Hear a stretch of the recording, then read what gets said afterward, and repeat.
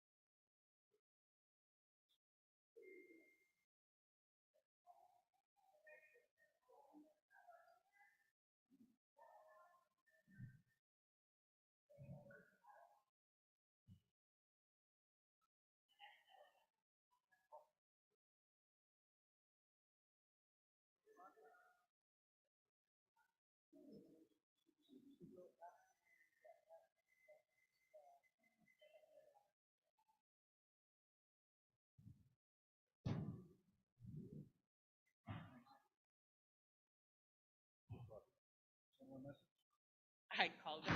Where are you?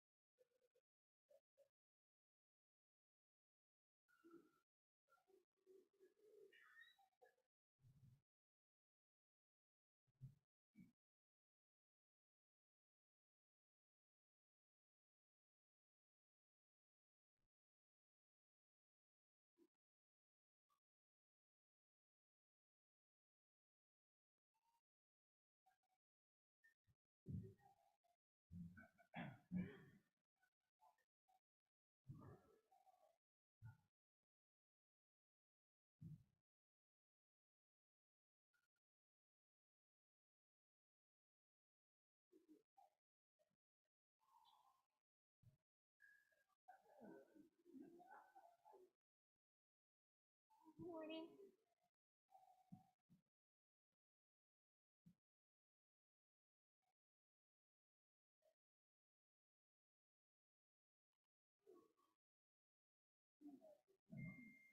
I went to ask Marnie, he said, here.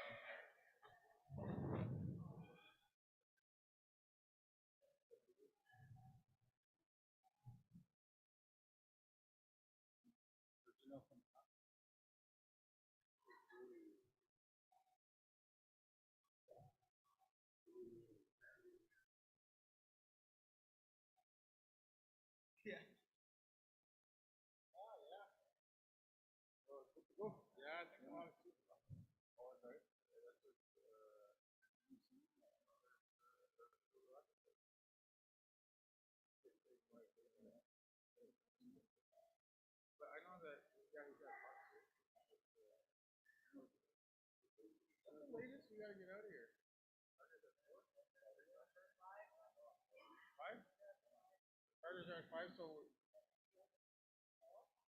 we gotta be out here by 4. Mindy, the country aims to end everything. But you want to pack up by 4. You want to hit the road. I want to hit the road. No problem.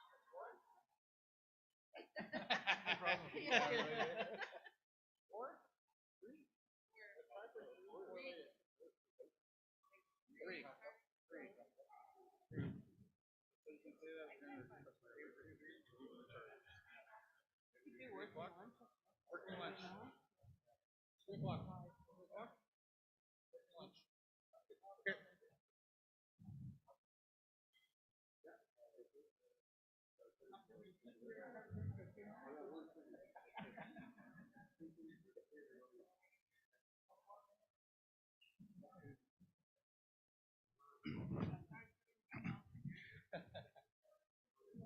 Good morning.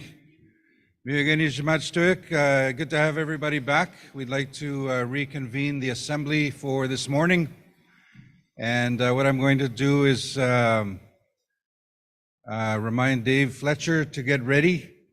I'm going to be asking Dave to do the opening prayer, but we'd like to start with this morning's opening drum song. So with that, if we can stand, and I'm going to ask the drum to open today's session in a good way.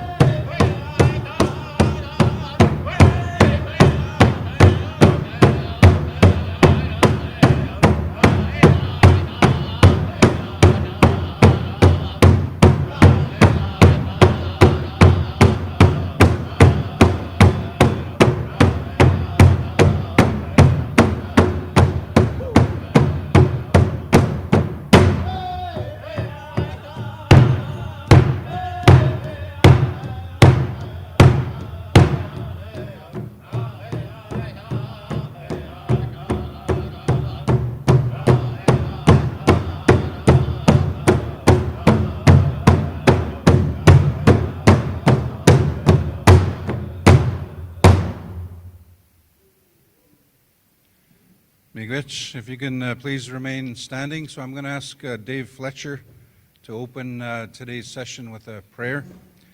As we do that, I'm reminded that a lot of our communities, we are struggling. We have losses in our communities. I was just notified this morning of the loss in Cat Lake First Nation.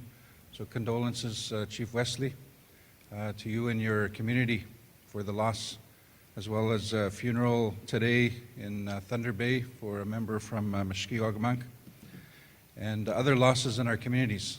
And I'd like to keep our communities, keep our community members, those struggling, those with difficulties, keep them in our thoughts this morning as we open our agenda, our final day for this assembly. So with that, I'm going to give it to Dave Fletcher.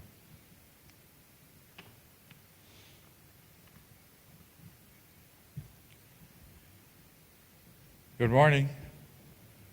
I'm happy to be here this morning to offer the opening prayer, and let us start off in a good way for our third day of our meeting here. We've had a very positive discussions over the last 2 days, and I'm very hopeful that we will end in a very positive manner today. I was so happy to see the chiefs collaborate with one another, especially on those issues that was very disturbing and providing some hardships to many of our First Nations. Mr. Gagi Mino Dakshineguda. Nanas Komanasid Mese Dishimilugi Ispi Gishipan Yamara Gagibijano Staikwaka. This morning in my prayers I will remember all those people that aren't here today, and I will remember in my prayer those losses that we've recently experienced in many of our communities. And of course, I also welcome the new life that we have experienced in many of our communities as new babies are born to our people in each of our 49 communities that we represent here around the table. I will give thanks to our Lord this morning for continued good health, for the leadership that are here with us, and those on virtual means, and those who couldn't be here for commitments that they couldn't leave to attend this meeting. So in the opening prayer, you could join me in the language of your choice. Ayam hatao. Nutanang chishu kaitain. Tak still chiga de gitsin kazwan. Gedugmawana se dojitsbalo. That it do chiga de bugaski bugas na chigeng chigichu. Bejimina no chagi chigago chimit seak. Pagident monana should mistake on kanaka juan do the mark. May go jimota dark the much stonana. I should never get to Monana, Mr. Mechanic, I give you one do Dagayako. Gauno magazine and then dig a good chihuahua. We get 18 and mistake on Kanagasamanat. So I would ski like a Tafaneno Mountain. Suka seeming Gistel taxi. Gagage, Estagage. Amen. Jimmy got.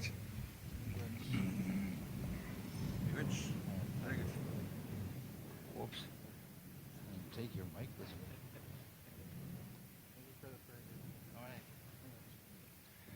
you. Miigwech, thank you very much, David Fletcher, for the opening prayer.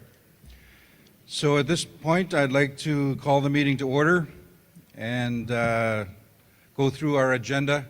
Just I wanted to note that we are trying to wrap up mid-afternoon by about 3 o'clock. There are charters that are going to Thunder Bay. There is a list that I have here. I won't go through the whole list, but I think the list will be posted by the front door and that'll give you the time of your flight back to Thunder Bay. Also, we do have a packed agenda, so we have a number of issues, very important issues to deal with. So we'd like to stick to the time frame. Just a reminder, Chiefs, we have certain time frames allocated for each agenda item, and we'd like to stick to it. So with respect, we will give you that nudge and a reminder that we have to follow the time frame, although they are very important issues that we need to deal with. The first thing I wanted to do was just a recap of yesterday. I'm not going to go in depth into the discussions yesterday, but I'll go through yesterday's topics and some of yesterday's discussion just quickly. We did have a very, I'll say, a fulsome day yesterday, right from first thing in the morning until late last night with the ceremony to acknowledge the successes in our communities. And I think that was very important to do that. I don't know if there's anybody that can match our MC from last night, Stan Wesley. The energy that he brought into the room. So it was really good to have Stan there as part of the awards. But yesterday, it was a good day.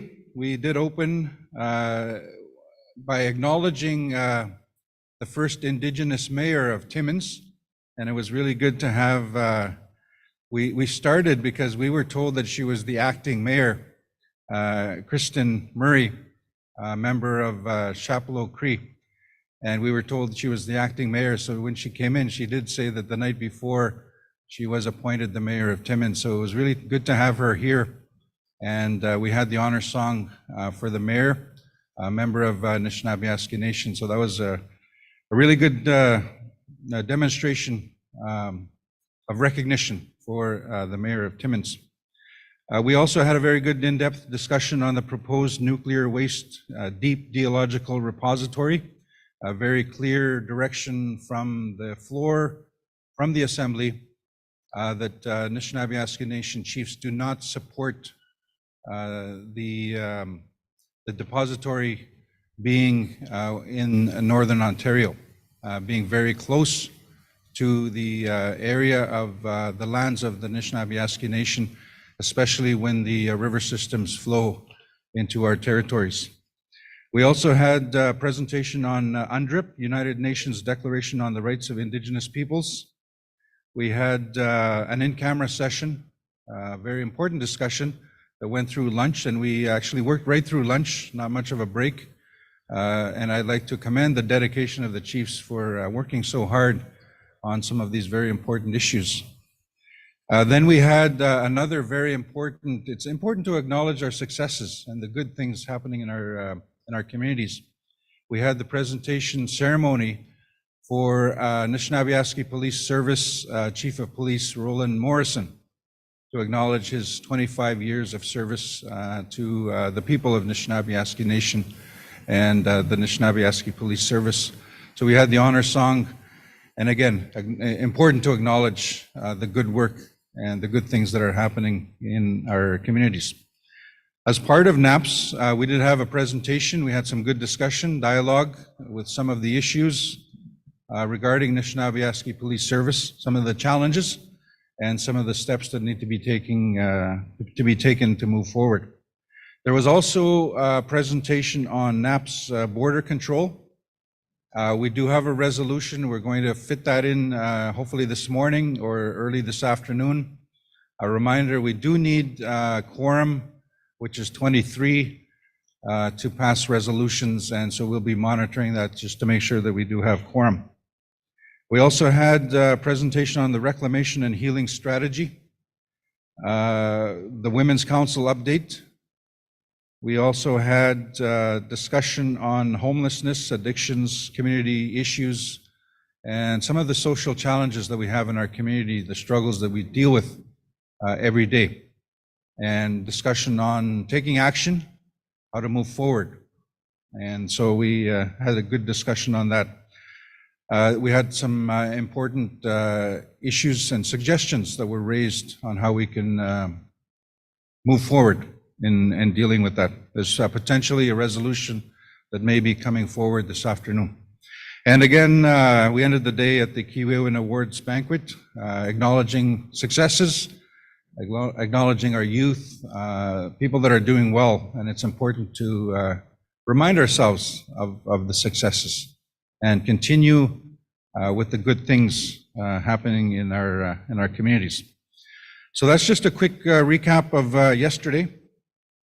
And at this point, I'd like to call upon the Elders Council, all three that are here, if you can come up. We have the Elders reflection. And I'm going to ask, I should have given them a little bit of an advance notice to come up. They're all looking at each other. Keen, what they not. I'm going to ask all three of them. Rock, paper, scissors. I see Barney has been voluntold. Yeah. It's important to get a grounding and have our elders remind us of where we're at. And so with that, I'm going to give it to Barney.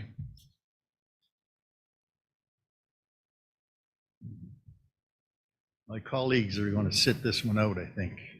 Oh no, they're coming. They're coming.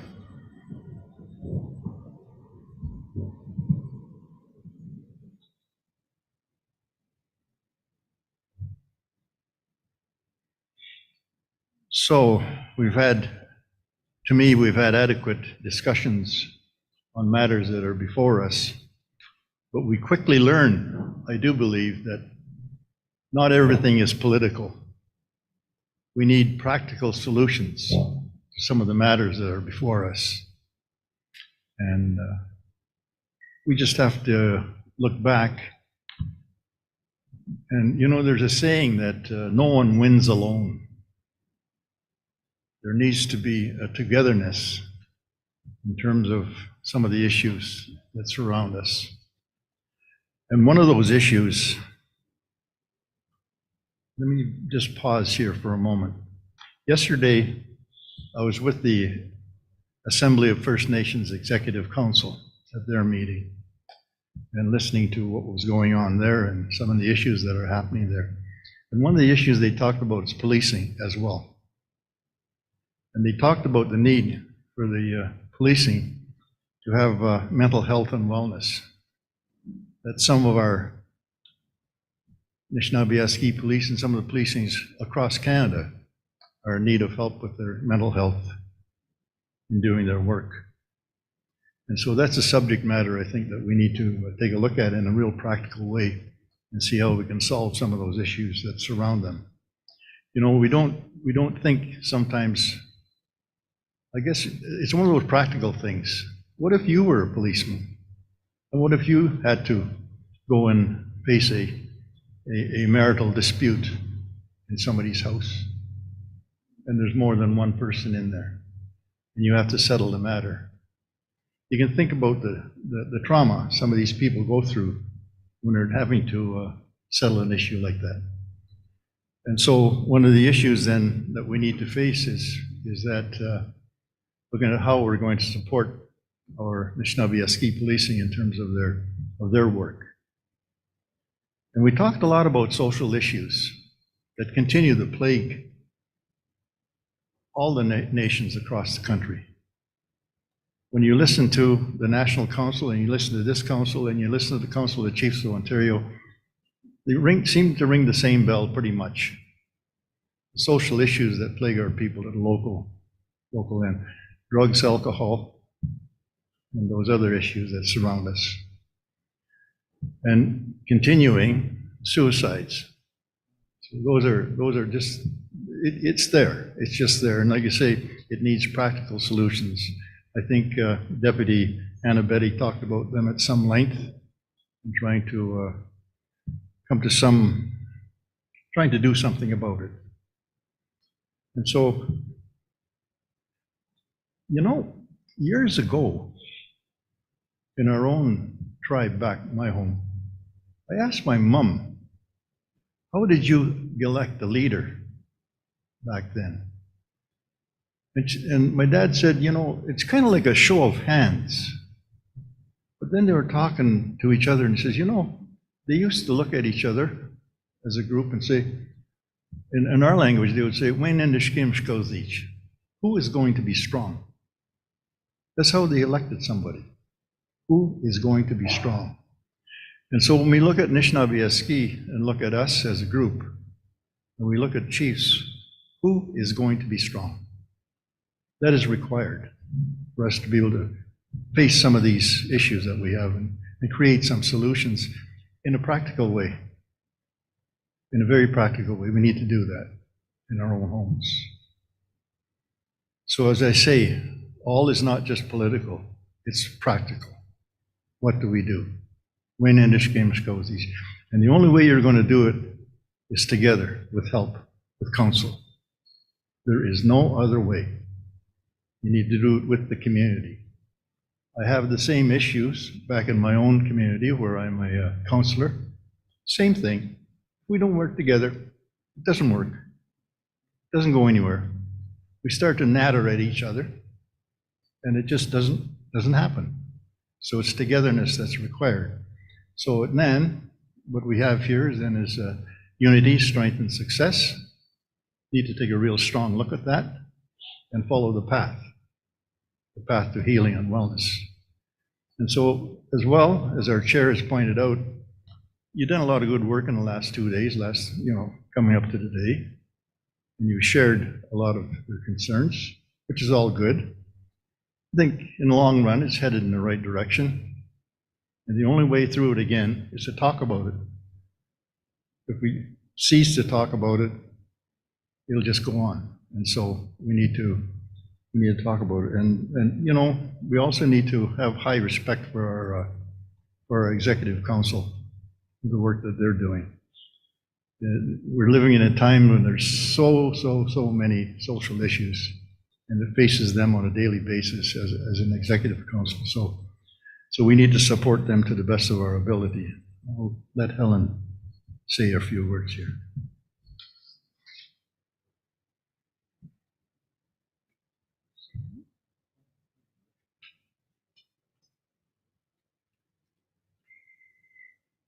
Good morning. I think after me, Dave will come up. This morning, it is a good morning, it is a beautiful day. But, sitting with these two gentlemen, I've been having a good time. In a way, they bully me, but that's okay. It's like water off a duck's back these days. But every time we get together, all the meetings that we have had, there are issues that we carry. My main issue in my lifetime of work, was health, and it's still health. But I spread over into justice now, learning about justice. But I was saying this morning, because we're working on an issue of health, getting our own health system through the health transformation, developing it so that it meets our needs, that it contains our own practices, our own beliefs, that we be strong. But there's so much lacking still. And I was saying my message this morning for all of you is to look at your community people, the young people, the professionals you have in your community, the ones that have come from your community. And the message is, to think about bringing them home. Look at the health services, the nursing. And being a nurse I worked as a nurse for 45 years. And I saw the changes as they came. In many of them, I worked with those changes. But those changes and works hardly ever reached our communities in the remote areas. There are many positive things that happen, but one of the things that's very positive is that now I see so many young people that have gone into nursing and healthcare.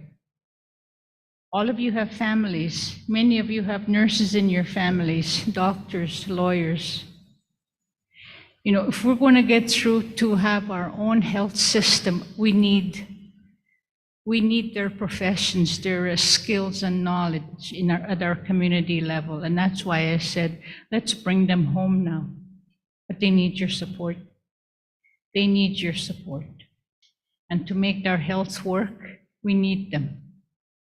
But we also need you as leaderships. For many years, I used to sit at these tables, either as a note taker, as a registration person, as a resolutions person. And when you do that, when you work in those areas, you get to know, as a staff person, you get to know what the issues are. And as chiefs, many of them became chiefs too. As chiefs, you have to appreciate your staff. You know, work together and be supportive. But the one thing that you should not forget is remember to laugh. That is one of our great medicines that we have carried on, is the humor, the laughter that we have. There are many times when conditions are dire. Conditions are dire. But there's always something that happens that makes us laugh. It is a tool that was given to us, given to everybody by the Creator. And many times when I was at work, I worked in intensive care for 25 years, where people are very, very sick, and the coronary care, the heart units. And you get to know when a person is getting better. And we used to laugh about this. Somebody would get really cranky, and we'd say, well, time for him to move out of here. He's getting better. If they can start cussing you and fighting back, well, that's their fighting spirit, their will to live. So remember that all of us have a will to live, and we have families and communities and elders to care for. So when we do this, the one thing that I have never seen is discord among all of you, all the leadership, when they sit at the table. You have always supported each other. And with all the issues that we carry, we stand together. We stand together. Even as elders, we think and we remember things. Because I used to wonder, why are they called knowledge keepers? Now I'm finding that I remember many things that have come up. And it's been an interesting journey for me, a learning experience. And I still keep on learning every day. Keep on learning every day. And now I ask you to stay strong. If we fall down, we all get up together on the spot where we fall and keep going. And the other day I said, you are all strong people. We are a strong people, as Sinabeaski people. We have our land. We give thanks for our land. And live on. Thank you all.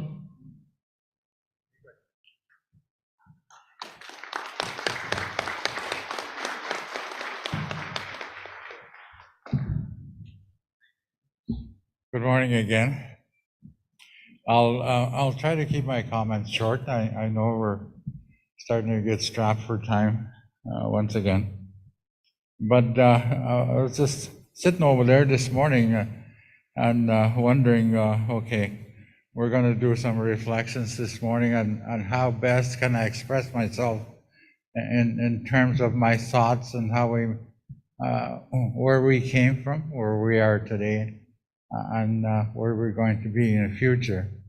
So those are the type of reflections I was thinking in my own thoughts, sitting over there very quietly. This is my 53rd year, I believe, and having to do with chiefs meetings and so on and so forth. I first got involved with the chiefs meeting. I used to chair these chiefs meetings. I used to love chairing them, hearing everybody speak their minds and so on and so forth. And then, lo and behold, one day my people chose me to be their chief.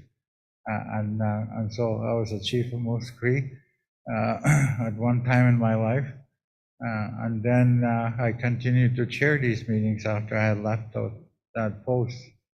And then one day the chiefs around the table asked me to consider to be their deputy, and I had agreed to be the deputy grand chief for Nishnawbe at that time. And then finally they asked me to consider to be their elder, so here I am today. And it was a complete turnaround, and I'm very happy I had made that commitment to continue to be involved on this table wherever I'm asked to contribute. As I was coming up here, and I thought to myself, okay, what am I going to say to the chiefs that won't offend them? Or what am I going to say to the chiefs that will appreciate their own? And I was one of the lucky people to be in a relationship with an elder who was my grandfather. He was a chief for many years for Moose Cree. And I was so lucky because I was 30 years old when I lost my grandfather. So within those 30 years, he had taught me many things, not just in common life, but in leadership also. No matter what I do, leadership not only extends around the table here, leadership is very needed in every part of your community life. So I was thinking, okay, you know, we have a grand chief and the executive sitting here, and the chiefs, and we all act like a government, but we don't do things like a government. Our executive up here are not elected by our people, the people that we represent coming to this table, the people that would like us to carry out to other chiefs, and in hopes that together we can make their lives a little better. So in that regard, if we're going to act like a government, we should set up our table like a government and have our people involved in the selection of our leadership. That is so much needed in order for the government to pay attention to us. The government is not going to pay attention to a group of people representing the people at the grassroots level who are merely a corporate structure. We are not simply a corporation. We are people that are hopefully be recognized as a government in the future. So we must plan in that regard in the future. Also, I've recognized during our deliberations the last 2 days that there is a need for every one of us around the table to contribute to every cause that troubles us collectively. We cannot continue to demand things from the executive. We need to play a part of that also. I've told many people that the executive are not to be considered as a funding agency when you are in need to move forward with a subject. Every one of us have a responsibility to do our part, to find resources, to move on any other subject matters that needed to be moved forward. So in that regard, I've always prayed that one day we can actually come to this table and be united 100% on all subjects, not those just areas that we are very definitely being affected upon. Yesterday, we had 2 subject areas that everyone agreed that we must move forward with. And the thing that I was worried about is, okay, when we go home tonight, how far are we going to get with those comments that we have made, assuring one another that we will fight for what we think is just in our communities while we represent all of our people. So those are the words that I wanted to share with you this morning. It was merely meant to encourage one another to work together and be able to help one another in terms of hardships, and also in order to be a successful government in that regard, we must also celebrate our successes thus far and build on those strengths that we have shown one to one another over these years. Thank you very much. Happy to be here.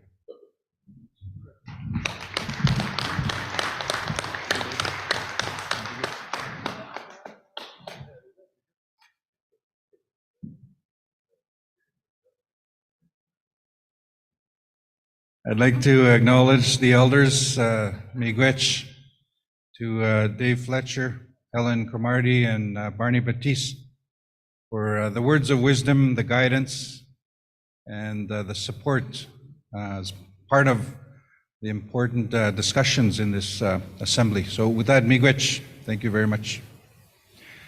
We, on the agenda, we're going to do a little bit of a change. We're going to do switch a couple of items. So we're going to go to Deputy Grand Chief Narcisse and the Education Reset table. So with that, I'm going to call on Deputy Grand Chief Narcisse to come up. Miigwech.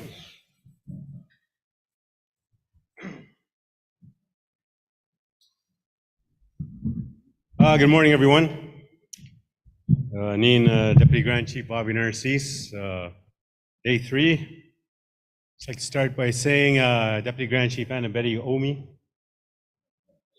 Once she wanted to go a little bit later, so I was voluntold to go a little bit earlier, which is great, which is fine, because we have a lot to, I want to condense our presentation with respect to education and education reset. On what's happening here. But before we start, just a message for a lot of the viewers back home. We've heard a lot of stories of various challenges that our children, youth, and families are facing. And I just want to start off with this message to everyone who's listening, especially around in the room here. Just a quote, I just wanted to read it. In case no one told you today, you're beautiful, you're loved, you're needed, you're alive, and you're here for a reason. And you're going to get through this. And then we are all glad that you are alive. So don't give up. I know with many of the challenges our youth and our families are going through, I think that's the message I think that is shared by all your chiefs and leadership here, that, you know, although we have so many things that we need to overcome, I think we could overcome them together.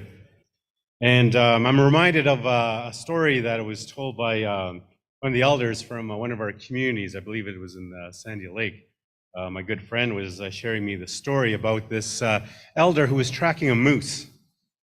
And it was in the wintertime, and he's tracking this moose, and he's seeing the tracks, and, you know, is looking through, and the tracks were getting fresher and fresher, and he's coming around the corner. And I guess in the language he's saying, yeah, and do banando ma we muzo, and do bam scam and me canang, ne can get come scam no and moose and give up ma we moose. And then the elder goes, Keewaywin skau gabo, like, you know, he's coming around, like he startled the moose. He said the moose was all of a sudden standing strong against him too, like, and they were both standing strong, facing each other.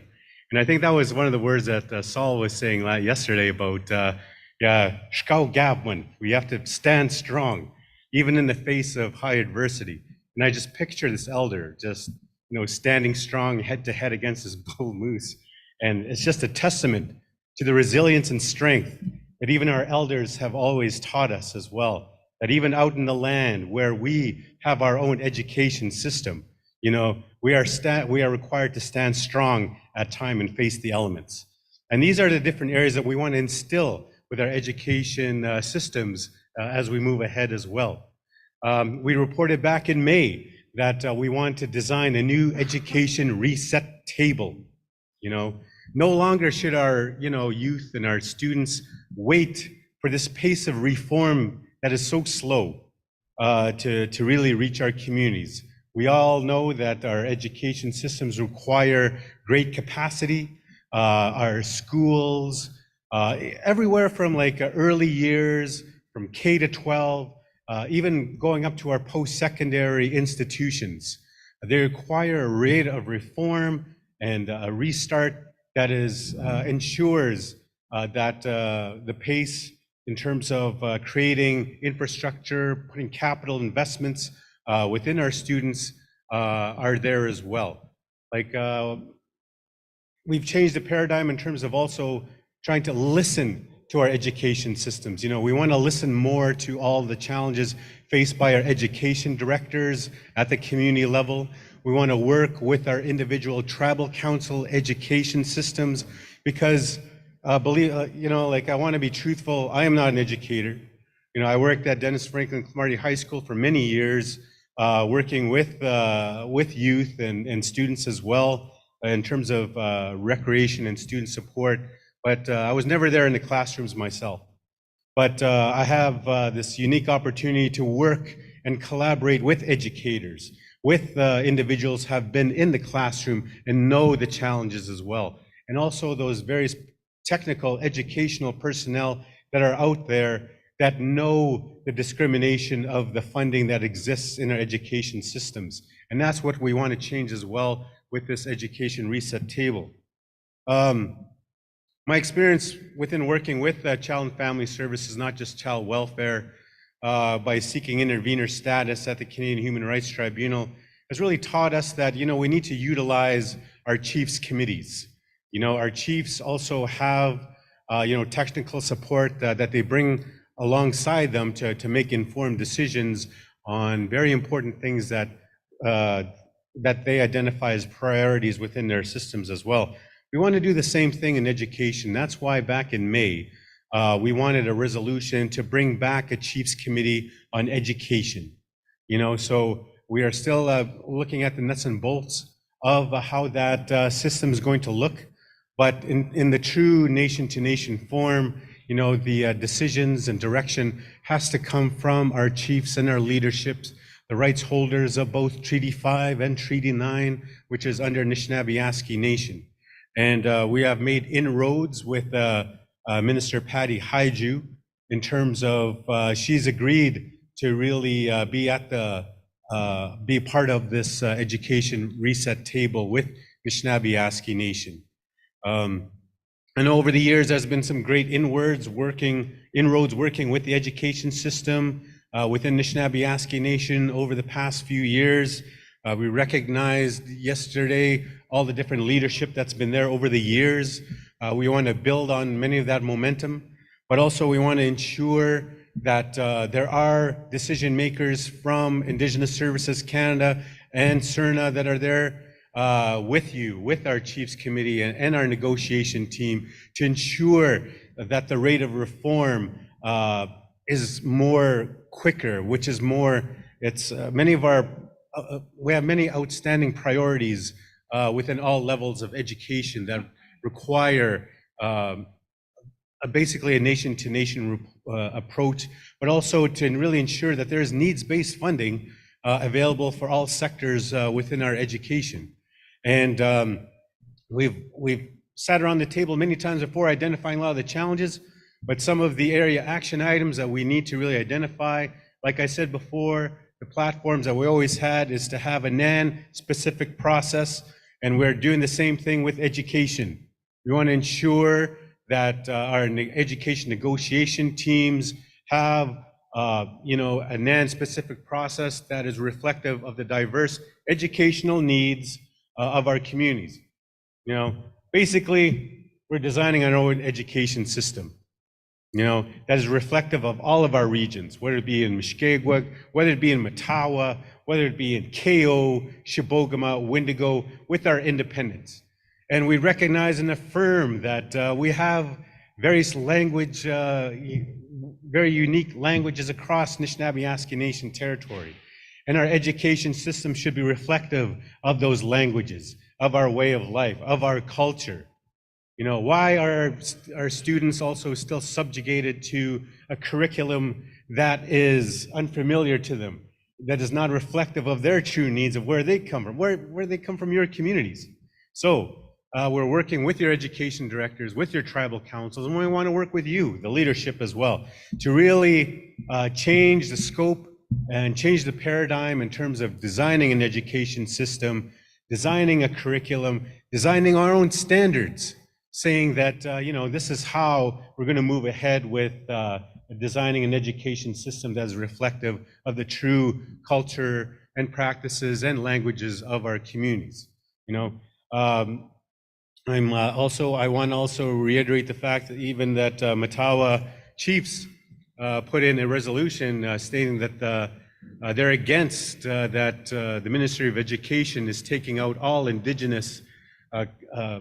Indigenous focused curriculum out of their science curriculum. So the perpetuation of discrimination still exists, where they're still force feeding your education systems, your students, on how they should be educated. And what use is that information going to be to them when that education curriculum is foreign to where they're growing up, wherever the case may be within this vast territory we have within Treaty 5 and Treaty 9. So with our reset table, we want to ensure that our education systems are funded properly, that we have a pathway forward to design our own education curriculum, our own systems in moving ahead. I know that there's a lot of work that's happening, for example, at the national level with AFN, at the provincial level with Chiefs of Ontario. They only go so far.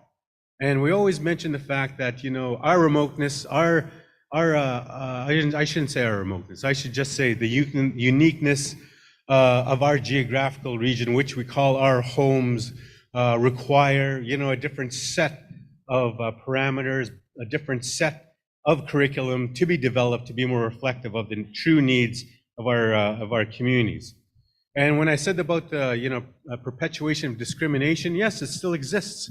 Even our education systems are still not funded properly or equitable to same things as urban centers. Why do we still allow this discrimination to happen?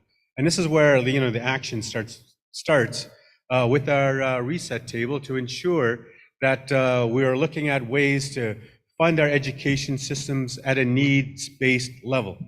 And how we're doing this right now, we've been working behind the scenes. We've been working with your education directors. We're moving out into reestablishing those relationships with our education partners at the tribal council level. There's various education institutions that are representative of various First Nations that we're also working with. But at the same time, too, we know that there's some good work happening at regional levels. I know there's educational initiatives happening at tribal council levels. We don't want to interfere with that. We're not coming in to take over any sort of negotiations that is already established or there's agreements being set. We want to come alongside. We want to assist or be an advocacy role in those particular areas, because we recognize and affirm that there is good things that are happening regionally as well.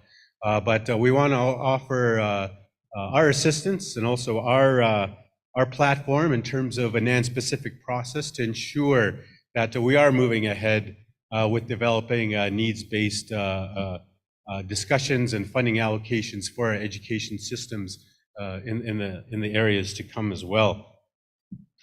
And I just also, in going back to the into the decree by the Ministry of Education stating that they're not going to be including Indigenous knowledge within their science programs. Well, that's we're giving them notice as well that we are designing our own education system with the help of your education partners and your directors, and of course by your leadership as well. Because you know what, as you said before, enough is enough.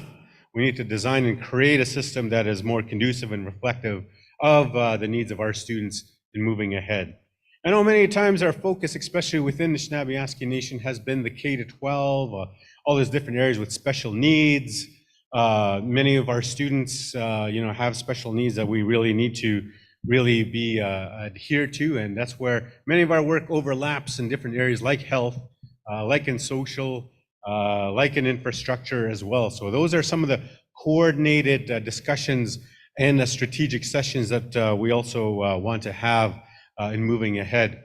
You'll notice that we are having, although we are planning to visit your communities and discuss with you and coordinate our activities with your own and get your feedback. But I said before on day one, like we have to do better as well at Anishinaabe Nation in our communications. So we're working on a very robust communication strategy to seek to inform our First Nation partners whom we serve on all the different initiatives that are happening in moving ahead as well. And we're always open to come to your community to discuss these particular areas on how we could coordinate education systems in moving ahead. I've assembled also a team that is also working in concert with our education department and our education jurisdiction teams as well, reaching out to various education stakeholders as well to rebuild some of those relationships that need to happen to ensure that we move ahead in an informed position with respect to education reset and reform. Before I get into the integral parts of some of the main work that's been happening, I just want to call upon Julian Faulkner, our legal counsel that has been integral in a lot of our negotiations with Indigenous Services Canada and CERNA on the pathway forward. We believe that we are working towards almost securing a terms of reference that will guide the discussions of our NAN chiefs and our chiefs committee on looking at education reset in moving ahead as well, on how we need to dictate and look at rules of engagement per se, to ensure that there are decision makers at the table on both sides to ensure that there is work and reform at a pace that is conducive to the needs of our community members and our First Nations of whom we serve. So I'm going to give a couple of minutes to Julian Faulkner because, we pay by the word here. So I'm going to make sure that he keeps his comments succinct and everything. So Julian, my timer's on. It's Thursday, so okay, Julian Faulkner, everyone. Thank you. Thank you, Deputy, and it's a Thursday special, so it's actually a reduced price today. Good morning, Chiefs. Good morning, proxies, and I want to acknowledge the drum, and I want to acknowledge the very wise words Elders Batiste and Cromartie shared with us this morning, and I simply want to say it's an honor to speak to you again this morning, Chiefs and proxies. So there is obviously a hugely important imperative in terms of advancing the education brief and seeing change, not according to what I call Indian law, but a change in a reasonable period of time. Why are all issues that the courts or the legal system needs to address, why are they always measured in decades right? Why does it always take 20, 30, or 40 years to decide a case? I call that Indian law, respectfully. It's not necessary. It's a product of a self-serving colonial system that is designed to keep you down, respectfully. That's just my opinion as a bencher of the Law Society, right? I say this to you honestly because nowhere is it more apparent to me than when I reflect on deputies' concerns around the pace of reform. When I reflect on deputies' concerns around the fact that while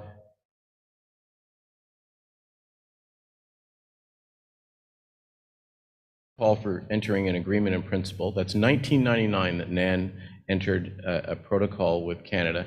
It wasn't until 2018 that the actual agreement in principle was signed, right? So an agreement to enter an agreement in principle took how many years, right? Since 2018 or 2019, obviously important work is being done at the jurisdiction table, along with the many other tables that are all in the air all at once. Almost nobody can keep track of the different tables. And I say respectfully, that's part of the problem with the pace of reform. There's too much going on in too many different places under too many different negotiators. And yet, as a very good example, and there's very good work being done, by the NAN negotiator, by the department head, Andrew Solomon. But the truth of the matter is that there are no decision makers actually at the jurisdiction table. When you look at the list of people, it is shocking that all of the Canada officials are essentially functionaries. Not one of them is a decision maker. And so deputies' inspiration of an education reset table was about bringing people together and finally getting going with one table, one umbrella that covers all the ongoing work and gets things moving. So what is the first step? Deputy, and I'm just going to pass on the timeline to you so you understand the challenges. So Deputy meets with Minister Haidu on March 3rd, and Minister Haidu accepts the proposal of an education reset table and agrees with the deputy that it's all going too slowly, agrees with the deputy that there's no excuse why 145 recommendations in the 7 Youth Inquest 6 years later are largely not implemented when it comes to the major policy change, right? And so that's on March 3rd, and NAN volunteers to take the pen and says, we'll draft the terms of reference. And we delivered them on April 18th, not 8 years later, not 10 years later, right? The next month. So that was on April 18th. The only thing, because the negotiations are confidential, while I have an ethical obligation to report to you as your legal counsel, the negotiations are confidential, but what I can tell you is we have run into a wall, and that wall is called the Department of Justice. That wall has basically taken a position that any references to sovereignty, self-determination are not appropriate. I cannot tell you the heart of the negotiations, but what I can report to you is this same wall rears itself in many different contexts. The Department of Justice doesn't get it. Jody Wilson-Raybould, as Attorney General, forced them to agree to guidelines in 2018. And she says this, and I'm only telling you this because you need to force them to change, right? She required guidelines on the Department of Justice, and they include this. The Government of Canada recognizes the ongoing presence and inherent rights of Indigenous people as a defining feature in Canada. The promise of Section 35 mandates that reconciliation be based on the recognition and implementation of Aboriginal rights. Aboriginal rights do not require a court declaration or an agreement in order to be recognized. Despite this, the Government of Canada has often insisted on a court declaration or an agreement before recognizing rights. Transitioning out of this practice is part of the work of forming new nation-to-nation, government-to-government, and Crown Indigenous relations. There are guidelines that were issued to the DOJ, and they ignore them every day. And we are running into that right now. So the terms of reference are still not signed. And the struggle and the silence continues. And I'm telling you about this because we need to report failures as well as successes. We can't get them to sign a terms of reference that recognizes self-determination, sovereignty over your children. We're going to keep at it, but I wanted you to know the truth, that here we are in August, even though they got this terms of reference in April, and we still can't get them to sign. We'll stay at it. I'm optimistic that things will turn with the minister's leadership, but it's a bit of a rant, and I apologize, but I wanted you to know the truth. You need, as chiefs, to insist on Canada delivering on its promises. Thank you for your time. Thank you, Julian. Yes, so I think we've said it before in other areas, and I think in some of the discussions that we had yesterday, things that affect our treaty rights and all these particular areas. Education is not to be put under the rug as well anymore. Like those are our treaty rights as well. Although like we've made inroads with Indigenous Services Canada and CERNA, it's, as Julian mentioned, the hold is usually on Department of Justice, who always seems to be in the way in terms of acknowledging your rights holder status, your treaty rights holder status in a lot of these particular areas. And that's the thing, like we want to ensure that there are decision makers around the table with respect to the very outstanding priorities that our education systems lack, and also the education system within your communities. You see it all the time. I'm not going to tell you anything that you don't know in terms of a lot of the challenges that are faced by your students, whether it be from early years, from K to 12 to post-secondary, where our education systems are still critically underfunded. And, there should be no room for that. When we talk about the vast resources that your communities are situated upon, and how, both levels of government are trying to be going after that as well. But, if you want access to those resources, they have to go through you. But also at the same time too, there's other specific treaty needs that your communities require, such as the best possible education system available to you and your community members in moving ahead as well. So I know I got another 10 minutes or so, but there's a lot of interesting things that are happening that we will still maintain. I know our education department is still working with the EPP process, the Education Partnerships program. So I know we are working with your individual education systems and authorities to ensure that there is those projects and those activities and those priorities are currently funded, but also at the same time too, we want to ensure that we are pushing and will continue to push to ensure that those initiatives and those priorities at the community level are funded properly at a needs-based level. And we will give notice, and I think we were working with, talking with Grand Chief yesterday about, giving the province notice on these particular courses of action in changing the current education system that has an adverse effect at our community levels, that, we want to, give notice that we're in opposition of that. And I know we just put that in a letter, but no.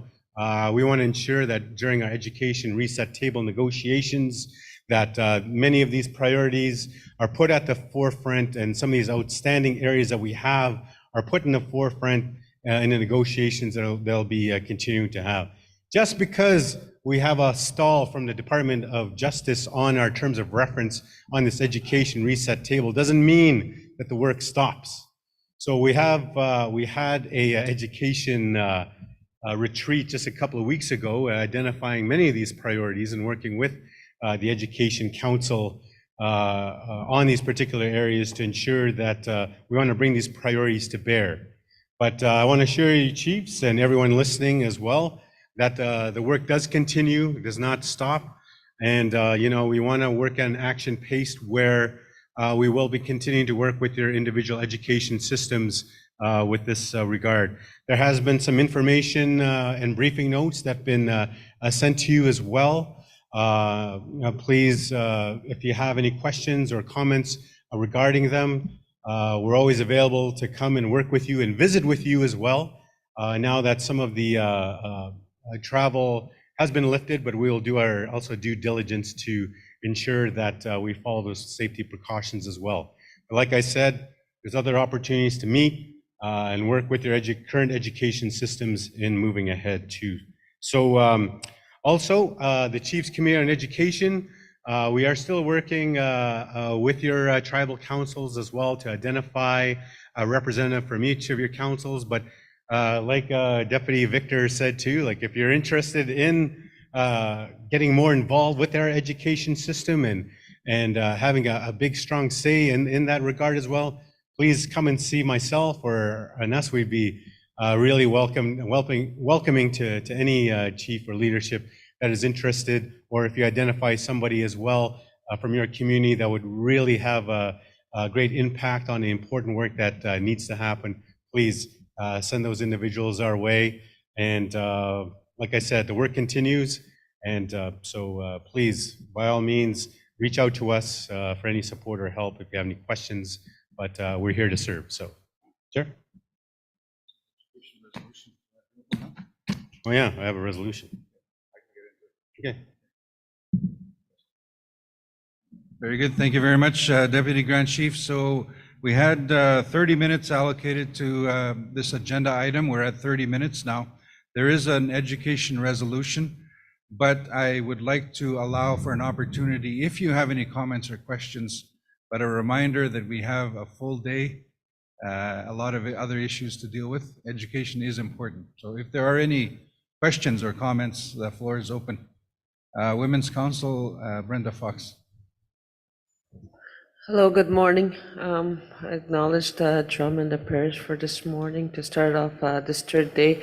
And I really am proud of all the leadership that are here. These are 2 14-hour days that you guys have been here, sitting here and eating lunch to us. So I'm very proud of the leadership that you demonstrate for your communities. And the communities that you represent, I really hope that they take a moment to thank you when you guys get home. So that's how I feel when I see our proxy that's sitting there. She's getting up there in age, and I'm proud of her. Anyways, I just had to go look at the agenda just to for the education. So it is noted. I was going to say that, when is Assembly for Education going to be? So I think that's where I'll reserve all my questions. Actually, I don't hold education. So, but yeah, I just want to say that education starts from the day that you are born to the day that we leave. So I think that needs to be kept in mind. And also for the Justice Department, I think somewhere down the line, they're going to have to get that message that we're going to be reforming justice also. You got you. Yeah. No, thank you for that, Brenda, as well. And I just want to reiterate too that we do have a specific NAN education forum coming up in October. I believe it's the 26th to the 28th, and that's going to be in Thunder Bay. And this is where we want to coordinate all of our, I want to invite our chiefs, our education directors, all that you feel that should be there. Of course, our youth, our women's, and our elders councils as well. We want a NAN-specific education forum in terms of, especially with the reset table. And I just want to also, if I may, I know I have a couple more minutes left before we get into the resolution. I really want to give some time to my Director of Education, who's been working very diligently. And I think we wouldn't be here in terms of all the work that we've been doing without the work of him and his staff within our education department. So I just wanted to give some time for our Education Director to say a few words. Andrew?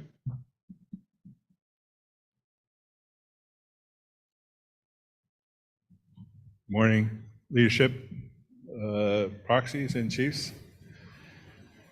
I was listening yesterday, yeah, all the talk that you had and all the frustrations that you guys were going through. Now, when I was listening to that, I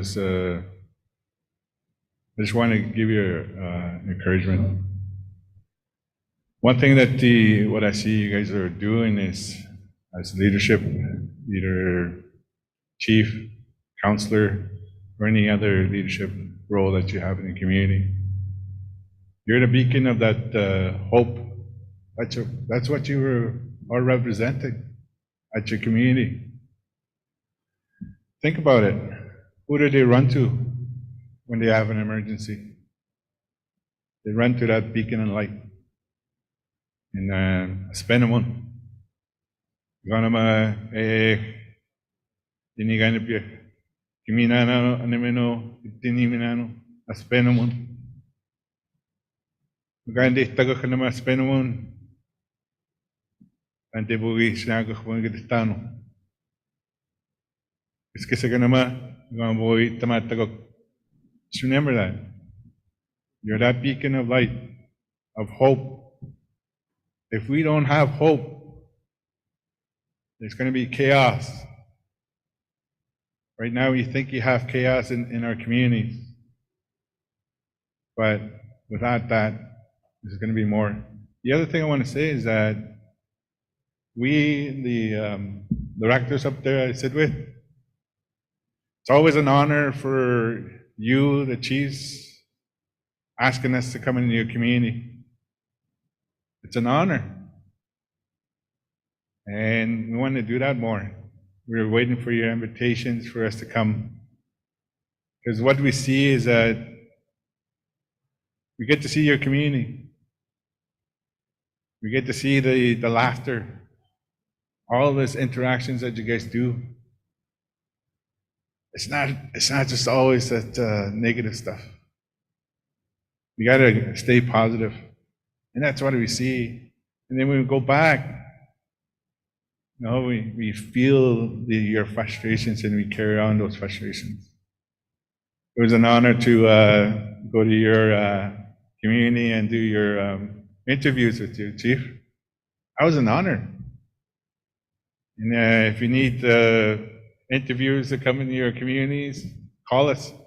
There's directors up there that will jump up and come in and see your community.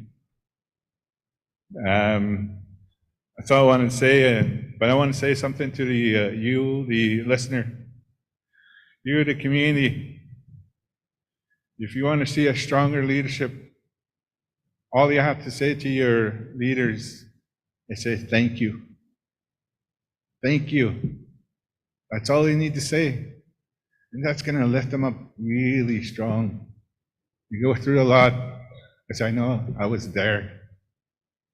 You youth, you built me up when you came to see me when I was struggling as chief.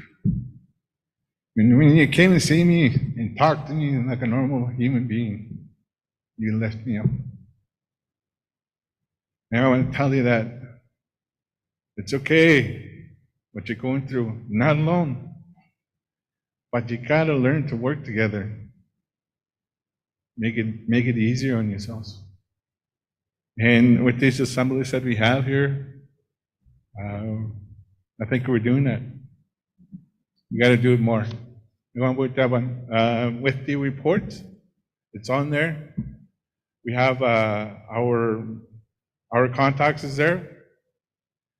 One of the things I used to do when I was chief, I went directly to directors. I never went through the executive when I needed help.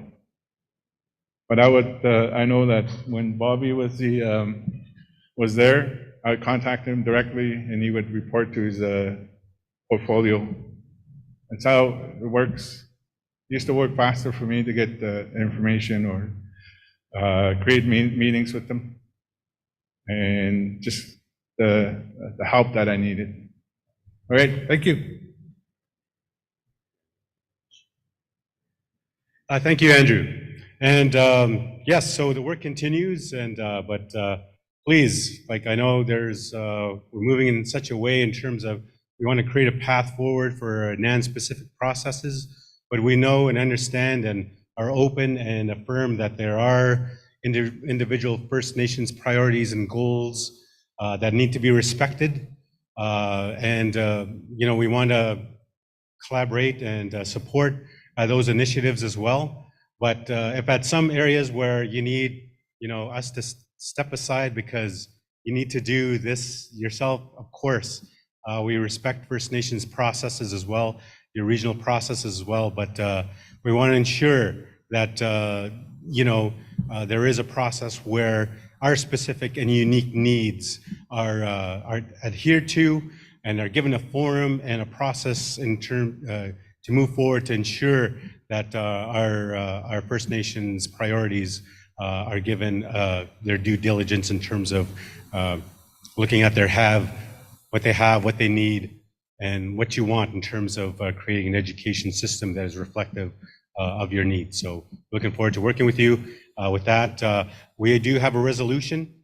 We recognize the fact that we need to really support our post-secondary institutions as well. I know there's a lot of support, there's a lot of work and still working that needs to happen, supporting our early years, our preschools and everything. We still have that on our priority list as well. But I know we're working diligently with our K-12 initiatives. There's still a lot of areas lacking there that we really need to ensure that our priorities are put forward. But also at the same time too, we need some more work with supporting our post-secondary institutions like Keewaywin, like other institutions as well that are up and coming, that support our trades, that support specialized training for those lifelong learners. Just because they're graduating from high school, we're not specific to that particular traditional age group. We all know that many of our community members are going back to school.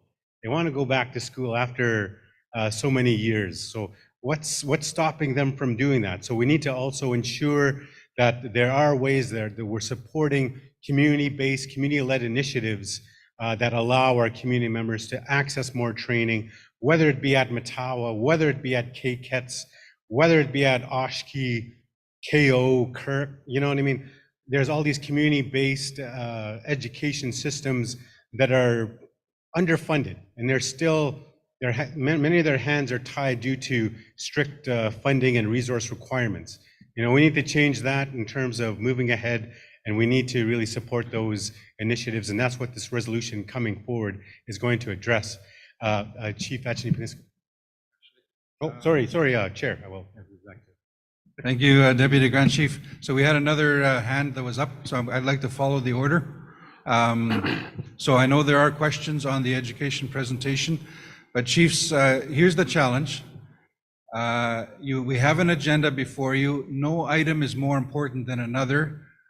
They're all very important items. So we had a certain time allocated for this agenda item. We're now almost 10 minutes over that agenda item. We have other very important issues and resolutions that we need to deal with, and we don't want to bump them to the next assembly. So I just want to make sure that that's the challenge we have as chairs, and we try and stick to that. We'd like to get to the other agenda items as well. So I have two hands that have been raised. Comments or questions on this agenda item, and then we have the resolution. So I'd like to turn it over to Grand Chief Linklater.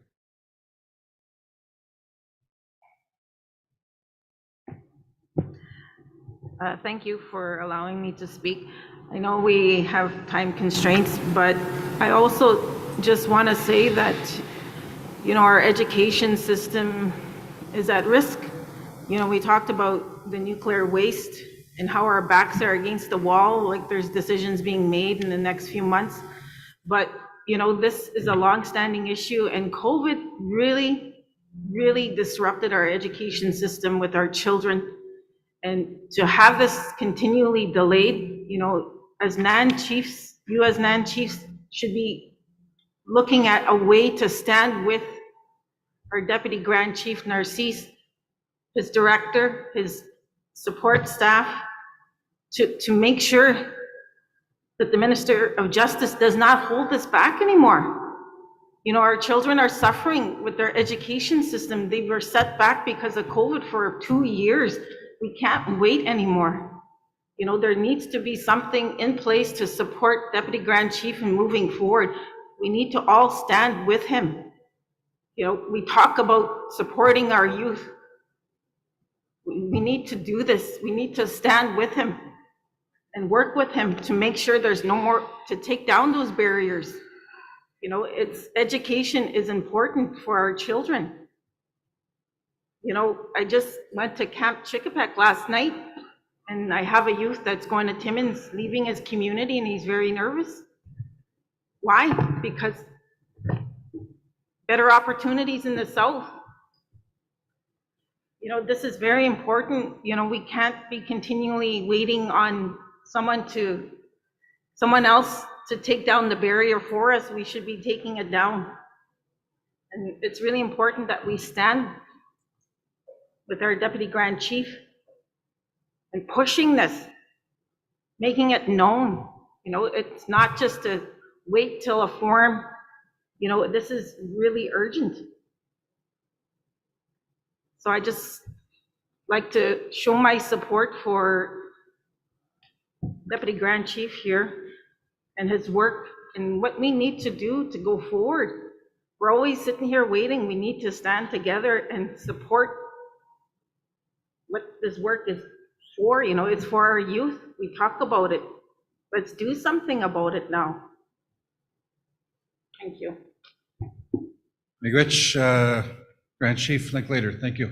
I'm going to go to Chief Ajnib Neskam, and then I'll get the Deputy Grand Chief to respond. Bonjour.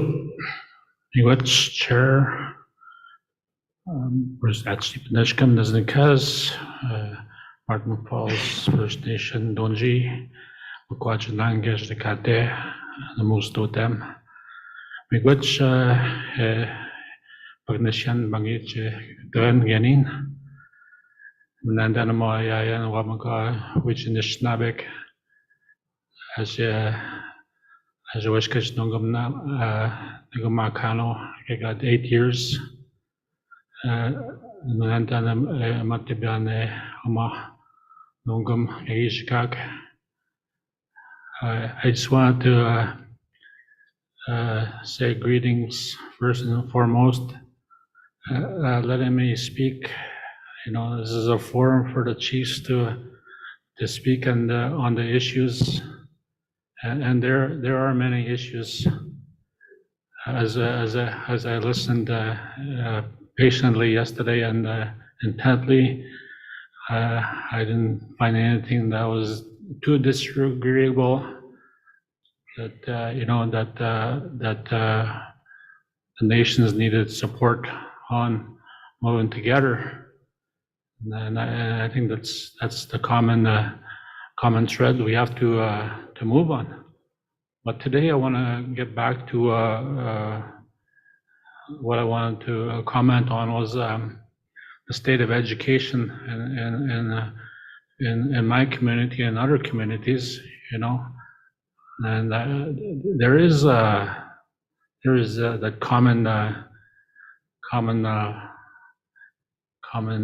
commonalities between the First Nations and all derives from the Indian Act policy and their policies.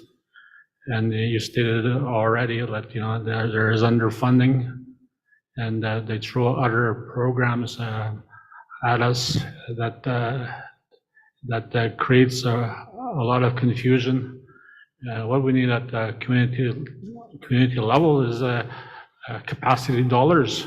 True capacity dollars to build our communities up, to build our education systems up, and that should be there should be a benchmark, a cooperation model between all the First Nations on their NAN, because we're all facing the same thing in terms of all under that same policy that dictates everything that is given to us to work with in education, and that's not that hardly includes a real Indigenous curriculum within our own Indian Act driven curriculum and system. So, today I'm asking, today we take a look and see what those shortfalls are and bring them up, bring those shortfalls, those deficits we have in our community, to bring them up to the levels that we need for our children to succeed today. And with the Grand Chief here said, with COVID, our children are behind maybe a full 2 years. And you may have heard me in the media that my infrastructure deficits in the past. I don't know why I had to do that. In this day and age, actually have a press release stating that I got no education facilities in my community, amongst other things. So today, I'm asking that we have that reset button put on a little bit faster, directed to the communities. Let's get the real action done for our children's sake. This is one of the criterias out of poverty a lot of our people live in. To get a good education, you need to succeed in today's modern world. You need your grade 12 to apply for most jobs.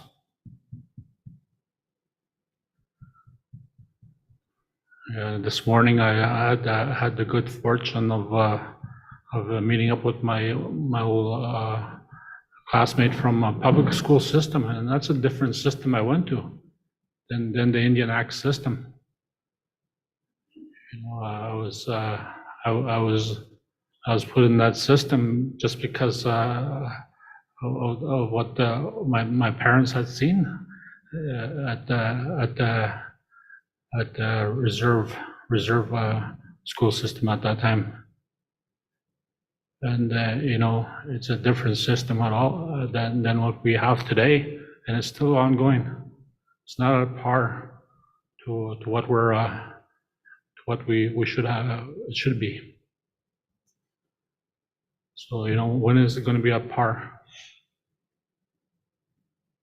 So I want to stop there. I just wanted to make some comments on that, to redirect our focus on our children at the grassroots level. Miigwech. Thank you for those comments, Chief, and also Grand Chief as well. Yes, it's going to be a collective effort. It has to be a collective effort in terms of changing the tide, in terms of changing the discussions that will look at some of the outstanding priorities within your communities. We've heard Chief Atchny Peniscom's declaration of emergency with respect to his education systems at the community level, and this is echoed throughout all of our education systems within our Treaty 5, Treaty 9 communities across Anishinaabe Nation, and we will still hold the government to task on these particular areas. I know they're listening too here online as well. You've heard the chiefs, you've heard our communities. I'm talking to all those officials that are listening online. That why are children being still discriminated against? Why are they still being held hostage in education systems that are not really conducive to their educational needs or values? So we'll be holding both levels of government to task on this particular area to ensure that the NAN specific process moves forward, that many of our outstanding issues will be dealt with and adhered to. And like we said, the time of action is now. Start investing in many of our community education systems, but also we still have a long list of priorities that we'll be pushing forward in the weeks ahead, and also leading up to our education forum that we hope that everyone will be participating in as well. So, Chair. Miigwech, Deputy Grand Chief, Chief Sutherland. And then following Chief Sutherland, we'll get right into the education resolution. Miigwech, Chair. and thank you to the Deputy Chief for bringing this issue up to the chiefs. I wonder, though, why are we pressing for the curriculum to include our science knowledges, given that there are many Indigenous knowledges that we shouldn't be sharing, especially with that kind of seriousness. And I think the medical field would be looking at our science teachings. I think that our medicines exceed a lot of the science that is in Canada right now. So I'm just wondering, why would we share that? You know, our sharing has brought us to this, crippled us to our knees. What we should be doing instead, when we speak of education, is that we should be requesting that curriculum contain the proper history as it relates to the First Nations. They talk about residential school like it's a good thing. I also had an opportunity to teach Canadian history from an Indigenous perspective, where it means that when we talk about residential school, we talk about the reality of residential school, the rapes, the murders, the diseases, the science projects. That is the kind of information that is our reality, and that's not being taught at the curriculum. So if you want to address the curriculum, it needs to include Canadian history as it is, not the flowery type where, you know, they came to Canada, we helped them out and we did this. You know, they failed to explain that or to share that they've killed, slaughtered a whole bunch of buffalo so that we had to rely on them. So that's the kind of curriculum that those are the kind of changes that we should be asking for, and not sharing our sciences. Thank you, Chief Southern. Yes, I totally agree. And I think the fact that we outlined this was just a pure example of the ignorance of the Ministry of Education has over our Indigenous knowledge and our place in history, and the basic fact that, you know, I think you're totally right. We need to also maintain the focus on the historical realities of the First Nation experience to be taught within the provincial or national curriculums, to really tell the exact story of our experience as well.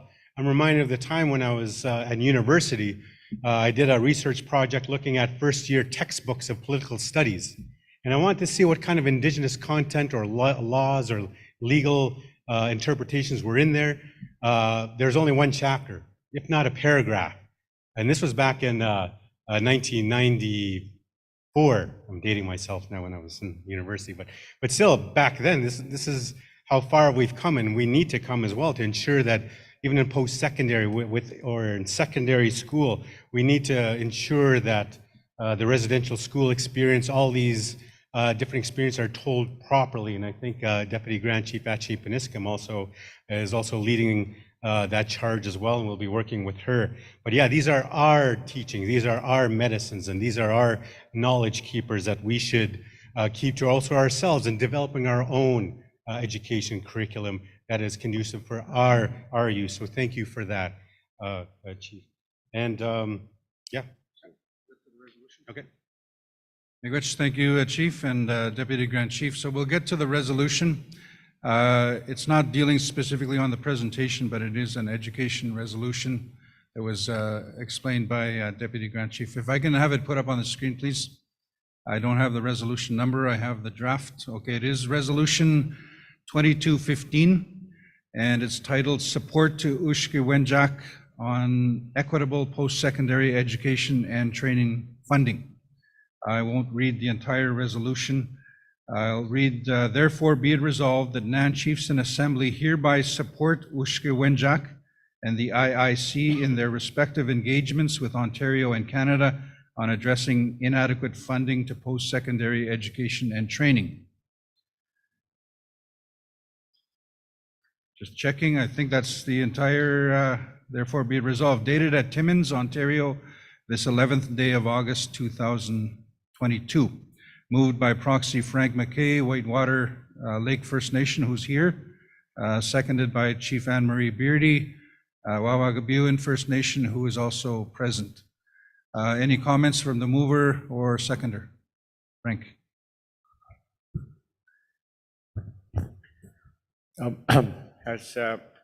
Good morning, chiefs, delegates,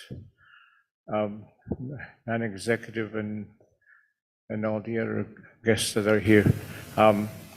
This resolution is meant to, as we continue our efforts to provide to acquire the necessary resources for education.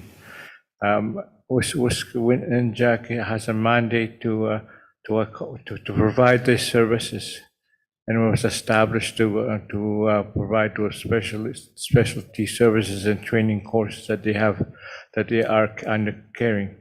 But it's the funding part of the mechanism, the equitable funding that we always face in Ontario, where there are certain things that are not addressed in relation to the the unique needs of the remote First Nations.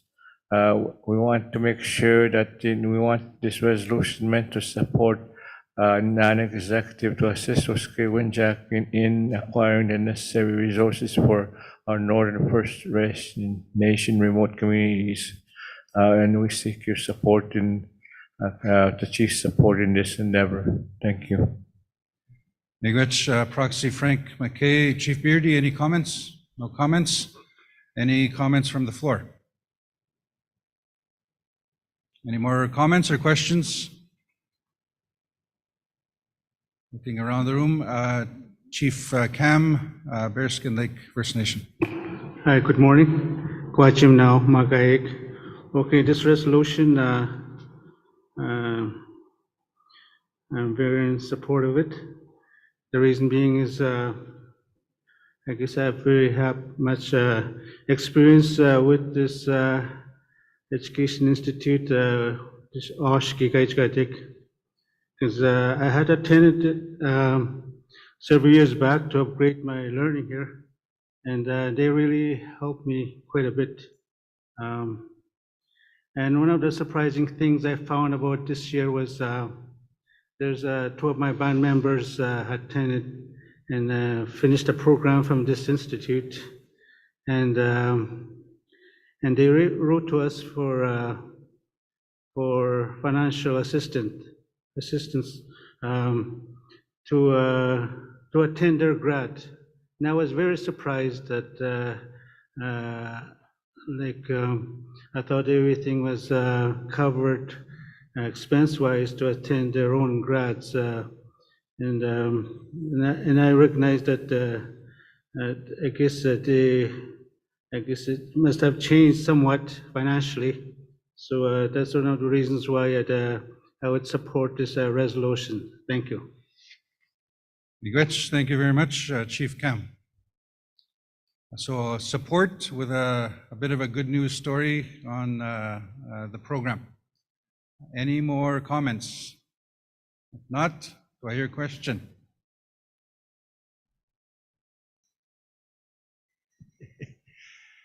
Do I hear a question? Question's been called. Thank you. Any opposition to the resolution? Any opposition to the resolution before you? Any opposition? I see none. Any abstentions? Any abstentions? Any abstentions to the resolution? I see none. All in favor, raise your hand. Miigwech, resolution is carried. Thank you very much.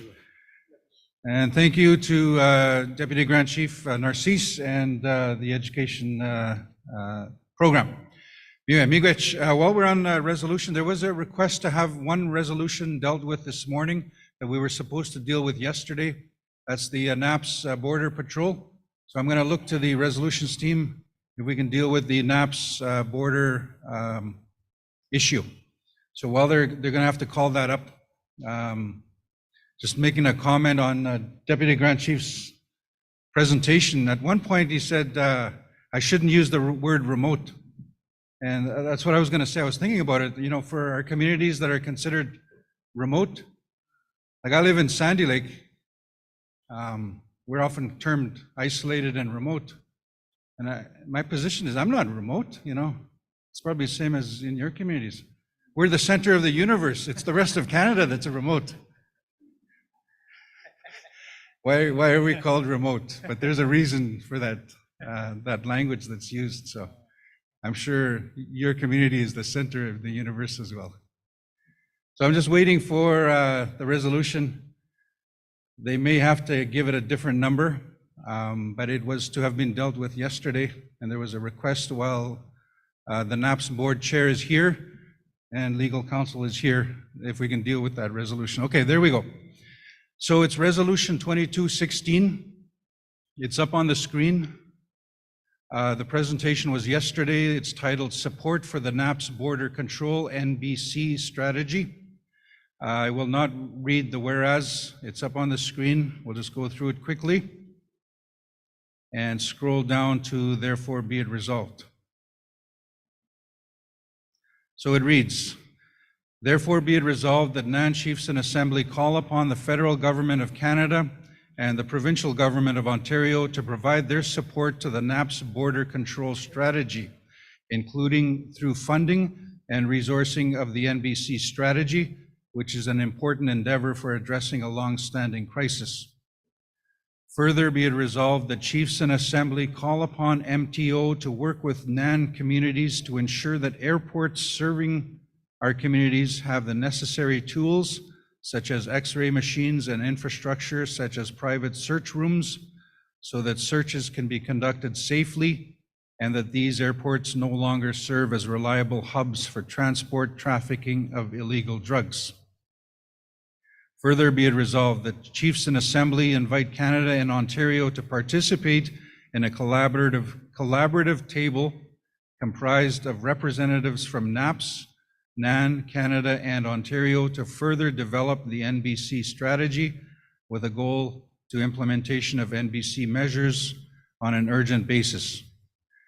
Further be it resolved that while the police, using all lawful means, will assist in the enforcement of Indigenous laws, including those related to drug enforcement and search measures, NAPS must remain independent of all political leadership as required by the relevant laws and funding agreements. Further be it resolved that the NAPS Chief of Police will have final independent authority over operational enforcement actions and that such authority is to be exercised independently of any political direction, pressure, or interference. Finally, be it resolved that Chiefs in Assembly encourage the NAPS board to continue its ongoing work with communities to establish the formal authorities by a way of Indigenous laws, duly authorized NAPS officers to support community drug prevention and enforcement initiatives. Dated at Timmins, Ontario, this 11th day of August, 2022.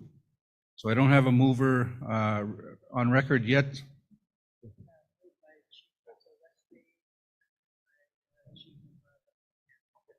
So we do have a mover. It's moved by Chief Russell Wesley. Thank you. Seconded by Chief Lefty Cam, Bearskin Lake, Miigwech. Do I have any comments from the mover or the seconder, Chief Wesley?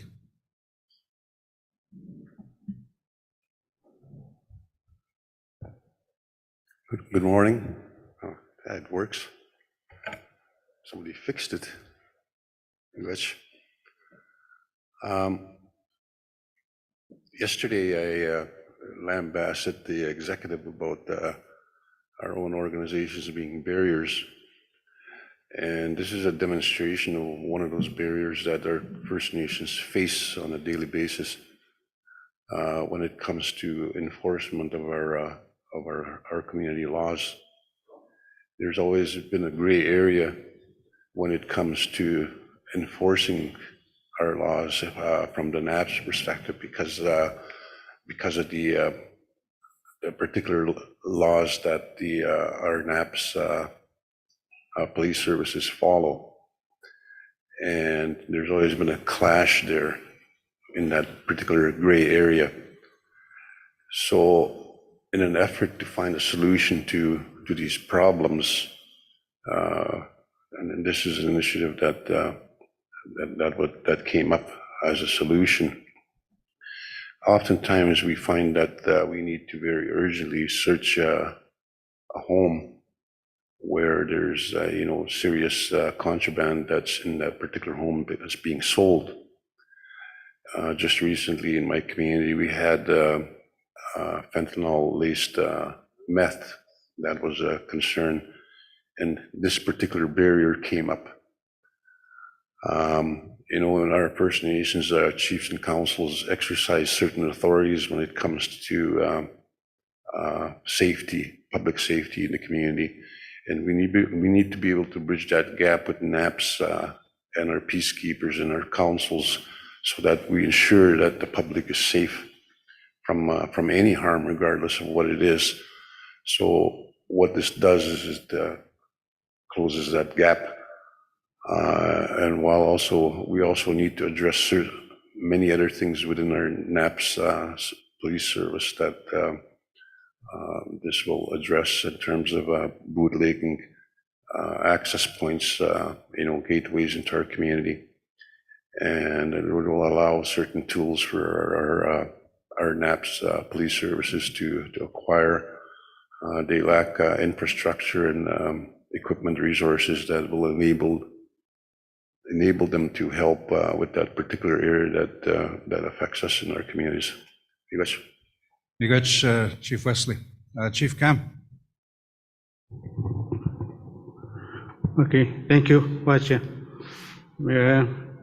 Good morning to all. Okay, with this resolution, I guess as a leader of my community, as a band council,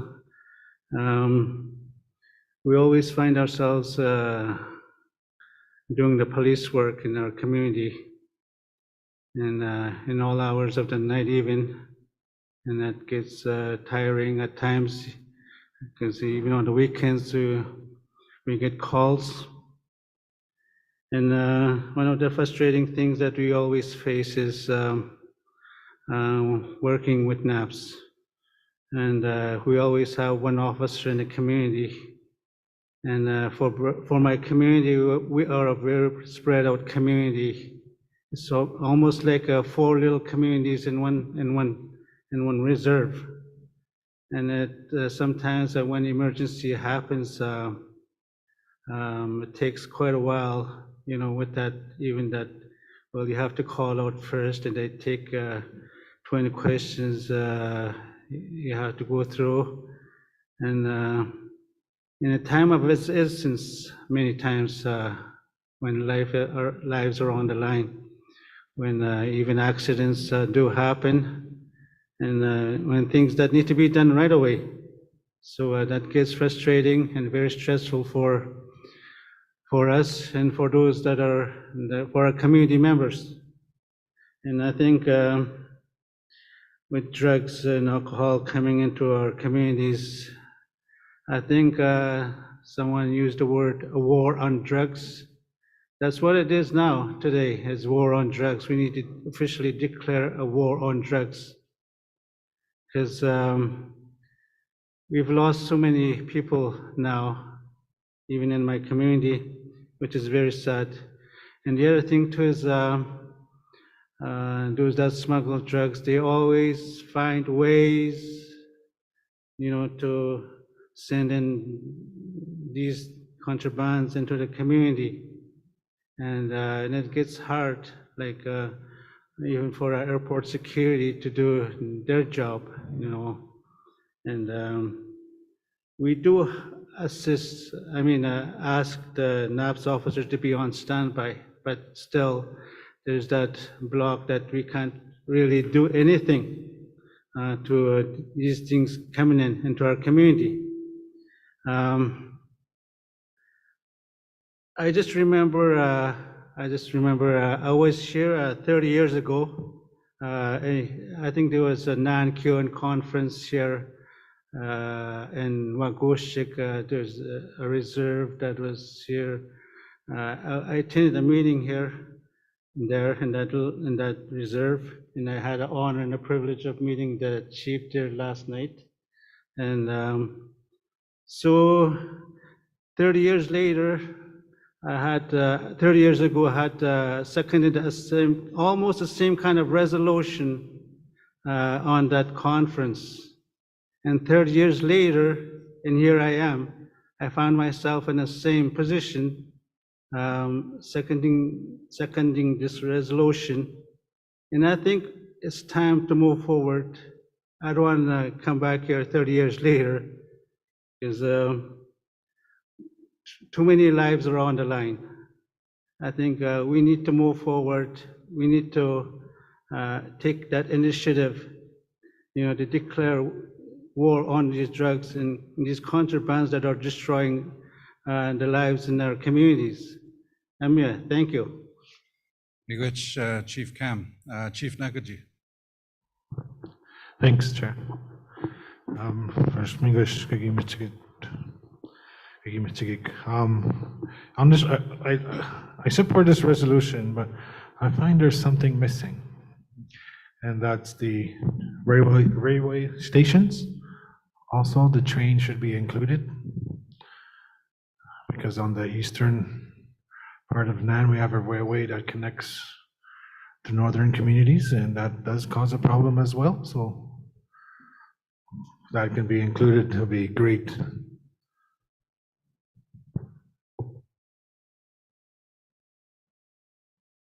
Thank you very much. So there's a suggestion to include the railway stations as the train comes into Moose Cree and then further north. So I completely understand and accept that we're going to be able to identify other points of entry for sure. The real issue is, as a starting point, simply identifying things broadly. I'm recommending that we not sort of get into the details of, because there's going to be a number of communities that have different entry points. Right now, the government's against all of it. So they're against you. Ontario and Canada are against you working with police services to control your border points. So my respectful recommendation, and of course it's up to you, this is your resolution, chiefs, but my respectful recommendation is to walk before we run.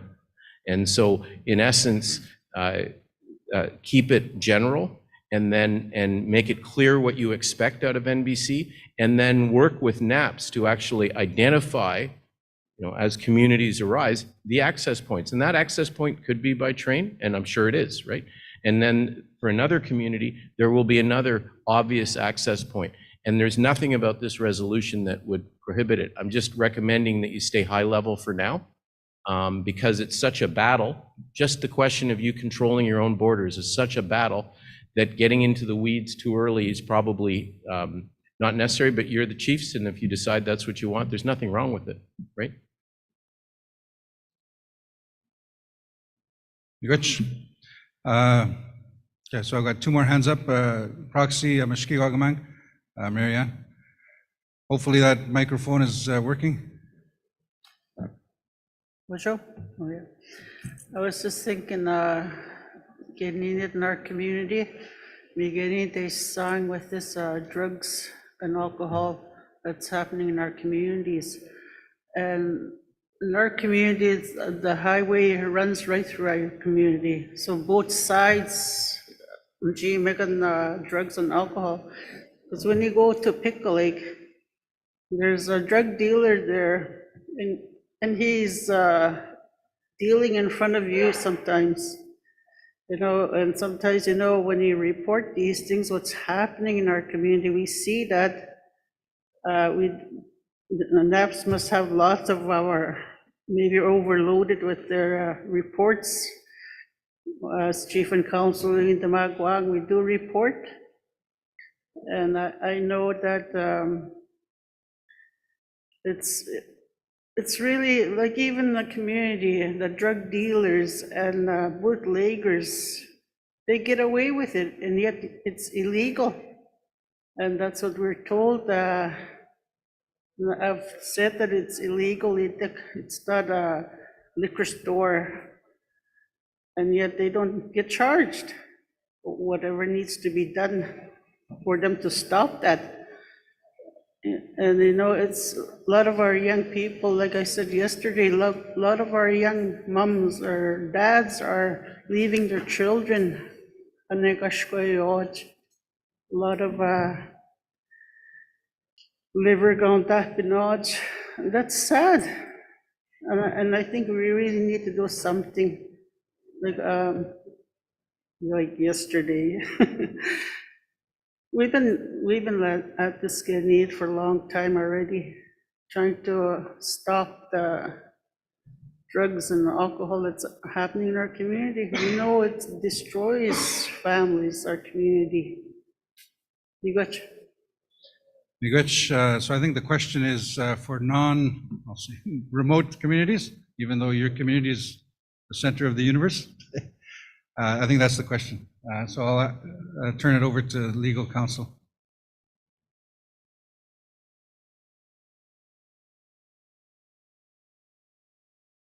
And accept that you may want to look at the first page. It's the second to last whereas, if we could bring that up.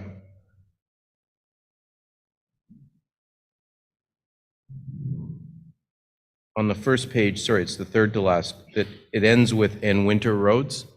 So what you could do to address what Chief Nakaji was raising as well is where it says, including airports, waterways, I would take out the word and, put winter roads and any other access points, any other border access points. And then that would cover anything that arises and any other border access points. Would that work? Would that? Because we've got to be careful about not addressing 34 or 49 different community access points in the resolution, but any other access points, Chief, you're the. Okay, thank you. So I've got two hands up. I'm going to go to the amendment. So it reads, it's highlighted in yellow. It's up on the screen. The addition is winter roads and any other border access points. So on that point, mover, Chief Wesley, are you okay with that?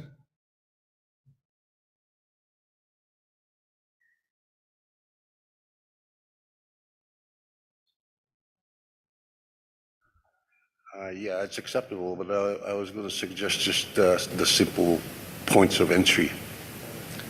Points of entry. Instead of what's highlighted? Okay. So that's a suggestion from the floor. Points of entry rather than any other. There we go. And any other points of entry. Good. Okay. Seconder, Chief Cam. Okay. Chief Sutherland, and then there was a hand up over here, and then Chief Ajnibineska. Miigwech Chair. I'm just wondering about the word border. First question will be where is the border and who recognized the border, and I think we need to identify this so now we're not getting into like arguments about whose border, what border, who recognized that, and all those questions. Maybe we should have it limited to say that within our First Nations territory or boundaries, legal, I don't know, according to the Indian Act. Just so that we're not entering into jurisdiction questions. So I'll turn that again to NAPS, legal counsel. The question is, what are we talking about when we say border? Is it the reserve border? Is it your homeland? Is it your territory? What are we talking about? What's the border?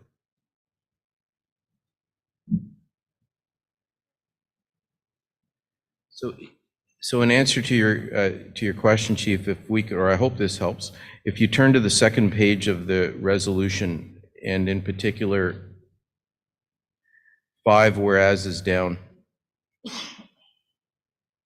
And I don't know if they can increase the size of it for my blind eyes. That's great. Thanks. So,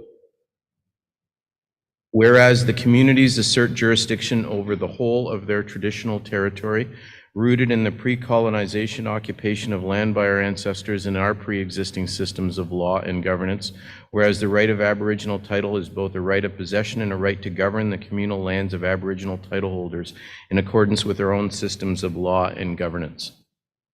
So here's the point, and I am bringing this back to a question of jurisdiction on purpose. On purpose. It will arise as to what is appropriate for you to police and what is not appropriate. And the context in which it will arise, you'll appreciate, is if NBC is ultimately implemented, there will be a challenge to this. There will be a court case down the road. I'm sorry to report with certainty, because someone who is charged and arrested on any serious level this is going to be brought to court. And your assertions of your sovereignty over your lands is at the heart of your right to protect your people and to take control over this scourge, to take control over this disease entering your communities. So it is broad, and we refer to borders because you're a nation, right? You're nations. And so it's on purpose. And so it also, though, and this is the key point, it also involves practically understanding the extent of NAP's jurisdiction to police your communities. And that's set out in the funding agreements, and it's set out in your agreements with NAPs. So you have, on the one hand, the issue of sovereignty in your traditional territories, on the other hand, the ambit of NAP's jurisdiction, and it will find itself. But I would respectfully recommend that you leave it as your borders and you leave it as your territory, because otherwise you limit your own claims to your authority, if that makes sense. But of course, it's up to you how you want to do it in the end, right?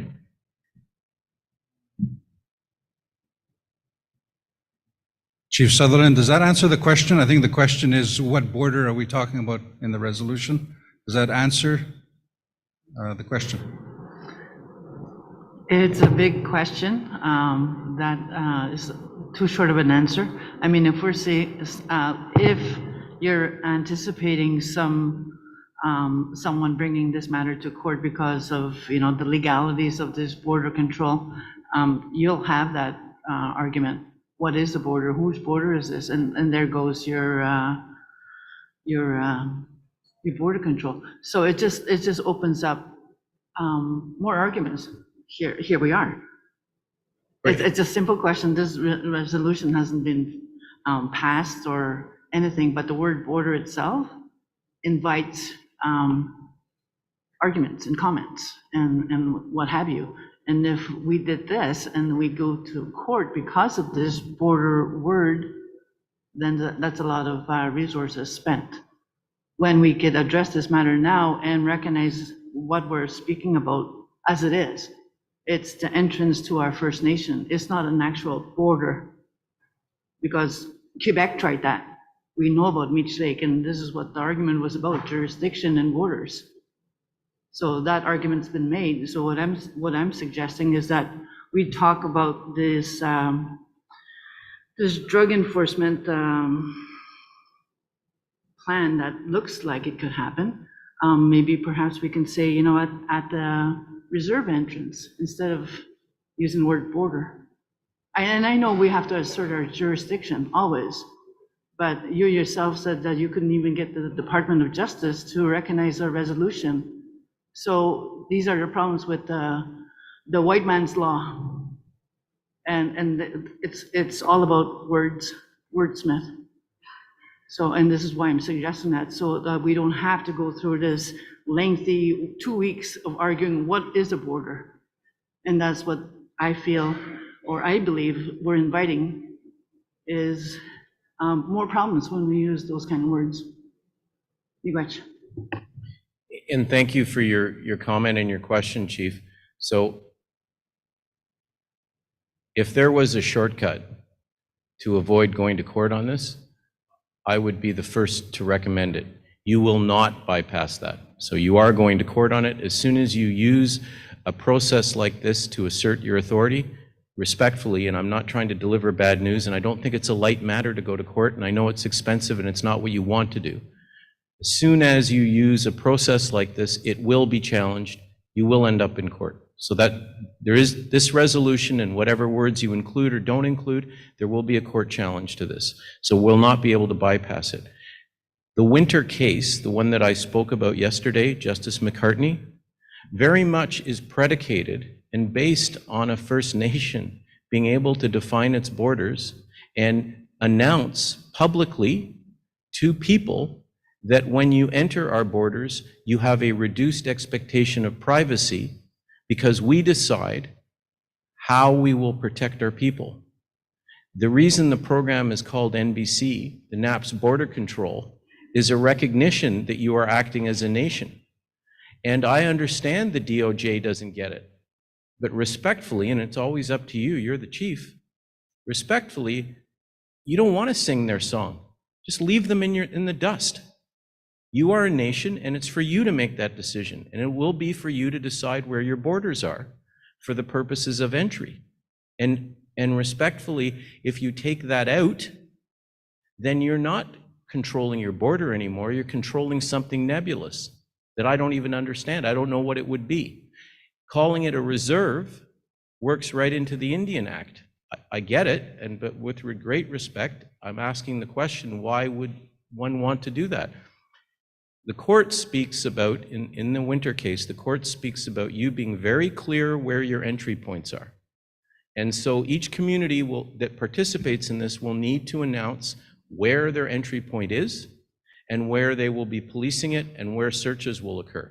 It will be at that point that specificity you're looking for, Chief, will need to be in the notice. Whether you choose to use the word border in your community's notice will be up to you. And it will be all about whether you've been clear, whether people are properly on notice, and whether there's a reduced expectation of privacy. But if I sound like I'm being unnecessarily difficult, I apologize. I'm just trying to encourage you to think very big and not accept any of the limitations, because absolutely you're right. It will be criticized, but this is a principled approach because you do have borders and you are a nation. And the fact that whether it was Quebec or whether it was the Department of Justice, they don't get it, that's always going to be a reality. But you're not going to, I just don't think you should, respectfully, you may wish to consider not being self-limiting about it and simply refer to your border, because that's how NAPS will assist you, by helping you police your border. But again, it's your resolution. So if you want the words taken out, they can be taken out. Miguel, if I can reply, we have to look at the intention of the resolution. If it is to examine what border is, then it would be appropriate. However, I think the intention is to eliminate and eradicate the drug use in our communities. So if we're going to do that, then why invite other arguments, such as where's your jurisdiction, where's your borders, when all we want to do is stop the drug use in our communities? So if we look at the intention, what is the intention of this resolution? Is it to identify borders, or is it to identify the drug problem? I thought we were talking about the war against drugs. So I'm just afraid that using such words that Canada doesn't recognize or accept, that we are our own jurisdiction, we have to remain autonomous. That is true. But if we have words such as borders, and we need to stay within the intent of the resolution. Miguel.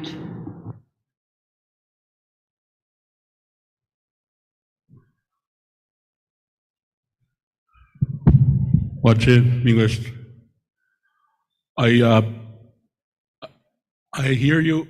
I hear everybody speaking about it. I hear the concerns or what the challenge is or what the issue is. And I don't want to continuously come up here as well. We don't want to argue, or we don't want to continue to fight over words. If I can use the example of COVID, just this last couple of years, all of our communities shut down our borders. We essentially did what we did when we were facing the crisis, even along the highway. The access roads were closed off.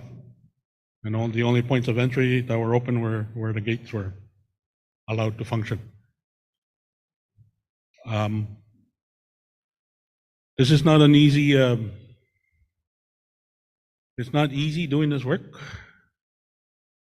We've come a long way with policing. 1994, when it started for our communities, we started with nothing. We were given scraps. There's a few former constables that are here or work with us now. They know that. It's only been this last couple of negotiation sessions with government that finally we're starting to see something. Finally, we're starting to see starting to receive resources that we really needed 20 years ago. It's an ongoing battle, it's an ongoing effort trying to negotiate with government on trying to attain what we wish to see to protect our children. And I wanted to revisit that phrase, war on drugs. Maybe it's the wrong phrase. For me, it's a war on children. It's our children who are become the victims. Our grandchildren become the victims when the addiction kicks in for the parents. They're the ones who are suffering. And sometimes when we use phrases like that, it tends to bounce off. War on drugs bounces off. It doesn't affect you. It doesn't hit you personally. But when you say war on children, now that has an effect on you. I use that as an example because one time I was speaking about residential school and a non-native person came up to me. He said, I don't understand it. I don't understand what you're talking about until you mention the word children. Imagine if I came to take your children away. That's when he finally got it. That's when he finally understood. So it's the same thing with this issue we're talking about, what we're trying to work to prevent from coming into our communities. We're doing the best we can to protect our children, our grandchildren, who are suffering, who are the ones being neglected, who are the ones being hurt. This is what we're trying to do. This is what we're working to achieve. And only just now, this last negotiation session, finally we did achieve 18 extra officer positions to continue this work. All these years, we only had 2 funded positions for this kind of work. Imagine 2 constables trying to do this work throughout the NAN territory. At least now, with the last funding agreement, we can now have at least 18 full-time positions to carry out this work.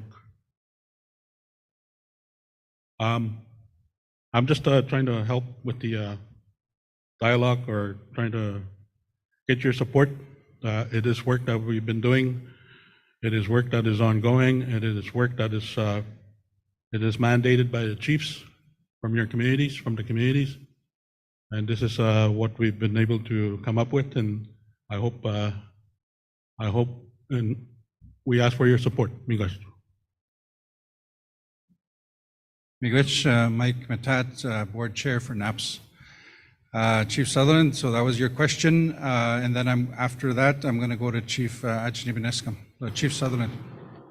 Miigwech, Untitled. I'm just wondering, I understand what you're asserting. I wonder if we can change the word border to jurisdiction, NAPS jurisdiction control. Because they understand NAPS has jurisdiction already, and I don't know, miigwech.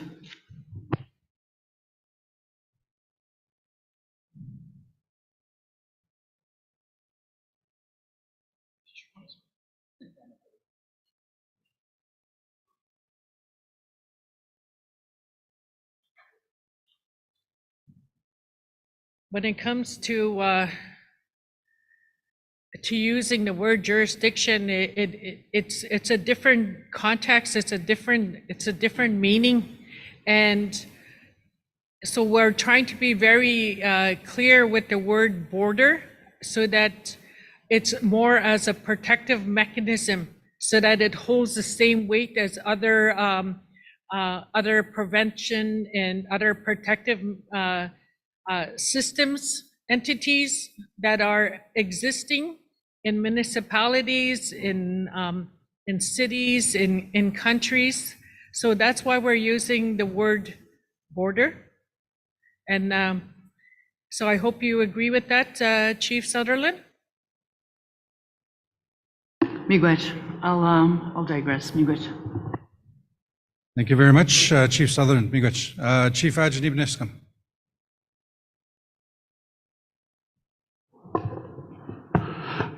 Good day. Good day. I just was hoping to see if I can get a change in the lettering there, the wording. Far too long that our communities have not been treated the same. When I fly to a municipality like Nakina, there's a big airport. And you come to Martin Falls, there's no airport. They have a big garage and a small waiting room. So I think the ask is too small when you're asking for just a private search room. It should be actually the proper infrastructure.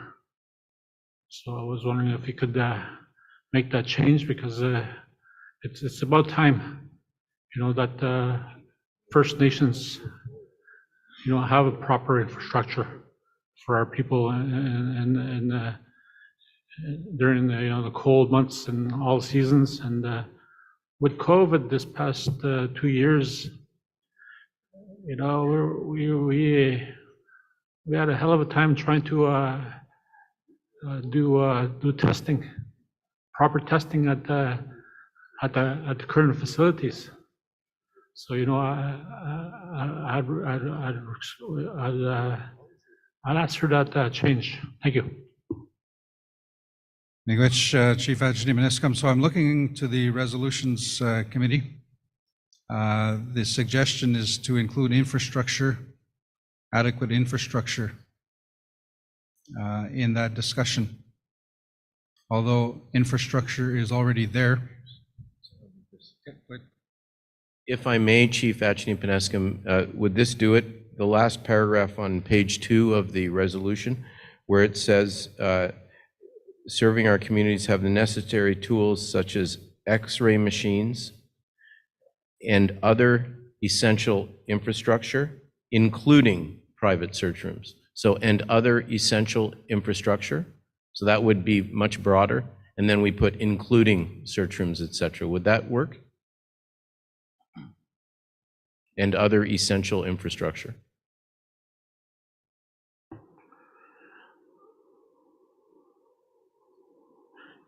I guess that will work.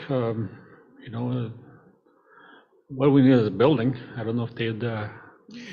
See, this paragraph is really aimed to asking MTO to tailor the airport to implementing NBC. You're talking about improving the airports generally because of all of the infrastructure issues. So I'm wondering maybe just an additional paragraph in the resolution, because my concern is that your issue will get lost around the searches, and maybe you should just have a separate paragraph referring to MTO. Would you like that? Would that be better? I think that would be better, because without any infrastructure, you won't be able to house any extra rooms.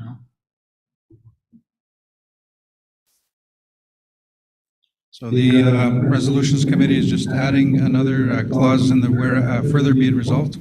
So I'll give them a minute there to come up with the wording.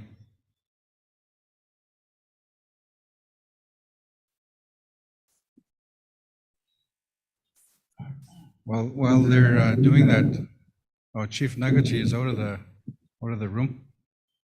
I was sitting here a couple of minutes ago. Chief Nagaji gives me that look. You know that look that Chief Munoz gives the Grand Chief? He goes like, "Bizan, messed up." I went over to the side. And he's a big guy, Chief Nagaji? Thought he was going to take me out back.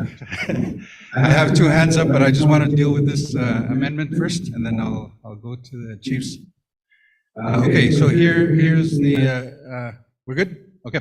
So it reads, further be it resolved that MTO shall be required to upgrade general airport infrastructure in NAN communities to conform with the Canadian standards. Chief Ajnibaneskam, does that do it? Okay. What about the previous, was there a previous change? Okay, so the other addition is under the further be it resolved, it reads X-ray machines and other essential infrastructure, including private search rooms. Chief Wesley, are you okay with those changes? Good. Chief Cam, are you okay? Good. Thank you. So I had two hands up. Proxy for Sachiko.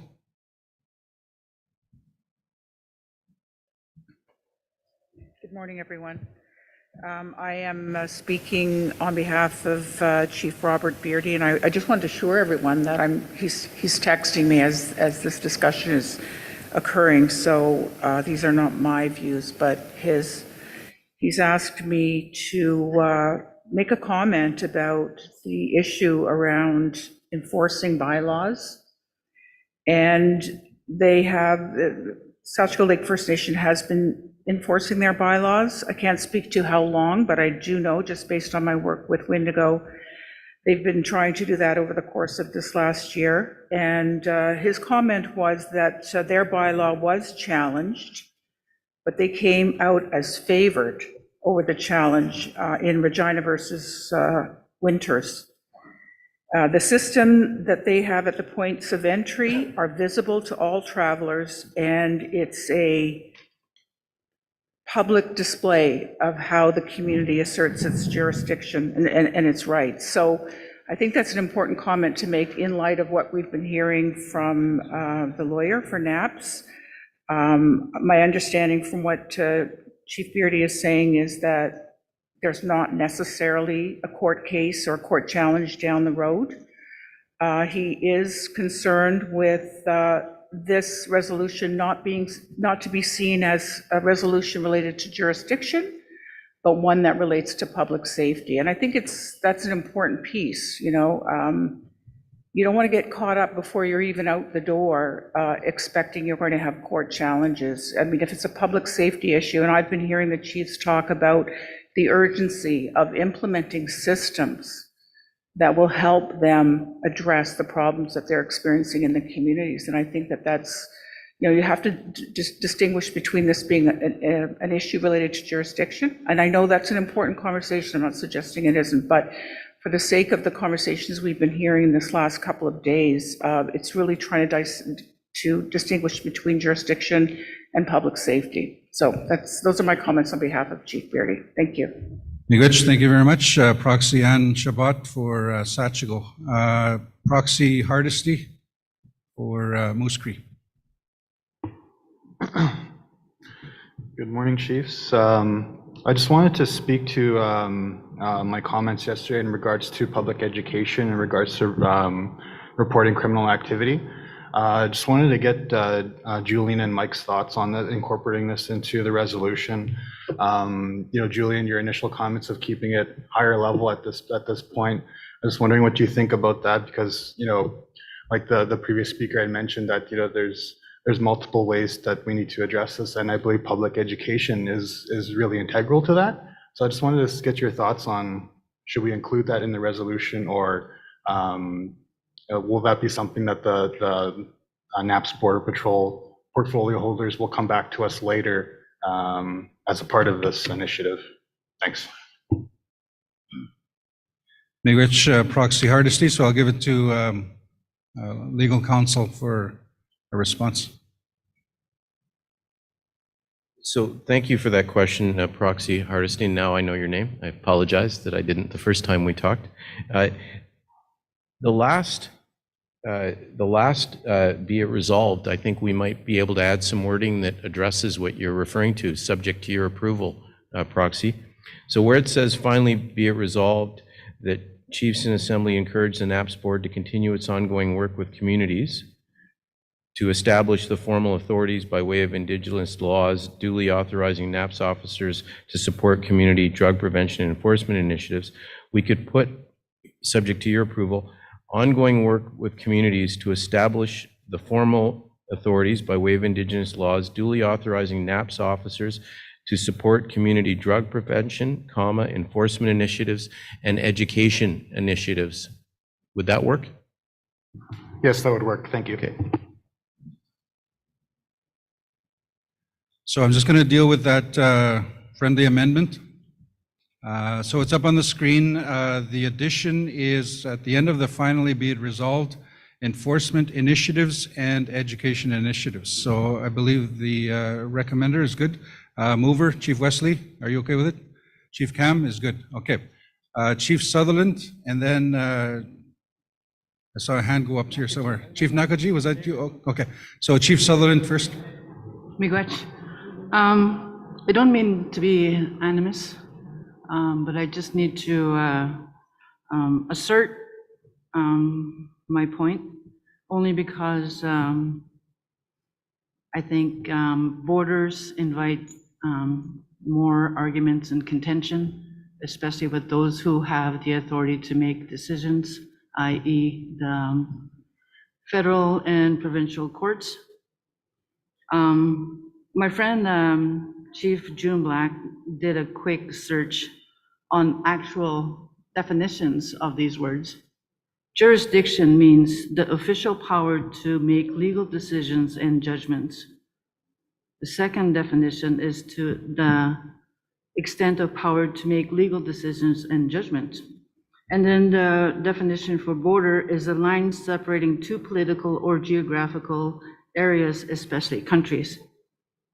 And I'm just wondering, are we asserting borders or are we asserting jurisdiction to make legal decisions and judgments? And I think that's what we're asking NAPS to do at these points of entries. Furthermore, you talk about having some structurally changes to airports. That in itself is the federal jurisdiction. I doubt very much they're going to invite some other person asserting a border to come into the airport. So with all due respect, I believe that the wording is contentious. Look at how much time we spent talking about borders already, and we don't even have a legal fight or any legal claims to win right now. And this is with all due respect to Deputy Grand Chief Anna Betty, I'm steadfast in this definition will invite more problems. So like Elijah Harper did, he just kept on talking and talking and talking until such time that Quebec was not allowed to set their own separate border. So this is why I'm bringing up the word jurisdiction. NAPS has all the jurisdiction to enforce the law, regardless of where they are. But I think it's the point of entry is where they have to be. Very much. Miigwech, Chief Sutherland. So before I go to Chief Nakwaji, as chair of this assembly, it's our role to find consensus on resolutions that are brought forward. So the question is, do we use the word border or do we find another word? Do we talk about jurisdiction? There's been explanation already, and I'll sort of paraphrase a little bit, but give this something to think about. I think the discussion about infrastructure at the airports, the reality is for fly-in communities, the point of entry, the door, is the airport. That's not the border. The border is somewhere else. The point of entry is what we're talking about. So the issue is that the word border is, we're getting hung up on the term. So it was thrown out, what can we use? And the challenge is, I'll say it, is we're using the white man's language, border. It may not be, we have our own words that we can use. It could be shkwandem. You know, that's the entryway. So that's the struggle. We're struggling and we're picking on an English word. So with that, I'm going to ask the mover and the seconder if you want to proceed with the resolution as drafted, if you'd like to proceed with that, knowing that there is a challenge with the word. Chief Wesley.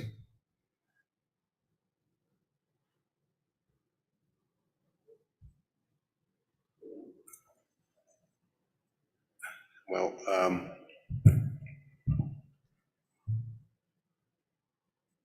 we have to do something. Like you know, right now, as we stand, there's airplanes coming in. There's drugs coming into my community. My peacekeepers are intercepting these drugs at that point of entry, and I'm open to an alternate word to border. This was not about jurisdiction or borders. It was the interception of drugs that are hurting our people, our children, our elders.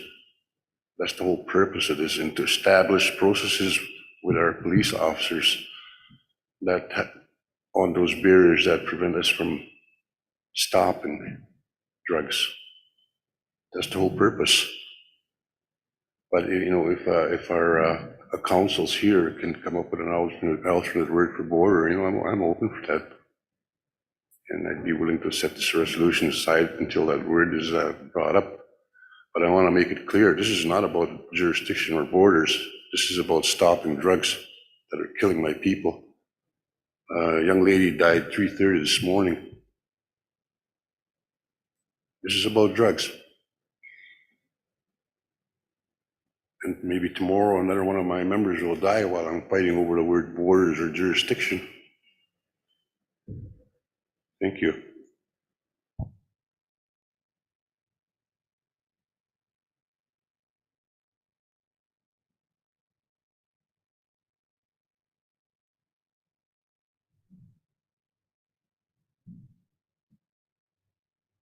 Miigwech, Chief Wesley. Chief Cam? Hi, okay. I just want to give a brief background of how my community is set up. Like the airport is located off reserve. So during the winter time, our checkpoint security works off reserve. So I guess, I don't know, I just want to, I don't want to get caught up with words either. Like, this is so urgent, lives being lost due to drugs, alcohol, and other things. I think I'm just open to whatever, I guess, suits my community, what will better serve my community, or even other communities as well. So I'm open to anything, I guess, at this point now, because I just want I don't want to be caught up with words with the resolution. Thank you. Thank you, Chief Cam. So the mover and the seconder are saying, basically, if there's another word, they're open to the word, but they'd like to see the resolution. And there is a recommendation the resolution be dealt with today. There was a question, can we defer to the next meeting? I'm told the Justice Conference is coming up, and we need this resolution to deal with the issues at hand in the coming months. So the mover and seconder are open to another word. There's no word that I hear. Mover is not in the room. He had to take a call. Seconder, do you want to proceed? We go with it. Okay. So the direction is we go with it, unless somebody can come up with another word in the meantime, which is basically right away. Chief Nakoji, Arawapskat. Good morning, everyone. I hear you guys. I'm listening, and I know that you need a tool to move ahead with the, by the chiefs for the government to, to negotiate. But however, when we talk about the jurisdiction or whatever, border, whatever you call it, is something that, are we going to put ourselves in a position where the government will say, you don't have jurisdiction right now? And the reason why I say that is I had came upon some interesting stuff when I was a police officer, and this is where I've wanted to share information in regards to the badge that the officers carry. When the First Nations policing was first formed, and you have a warrant card that says you have authority for the province of Ontario. And this was a big factor in regards to a certain elected official that was stopped on a highway just outside of Hearst, and the officer that charged him for impaired driving at the time went to trial. And the lawyer had said that the officer didn't have authority because they only work for the reserve, and the Crown agreed. So they stayed the charge for a year, I think. And anyway, I've heard about the case, and but when I look at my badge at that time, it said I had authority within the province of Ontario. It was signed off by the commissioner of the OPP. So I've I spoke to the Crown, and they moved ahead with the charges, and but this is the thing that I don't know what the badge says anymore. I think it says you have authority as a police officer while you work for Anishinaabe Police Service. I think that wording is very important when you deal with lawyers and government officials. And that's why I left here to go see if the chief of police is still here, so I can ask to see his badge and what the wording says. So we might, open, a can of worms where we limit our officers to, to exercise their authority. Not too long ago, I know a person that was transporting liquor into one of our reserves up north, and they pulled the subject just outside of Hearst, going to the river, the landing. They know these people were from Fort Albany. They know they were transporting the liquor to Fort Albany, and they had so much of it. So the officer that had called me asked, if he should lay charges. I said, and why not? Because you need a license to have a large amount of liquor in your possession. At the end result was, it didn't matter if it was on a reserve or, provincial Crown land where, or a highway, and you still have that authority to pursue your, go ahead and lay the charges. But when we go back to the resolution and to use it as a tool to move forward dealing with the government, they might turn around and say your officers don't have authority for the province of Ontario, and that's what where we have to be careful. So that's just the information I'm providing on the to the table. Then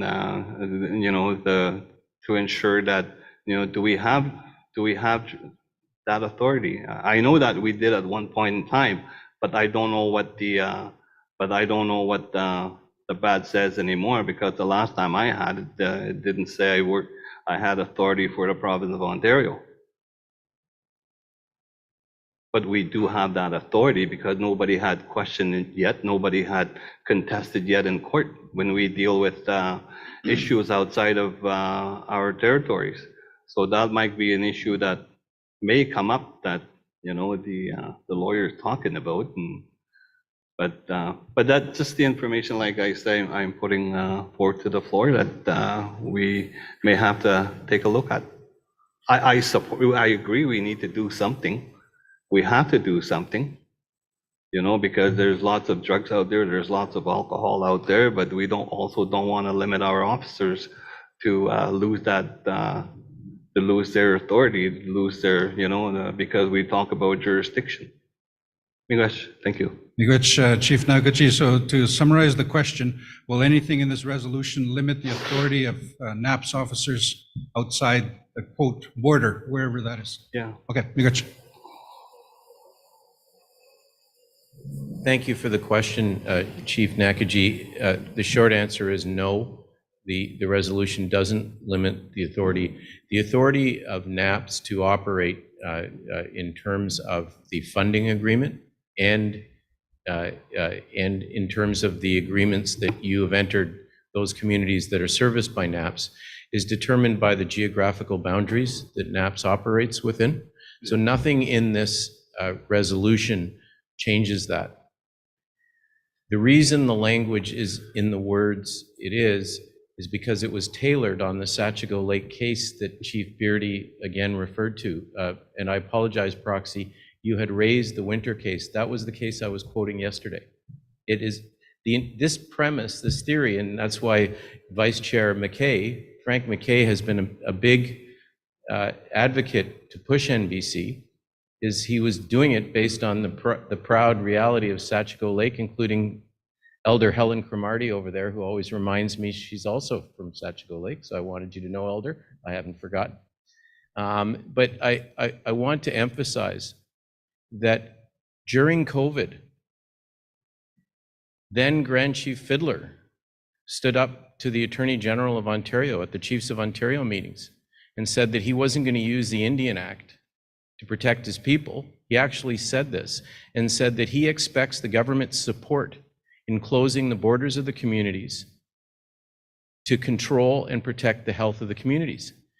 And the good news was Attorney General Downey, in a letter dated June 2020, respected that request and agreed and used the word borders. I agree it is to use the vernacular, a white man's word.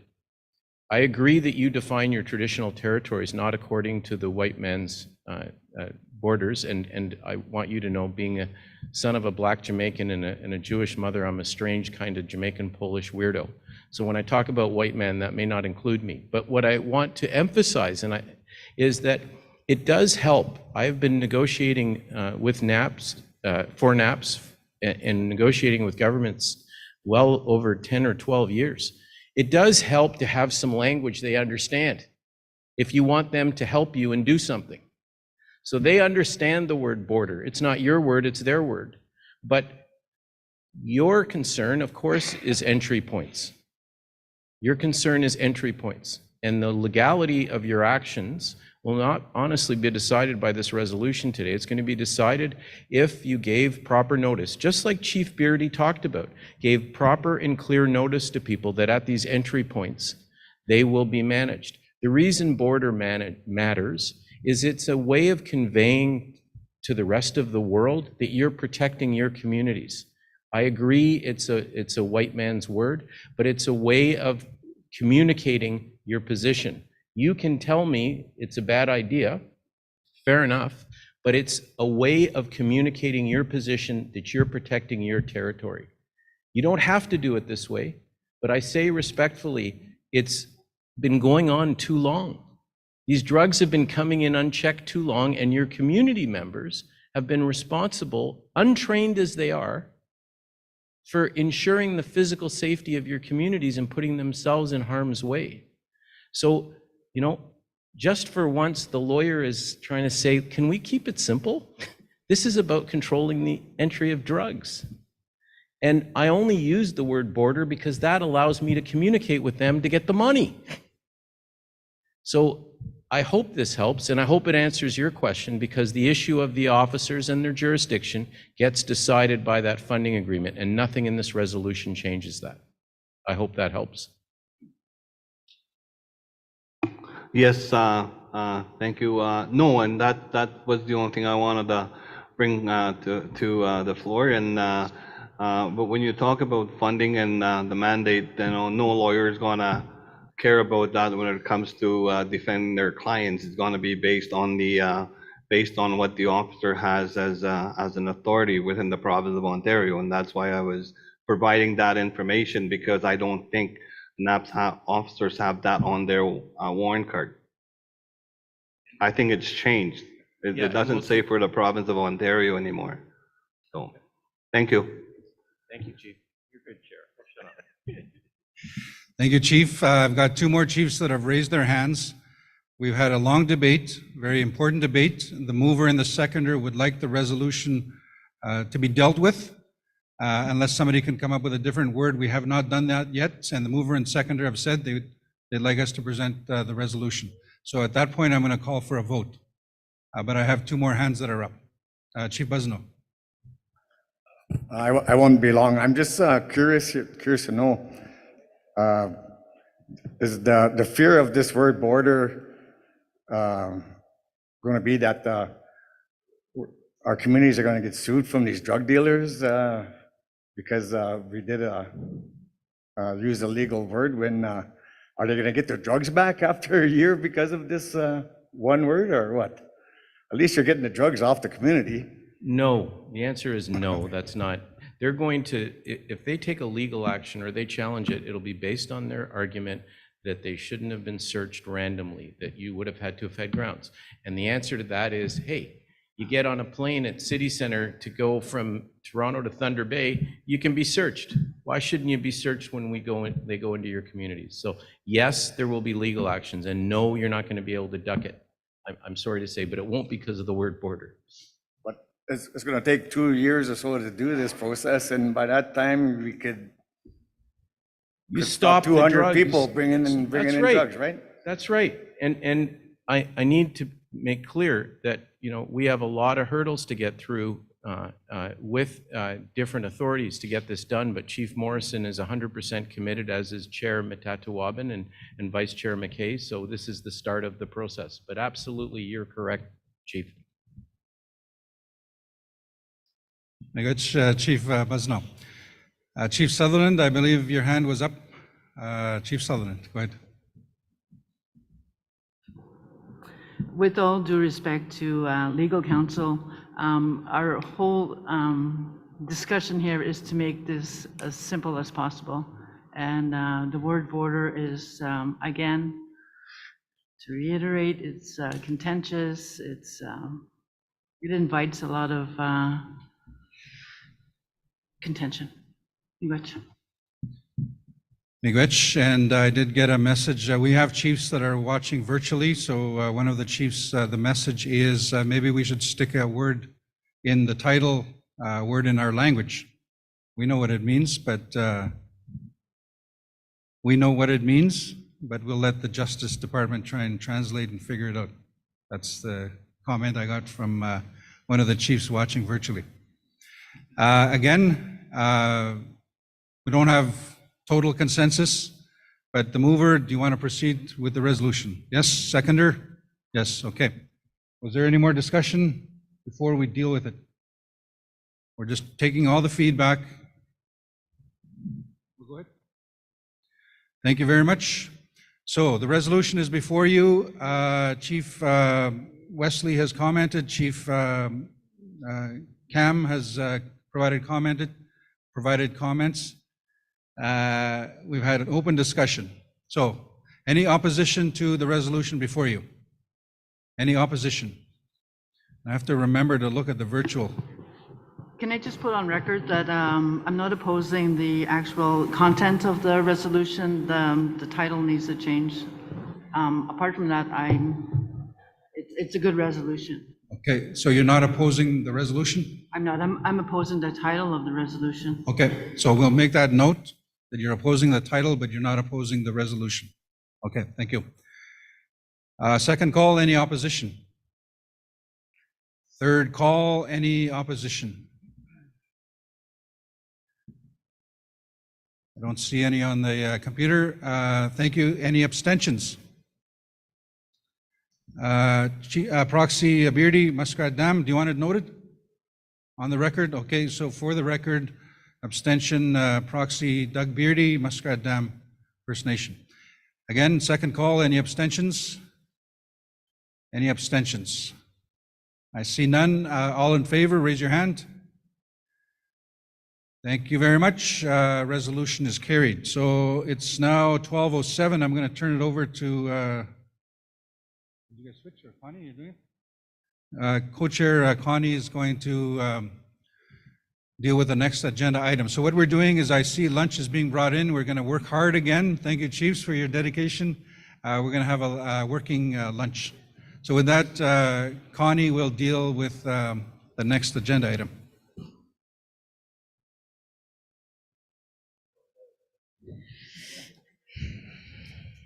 I think as co-chairs, I feel like I need to go and get my law degree. It helps when Adam has a legal background when you get to these tough resolutions. Good work, guys. Good work, Chiefs. So at this, I'd like to call upon Anna Betty to present the next topic, which is the alternate medical care, and there will be a resolution with that one. Chief. Actually have 3 items. Yeah.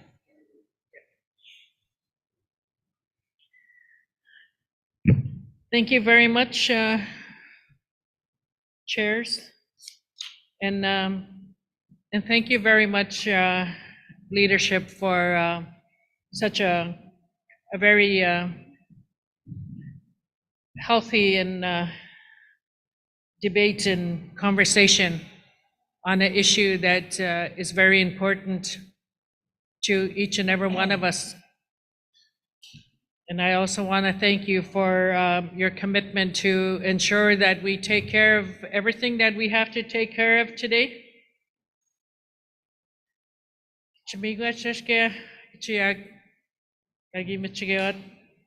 Into the drum. So I'm going to have 3 matters that I would like to speak on during this time. But the first one that I will speak on, and which is quite clear and very brief, is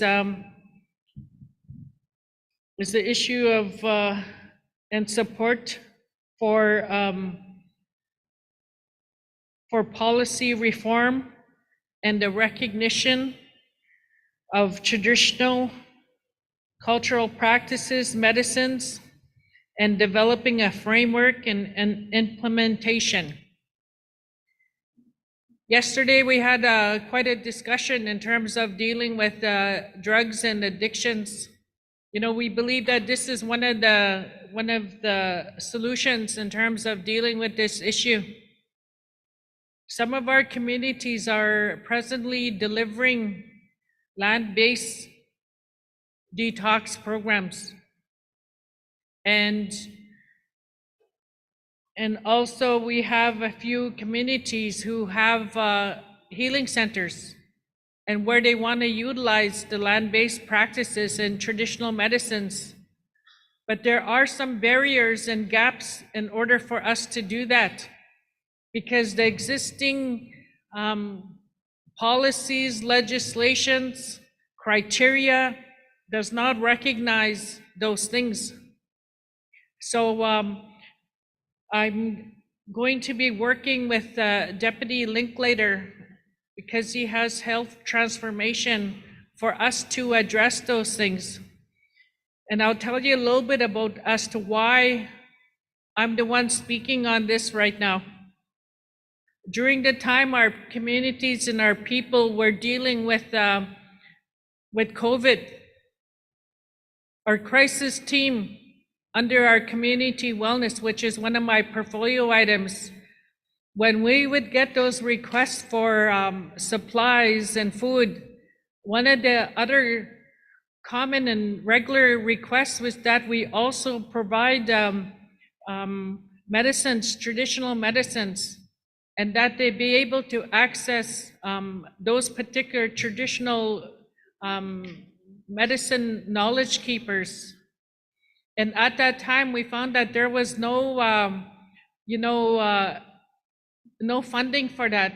So what we did is we utilized our the funding under our crisis to be able to provide that to the people, and it was really good to get those requests, because I think many of us in our communities, when we were children, our grandmothers and our parents used to make us medicines to be able to deal with some of the ailments that we were dealing with. So within NAN, there is many resolutions that address this. But what we're asking for is to have to reset, to have a new one, to reflect, for us to be able to change the existing policies and legislations and criteria, as I mentioned.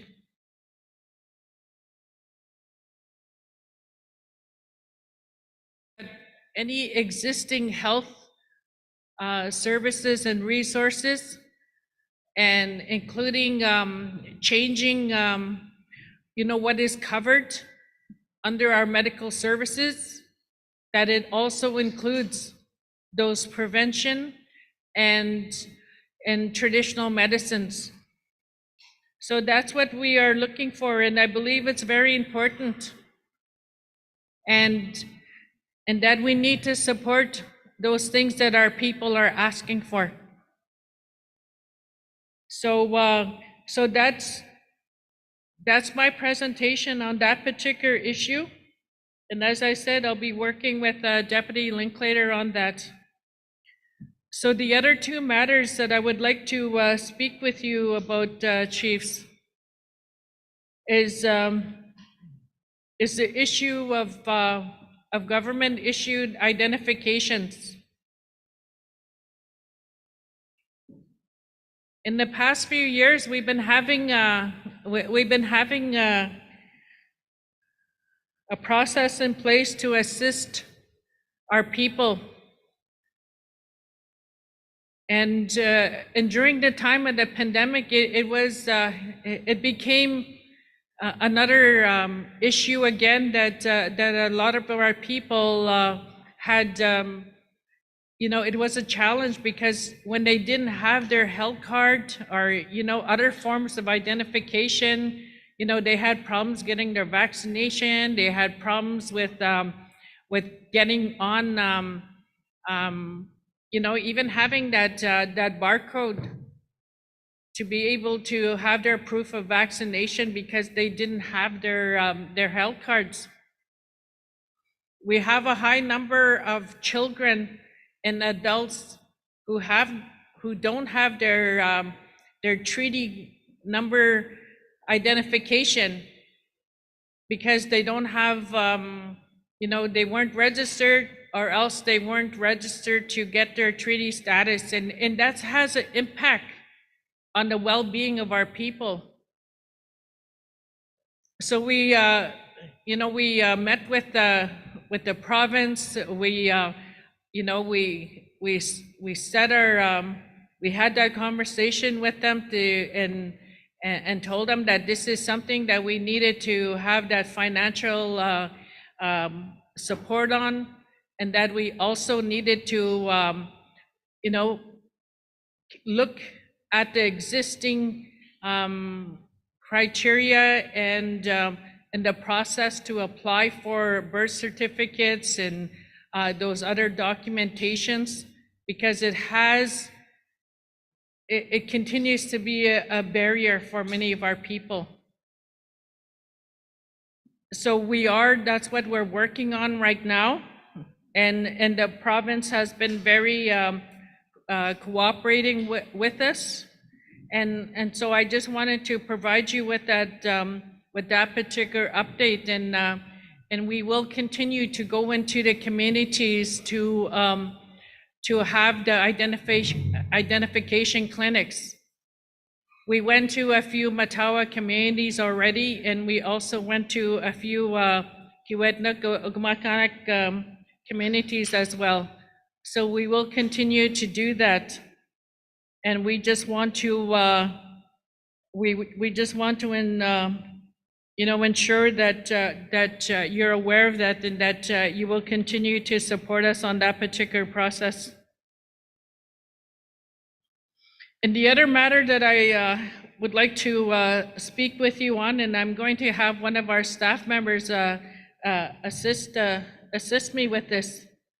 And as you know, one of my portfolio items is early years.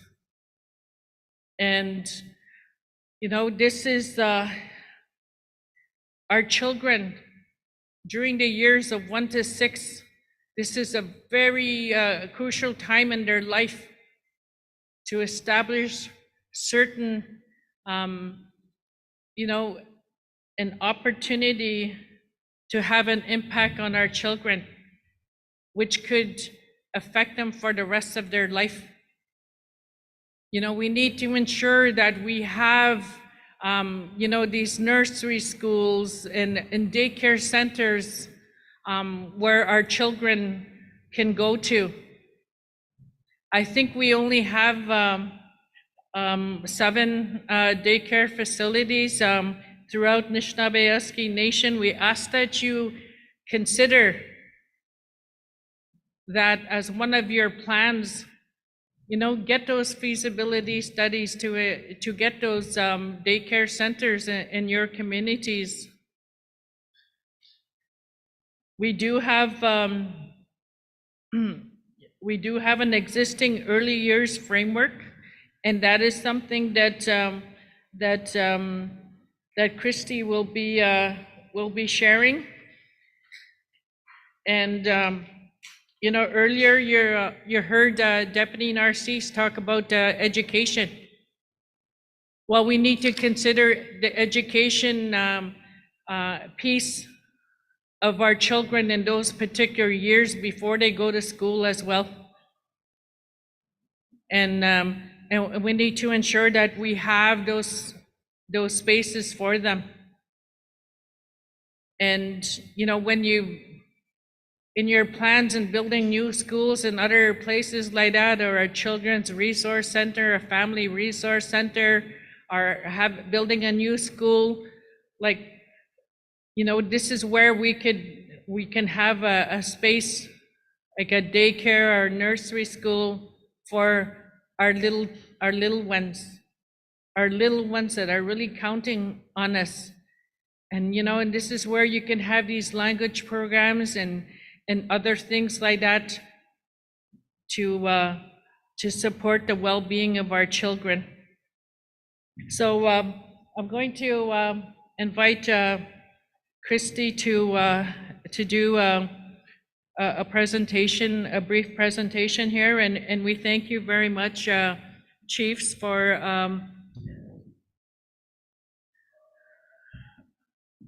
for supporting the initiatives, and also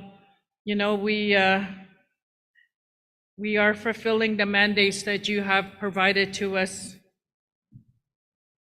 and we will be putting that one resolution in terms of the traditional medicines on the floor after our presentation, and we thank Chief Ramona Sutherland and Proxy Marianne Panachis for being the mover and seconder on that particular resolution. So, Christy.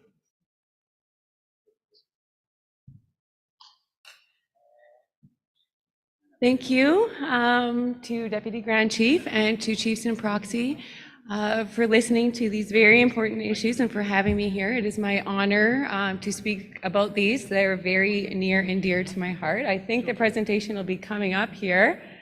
I am Christy Hunkula. I am the Early Learning and Childcare Senior Policy Analyst in the Early Years Department. And I am here to talk to you about both ID and IELCC. Our runners have handed out the presentations for you. And just for a quick note, I think that Deputy Grand Chief summed up our ID issue quite well. You do have your PowerPoint presentation, and I am here afterwards for any questions that you may have. But also included are these little books that we had designed about birth registration. And it walks you through the whole process of obtaining government ID. So if you had any need or want for these books in your community to support community members to get identification, you can just let us know as well. So we're going to talk about IELCC. So as Deputy Grand Chief was talking about our children and being our future,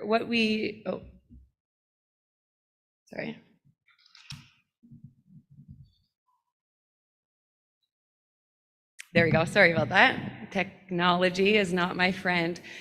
So we know that the ages of 0 to 6 are the most critical time of growth in a child's life, and that access to culturally appropriate, high quality, fully inclusive and flexible early learning programs, they provide children with a strong sense of identity.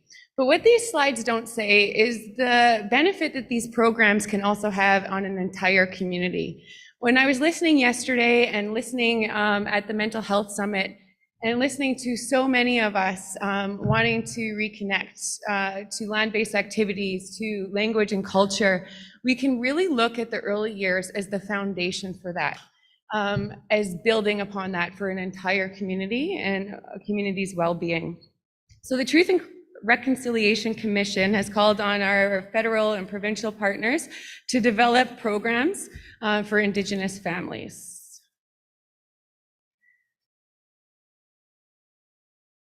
The framework was developed with Indigenous partners in 2017, and I will let you read through these parts yourself and not spend too much time, but we have ESDC and ISC, so the Department of Employment and Social Development and Indigenous Services Canada are the leads, and as well as Public Health Agency that oversees the Aboriginal Head Start. So here's a little bit of a breakdown of the funding so far, and I'll let you read through that. So between 2019 to 22, the amount of IELCC funding that was allocated directly to NAN First Nations is there. I think it is important to note that this amount is flown through existing agreements, and many communities were not given the heads up that the funding had increased or what to expect. And so some communities may not even know where this funding is. It's coming through Healthy Babies, Healthy Children, Aboriginal Head Start, and already existing flow-throughs, which makes it really challenging, I think, for communities to get a really good picture of what their funding is for the early years. But again, please reach out if there is any support that we can give. So NAN has a governance fund, and we will talk soon about some of the things that we have been doing with it. So there are 12 childcare centers in NAN communities. Only 9 of them are open. The pandemic hit childcare centers hard in NAN communities. And so of those 9, it's like Deputy Grand Chief said, about 7 that are fully functioning. So we reconnected with these centers. As part of the IELCC framework, there is an accessibility fund grant. So we connected with all the childcare centers and helped them to do applications for accessibility. So Muskrat Dam, we supported to apply for funding for rotting ramps that were entering and exiting their building, and they were approved for that, which is really great. Some of the other work to date is collaboration with NAN Housing and Infrastructure, as well as Together Design Labs, so that we could begin to discuss new infrastructure for early learning and childcare programs in NAN communities. We hosted, actually it was a total of 3 information sessions on IELCC framework.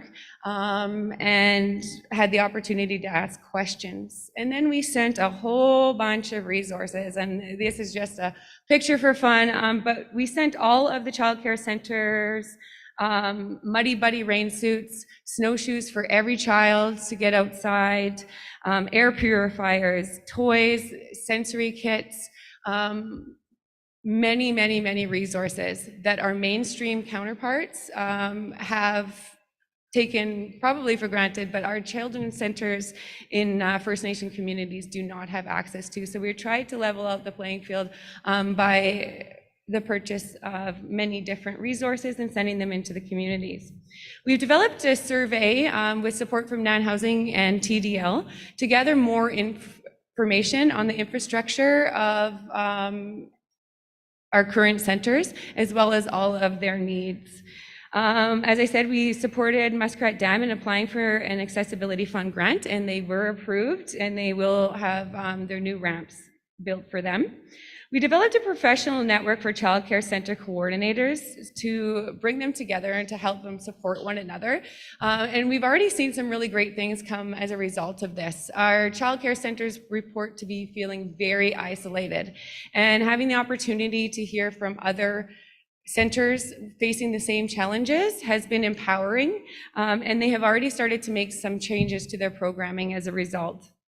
We hosted a NAN early learning and childcare gathering at the Valhalla Inn, where we had everyone come together. So we had 7 centers, and we had teachings from our elders. We had inspirational presentations from other First Nations that kind of started to look at out-of-the-box thinking for early learning programs and what that could look like in our communities as well. And every community also had the opportunity to do a 3-hour community planning workshop with TDL to begin to explore their values, their centers, and what it might look like in the future to either modify or to build new for their center.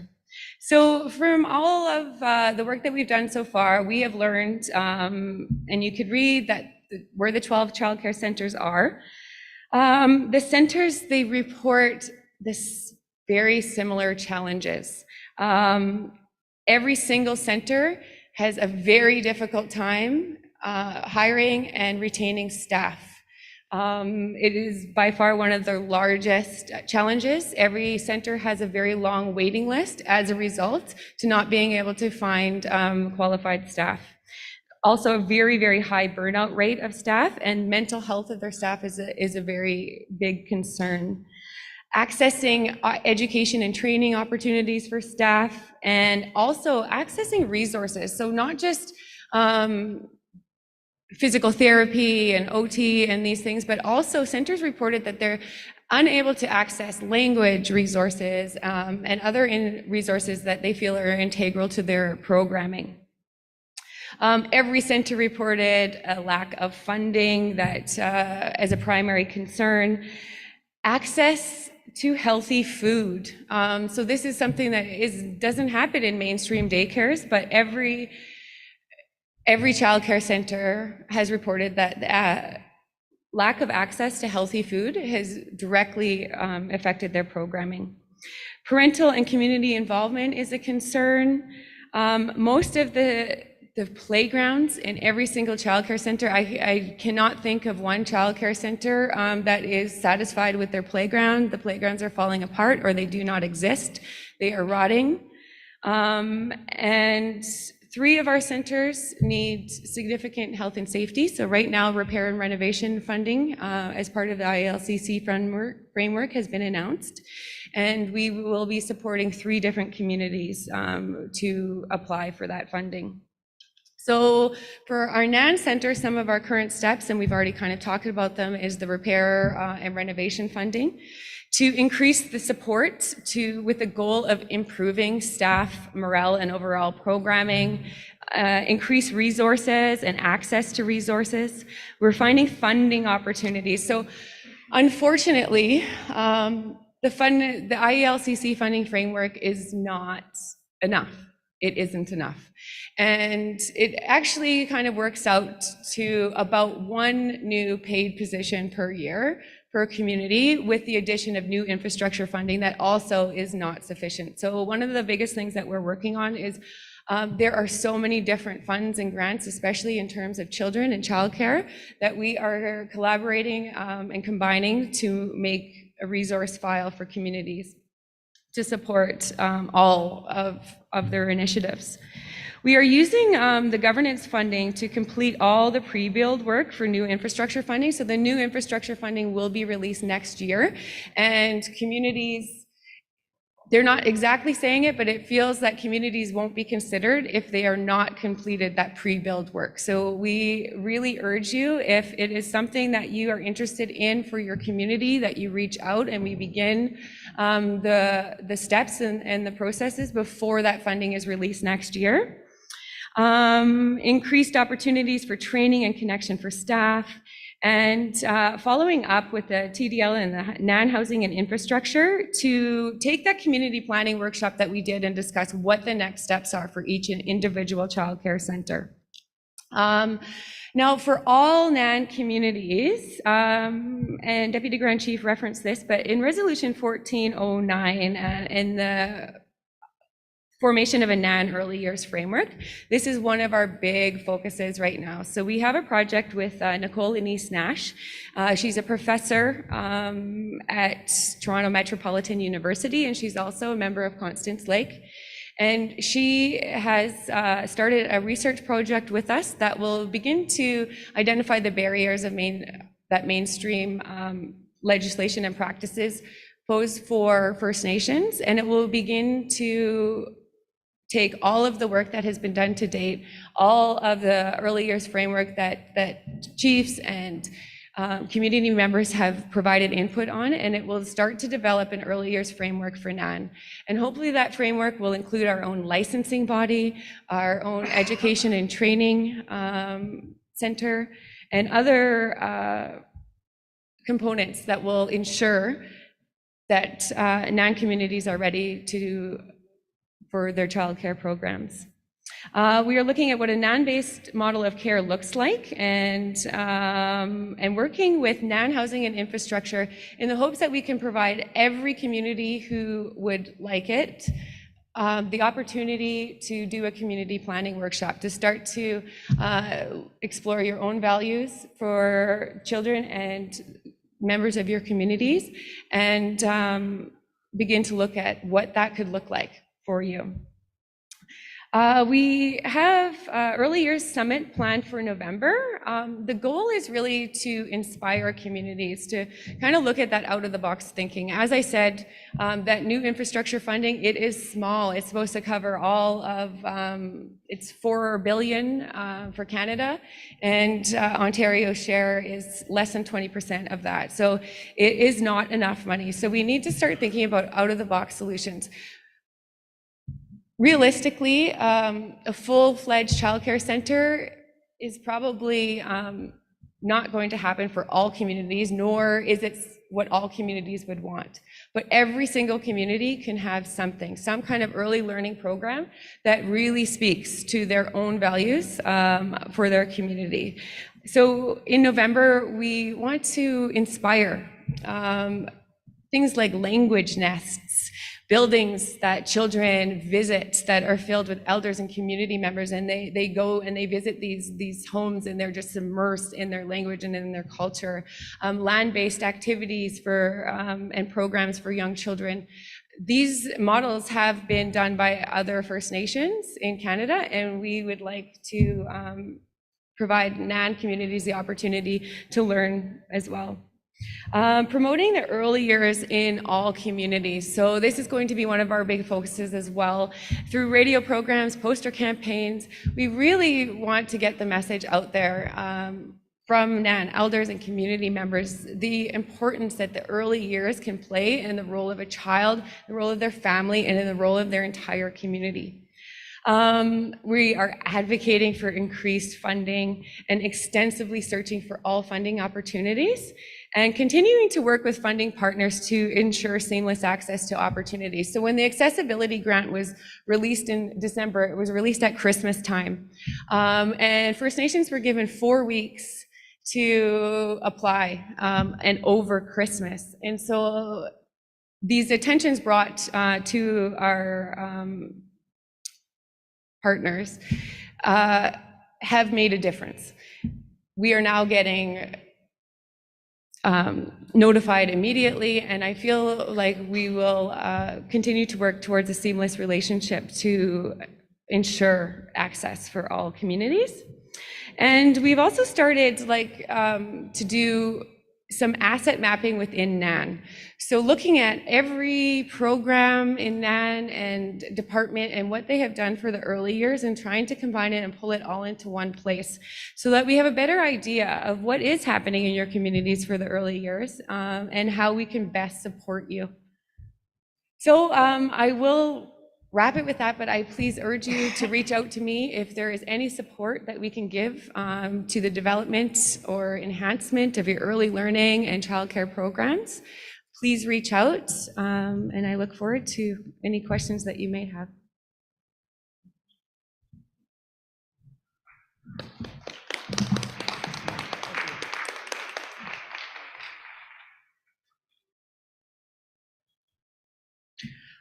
That's a lot of work that is being done on behalf of our communities. Really proud and good to see that, the deputy and her team is doing this work on your behalf. So at this time, I'd like to open the floor. There were three topics that were presented, so I'm going to go to Chief Crane. And any questions on the three topics: the medical care, the child care, and the issue of identifications? Chief Crane. Hello? Hello? No, then. I sound okay? Yeah. Better than yesterday. Yeah, better than yesterday. I guess one of the things I wanted to mention in regards to birth registration, I don't know if there's been change in how we're dealing with the unregistered children. I think one of the things that I know happens is the father refuses to sign, or the parents are no longer together, and that becomes a problem because of the signing for the registration. So I don't know if that's something that's being worked on or has been worked on. We have a lot of unregistered children in our areas, and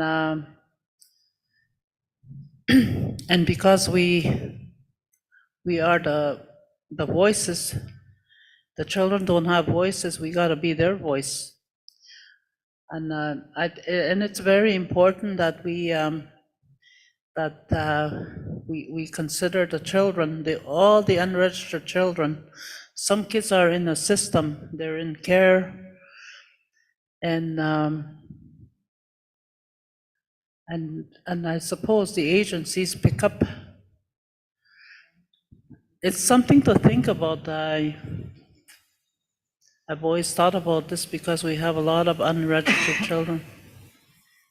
You got you. Thank you, Chief.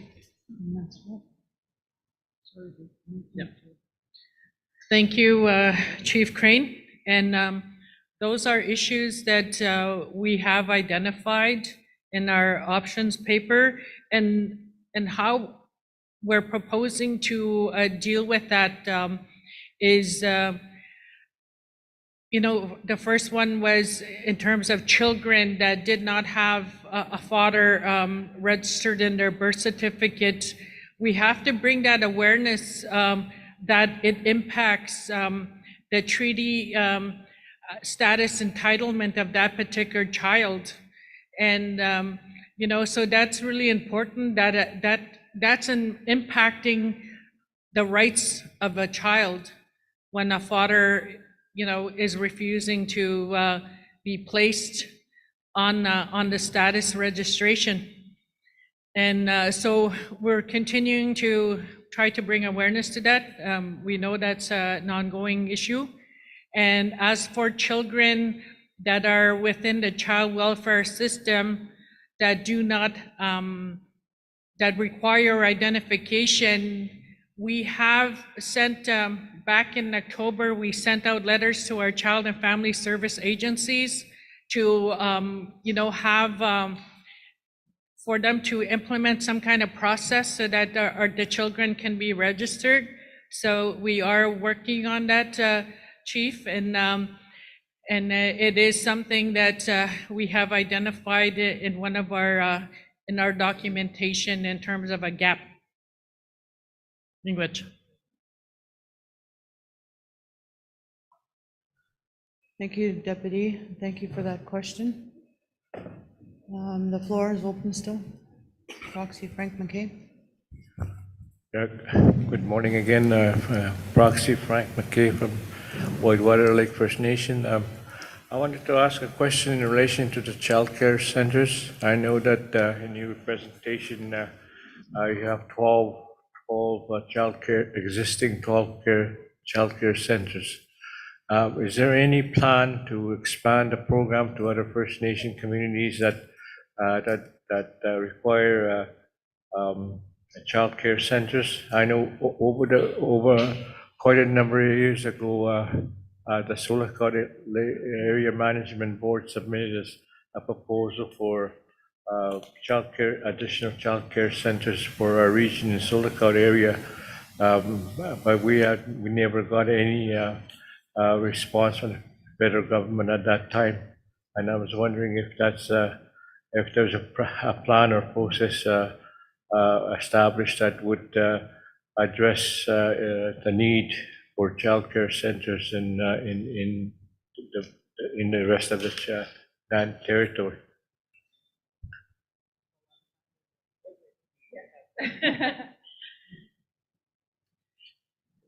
Thank you, Mr. McKay.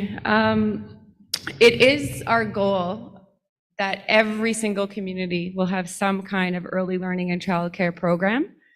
Will it be a childcare center, a traditional childcare center? That will depend on each individual community.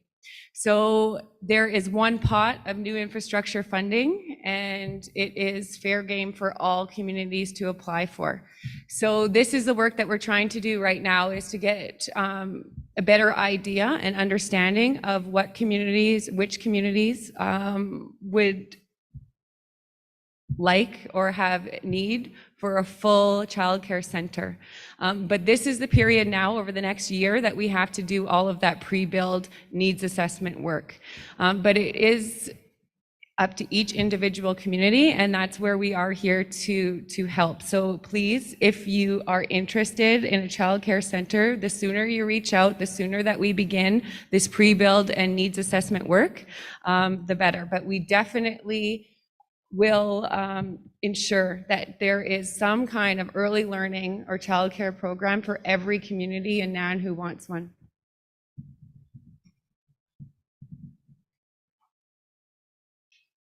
Yeah, that answers your questions. Okay, so the floor is still open, and then we'll go to Wagashik after. Okay. Okay, excuse me. Good afternoon. For Burskin Lake, I think we're one of the communities that have a daycare center in the community. And I don't know how many years it has been already, but I think it's, it has been closed quite frequently, last couple of years due to maintenance problems. So I don't know how that is, but is there funds there to, do an upgrade or renovations to our present building? Is there funds for that?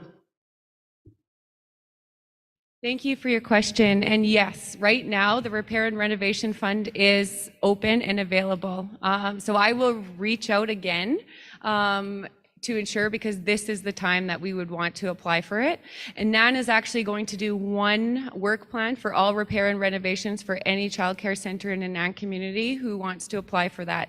We're doing it that way. It was suggested by funding partners for a more seamless application process. So please, I will reach out to your center, but also if you want to pass that along. But there is money and it is available right now for repairs and renovations to existing centers. Okay, thank you. Thank you. Chief Wagashik? Did you have your hand up? Oh, okay, I'm seeing things. Okay, it's that shepherd's pie kicking in. Chief Bruce? Good afternoon. Thank you, Chair, for allowing me to speak on this. I just wanted to ask, where's the Jordan's principle on this? You know, when they say every child matters. You know, my community is not listed with a child care building or services. Back in the 80s, I believe we had a program, and it was arbitrarily cut off at that time, and it was never reinstated. And since then, we've been without. You know what's happening with the child welfare. And you know the same principles should apply with the child care services across the board.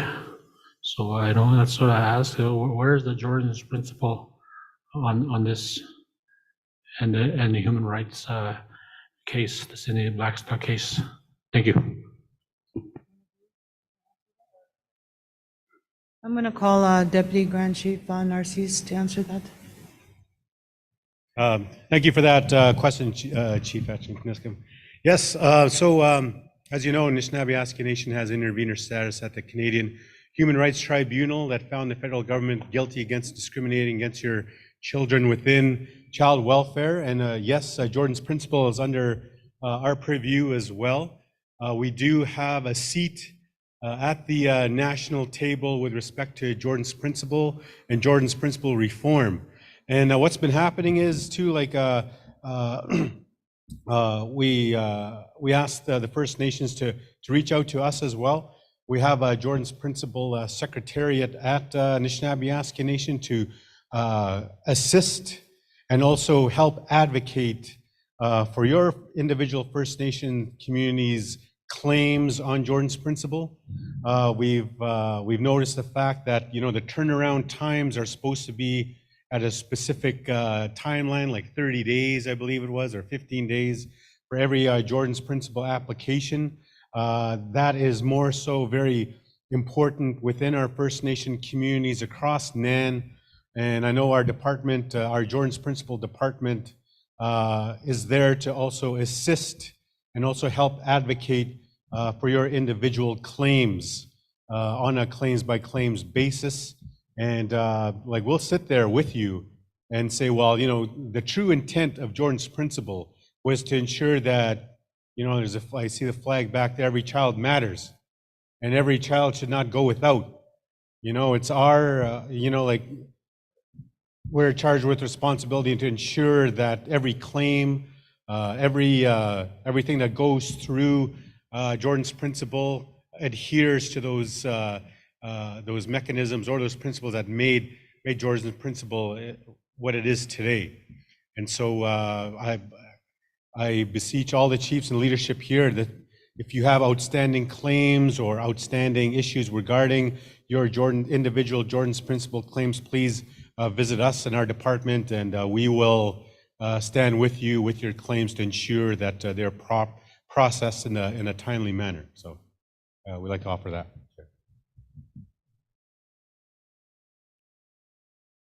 So to understand the question that you had was that daycare centers, every community, your community needs one, and you're asking for it under Jordan's principle.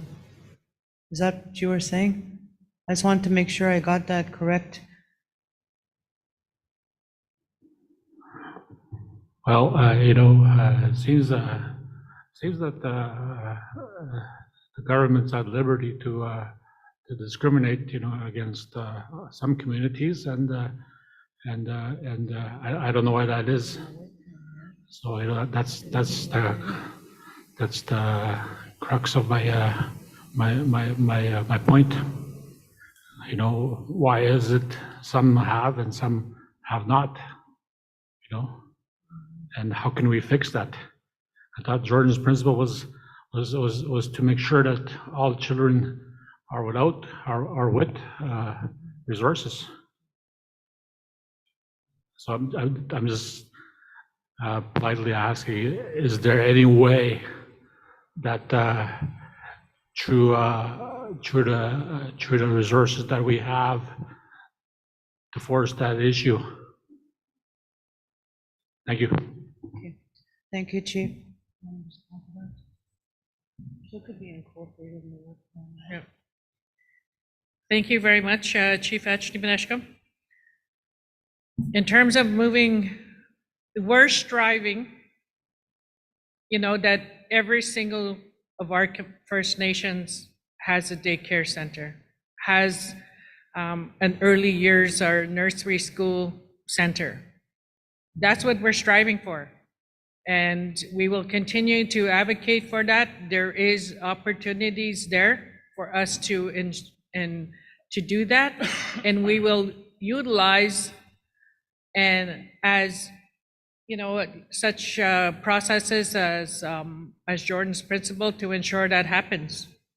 And so we will be moving towards that. And I know in the past when daycare centers when there was funding available, of course there's only a certain amount, right? And then so only certain communities were funded in order for them to do that. And there were also some First Nations that utilized their own core funding to build the infrastructure or renovate the infrastructure to house a daycare center.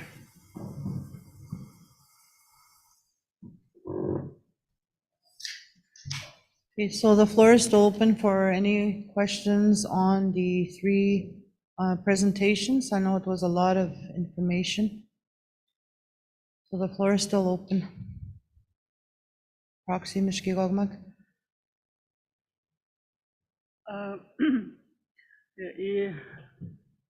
Our special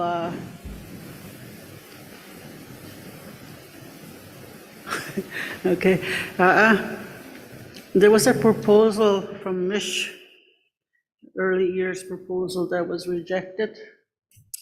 And we were just wondering how we can be assist to not to get accepted, because we do really need getting early years in our community. And because if you want more information, you could talk to Eartha Davidson. She was the one that did that proposal, and it was rejected. I'll just say that. Okay. So Deputy Grand Chief Achnebaneshko will follow up on that with Eartha. So the floor is still open on the three presentations. I'm feeling I have a really one-track mind here. Time. So I'm going to try to limit the discussion and the important discussion that needs to take place. I'm also mindful of time. So I don't see any other questions. So if we can pull up the resolutions on the first presentation on alternate medical care.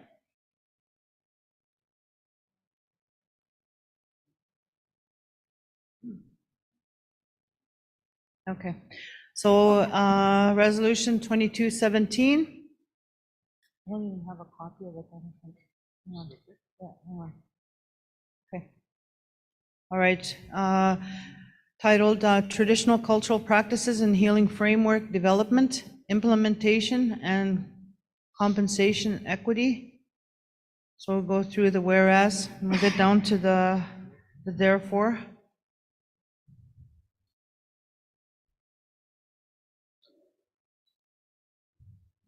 Therefore, Chiefs and Assembly direct the NAN Executive Council to develop policies and seek suitable, sustainable, and flexible funding for the development and implementation of traditional framework models to be adapted and adopted by NAN communities wishing to affirm traditional practices, cultural reclamation, and healing. Further, be it resolved that NAN Executive Council shall work with the elders, women's, and Oshkatsa councils to guide the development of the framework. Further, be it resolved the development of framework shall include an equitable compensation scale of equitable compensatory, my goodness, framework in conjunction with the transformation of our systems that respect and acknowledge the wisdom and expertise of our knowledge keepers. Finally, be it resolved the development and implementation of this framework is without prejudice to similar existing and future initiatives at the First Nation and Tribal Council levels. Dated at Timmins, this 11th day of August, 2022, moved by Chief Ramona Sutherland, Constance Lake First Nation, seconded by proxy Marianne Panajee Skunk, Mishkigogmang First Nation. Almost need my old lady glasses on to see that. Does the mover have any comments? Almost. Miigwech, Chair. I'm just wondering, when reading the whereas clauses, they mention COVID-19 pandemic. The second whereas? It's the second whereas. I wonder if we can include other major illnesses such as diabetes. And in our community, we have blastomycosis. If we can include those, but not, and also include that our health issues are not limited to those identified in that whereas, so that the work is more encompassing of other illnesses. You got you? So if those changes could be made. Any comments from the seconder?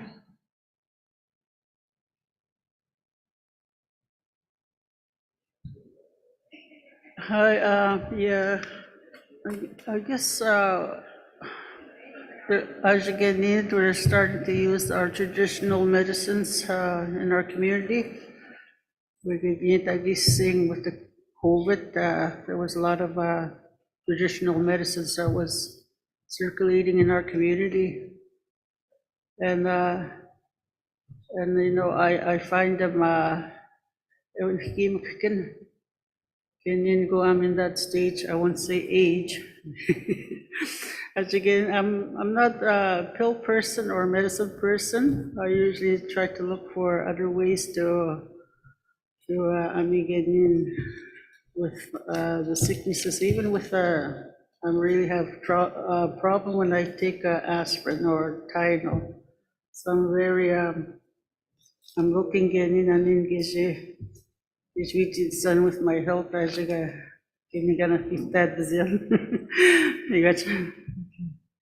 Thank you, seconder. So we're going to go back to that addition to the second whereas. Whereas the onset of the COVID-19 traditional cultural practices and medicines to prevent illnesses and relieve symptoms associated with the virus, as well as other major illnesses such as diabetes and blastomycosis. Does that cover? Okay, thank you, Chief. Is that okay that it changed? Okay. So the floor is still open to speak to this resolution. Floor is open.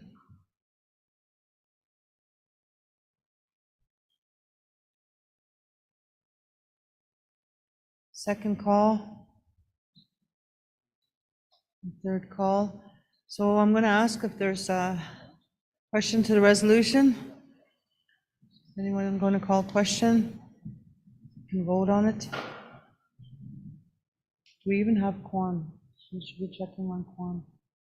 We'll be checking quorum, yeah. Okay, so quorum is being checked. We do need 23 delegates. Okay, so at this time, we do have 19 delegates, registered delegates. 20 now, yeah, 20 walking in. So we do need 23 in order to vote on a resolution. So if the staff maybe could check the lunchroom. Shepherd's pie was so good, seconds.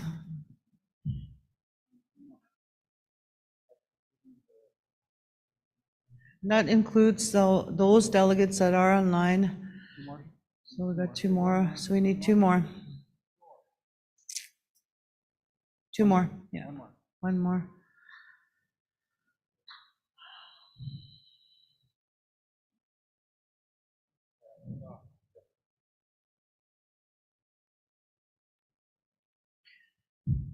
Is there another resolution? Are you ready for the vote? Yeah, we're ready for the vote. We're ready for the vote, and we do need 23 for this resolution.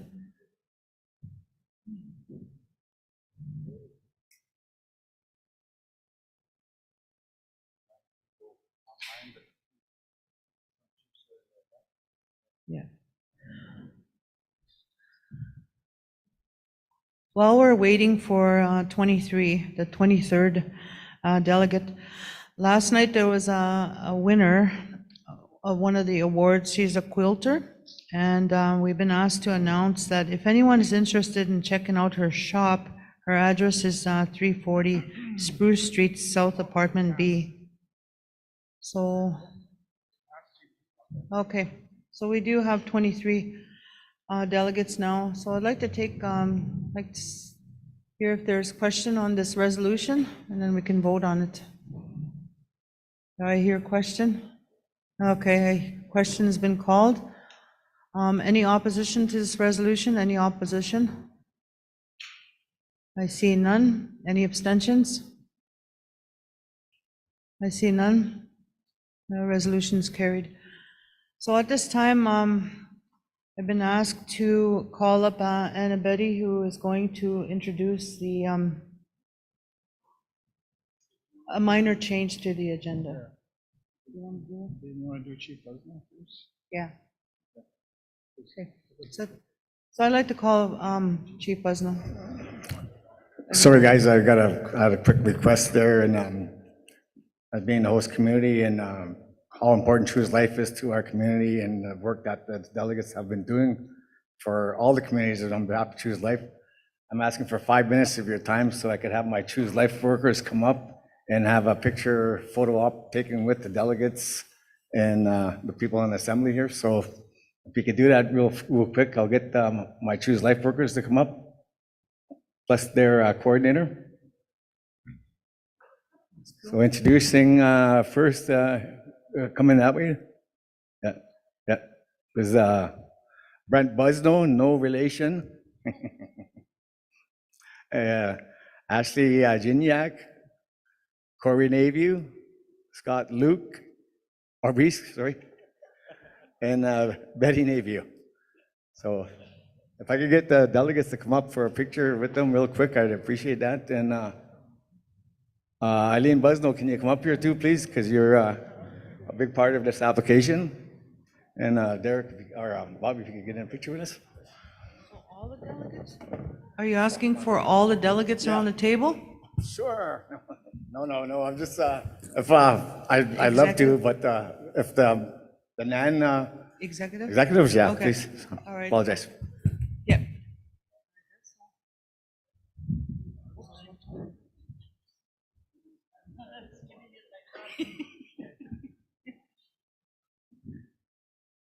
So who's taking the picture? Who's taking the picture?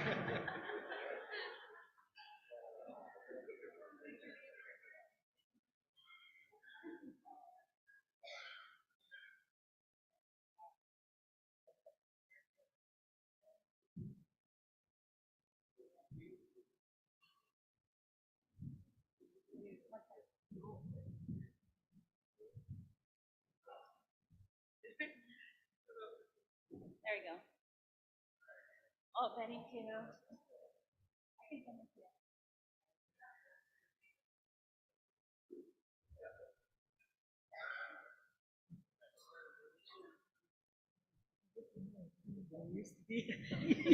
Just knock over the whole podium, eh? Thanks, guys. We just want to, we'll post that in our monthly newsletter that we share with our officer members, and we'll make sure that the NAN executive get a copy too. Rich. Thank you. It's always wonderful to see our community teams and to acknowledge those individuals that do that work on the ground. Thank you, and I wish you well. At this time, I want to introduce a very special young man who has committed to doing a walk. Danny Matadawabin is a Fort Albany First Nation member, and he resides in Attawapskat with his family. And many of you know him. You know, he's been an advocate and an activist for many years now. And he's always willing to speak on issues that affect us, that impact us, especially when it comes to our rights, our treaty rights. So we're going to, he had asked that he be given some time to address the NAN Assembly and all the people that are out there watching. And then afterwards, after he speaks, we are going to have an honor song for him. So Mingwech, Danny, and you can come to the front now.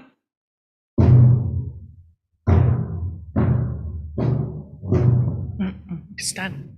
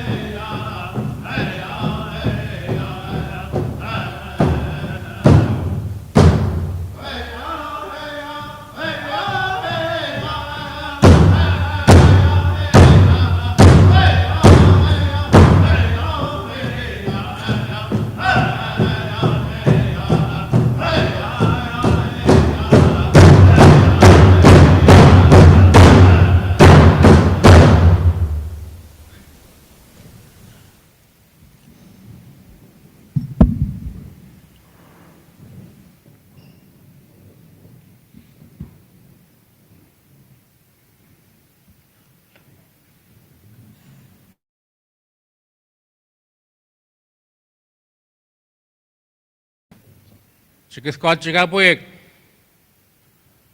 Iga nesa chut takanamek. Kachi minano. Your devices. And ask him out Shemando. A pagotanian to Madsianuta. Kachi Madsiach. Ugamauski.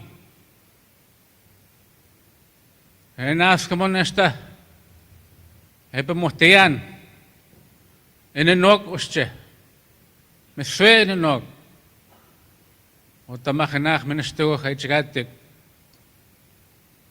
Gabat Chegon Mapo.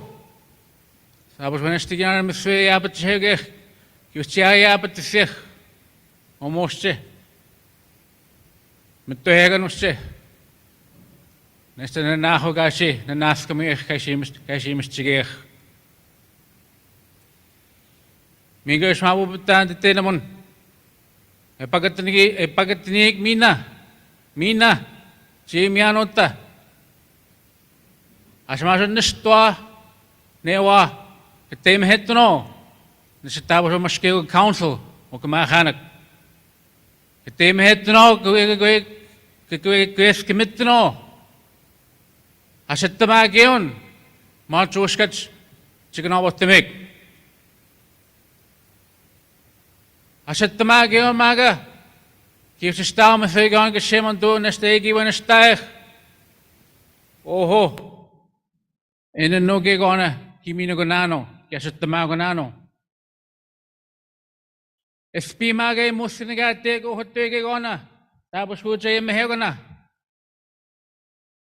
SP Pasco, Shaya how?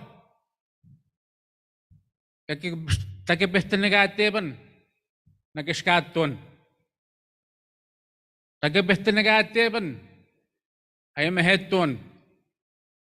Petama, Chickistenes to make Omagon, Agino Gotach. He wants to Musuchatic, Chiriga Gwennis Chagatic. Pogo. Chicken almost chick in the knock. Ashi, Newa, the Tagastasun. Egi Dostian Otwa, the Chuaska Haganich. Jaya Behegatic, Ashatamagion, I am a head tone. Munmaga Wiskat was cheese pano. Marcho Sketch. Gimashkanan, former chief, Glenn Nolan. Gipagatinan Gigon. Establish what stemao. Monion Chustapano. Monoseguescapano. Minamaga, former chief, Teresa Spence. Again, a had head to the Moniminion chief pano. Muyong cheese po na siya tamagay ng ito. Magkamakhanag po ki, utinamadusok, tinagaskotchik, utugamamo, Prime Minister. Ano mo yung gigitis ka po noon na nagtigonos siya. Nagamagamina, isa matahtamatan na siya po pon. Ikudastanan mina, ibet siya kudastanan mina. James Bay. Pinas Ottawa. Minewi kis hemoyach. Kigon is to be mad siach was che. I said the magion a hosche. Was rochatic. Mina, moving on to send down. Agish out the man magande Ottawa, Agish Kamotano Haman, Nishamatahtamatan near Shapopon. Gibehonanon. Shagma Muniskat Gispono, piece of Mohanis Tehe, and the Pope Matun Tehe, Tanis Vinigan, Gigashque Behegatic. The was Maga, Ginagaten, Kashatashihan, a Tobosat First Nation, Ewichagabu Staga and Rigamagan. Sophia Gash and a half of Nestina. Chitos Tean Ottawa. Minute Chibet Chiki Wishkayan Dutch. Oma koskats. Otta pettamanga betchike bestin. Pettama. Mahtigirut tumoge. Kitermitno. Mahtigiden tumoge. Kitinimananok. Kitchikitamagasok kitinimananok. Betchamasnahamagok. Nosanahamok. Ay pamuhtian through Facebook. Misjed na hanak nosanahamok. Kaya kitamagasok inanok. Pas kaya kanikaw nagteke. Kiskanahamagiw nagteke. Menapamatso na tiskaw nagteke. Nesta. Uyatutin nagatyo. Asyahegeon. Onahegeon. Aniheto yona. Chicken. Uyatutin nagatyo. Chicken. Uyatutapahtin na maganon. Ano?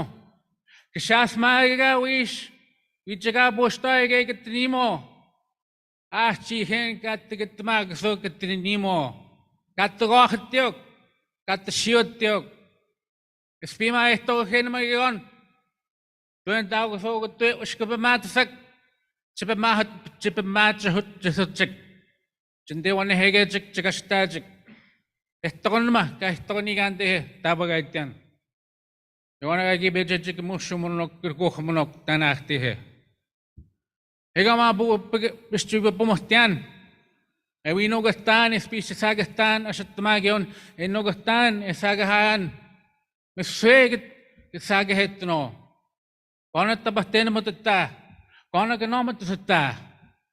Meswe mamo. Chiganomat tishik. Umagalut tamega na suma. Nimeschnesan umaitan. Nimetehik. Nimeschnesan. Mayuma. Itabat siwin nano. Kalut tamig. Mayuma. Kiden dagos no. Chimopi stoik. Chuita Mike. Hijishano. Your community members. Ushkabamatsak. Kishkoma gabetaga nama. Ay sa pag-usin mo inanog. Masyento punta na aktehe. Kung usak man ego at siya manano syunyan. Waske ka na yung aktehe. O mga gusto ka mo ito. Mateo syunyan. Tuwenta ka matcha tanaktehem. Kimasis tana na machista syunyan. Apshish man na po gamino ka na. Apshish. Kuiten taon, kito pa nagnesta ka siya hawak. Siya tito ayakuson. COVID-19 to eh. So, winis mo ka naman ito ka na no. Kaya mo nagitiyak tanong ihaw. Chiki wawinis ta chikatek. Mina o kumakaw, gusto ka man. Winigit tepe na mga sunyan. Apapashish mga bugi mino ka na no. Chiki matchahaya tinimin na no. Siya mga espiritu, masasyon, magkamagas siya kami. Yes, sumastay mo sa kayo panaganon sunyan. Yes, sumastay besya ko nung agkamagas siya kami kahit tayo nahanag sa bedjih tayo ko ta, makanakas ki. Kiyo mga naman siya na ako, pitma, kita ninimak, Nanagatomik, siya chagwas kahegan, siya chagabad suno, nistanay gaya kanas panetsik, mental health, addictions, miswe, tuwendagon sa nanagatomik. Muni na po tasyanet siya na mo siya tektan degi siya aknigan dehe, asamet tinigotuta na akibanano. Nimes chunes magumit tago siya ang tabagay yan. Saget noon. No? Then trauma niya sa geheg kasi tutaman inugatan tayo abatson kung mabubit tamaga kabestini na siya mga pamasay kabestiyan maskatis uskabamatis uwi mo na stuina. When I started this walk, I started last Tuesday. I went back to Ottawa. I've been walking every day. I'm outside of North Bay now. about 54 kilometers outside of North Bay. And I walk 35 kilometers a day. You know, I get blisters in my feet, and I wear sandals to air out the blisters. But these two have been looking after me, my two nieces, doctoring me, looking after me. Now, I never drank so much water and Gatorade in all my life. And that's the honest truth. That's for hydration. And they feed me well too. You know, we're out there 7 in the morning. I don't finish until about average 5:30. Takes a toll on the body, takes a toll on the feet. But it's not about me.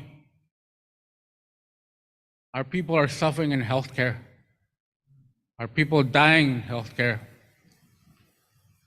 I still grieve for my late father-in-law, Gregory Gustajan, who was your elder at these meetings. I take his teachings to heart, just like my late parents. You want to use now, Huban? Many of my son, we hit the nano.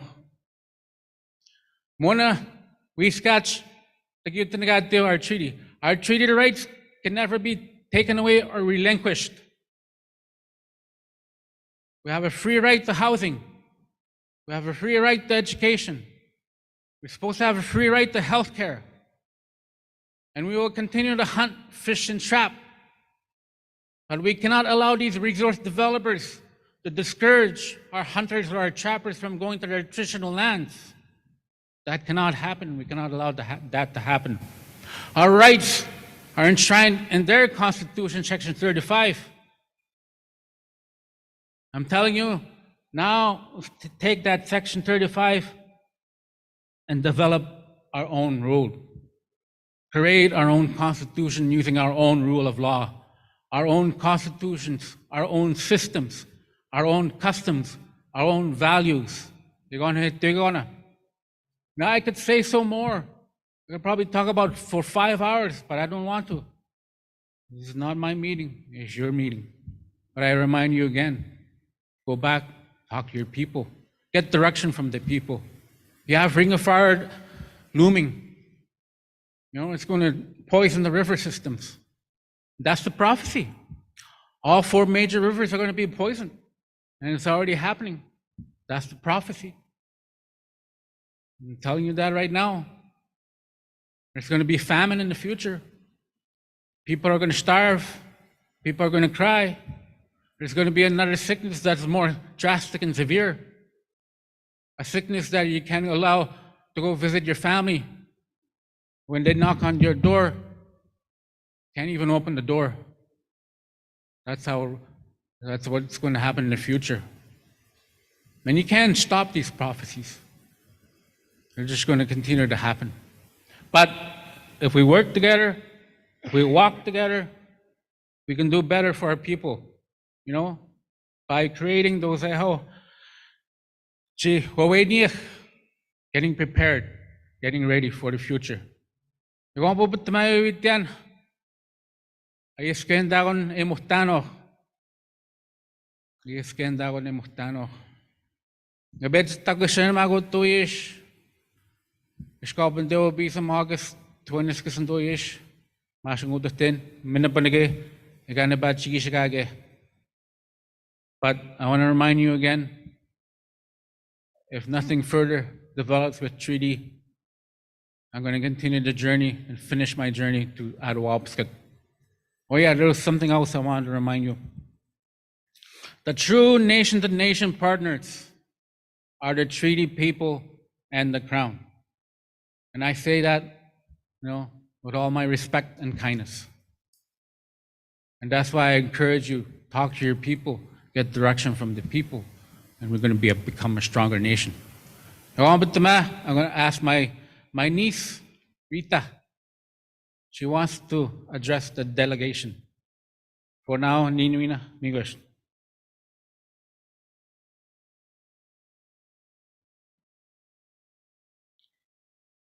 One sec.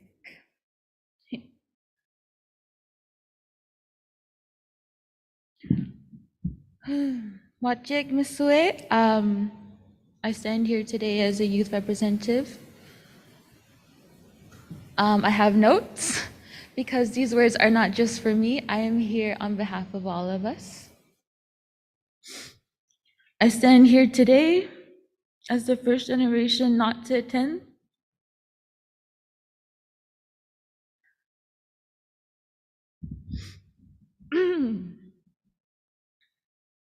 The RS systems. I'm proud to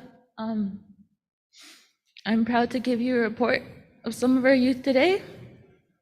We are reviving and reclaiming our traditions that our parents and our grandparents have lost.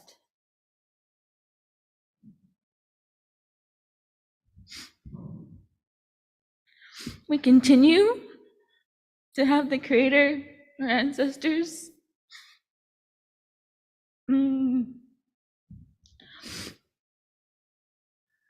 and Mother Earth protecting us.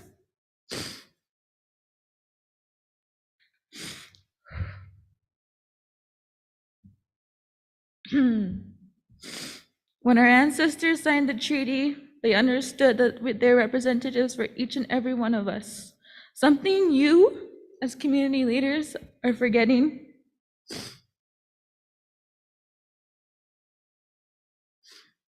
There's also youth who are struggling.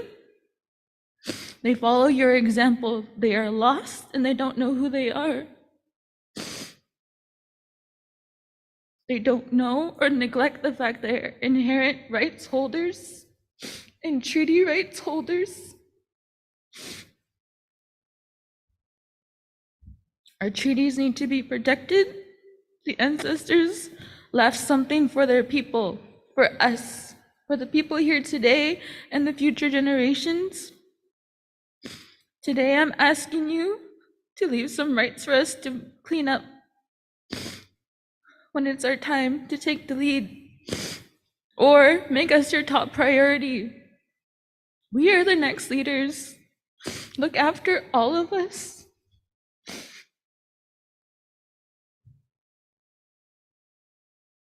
Young people, stand with me, stand with Danny, and for all of us who work to protect treaty.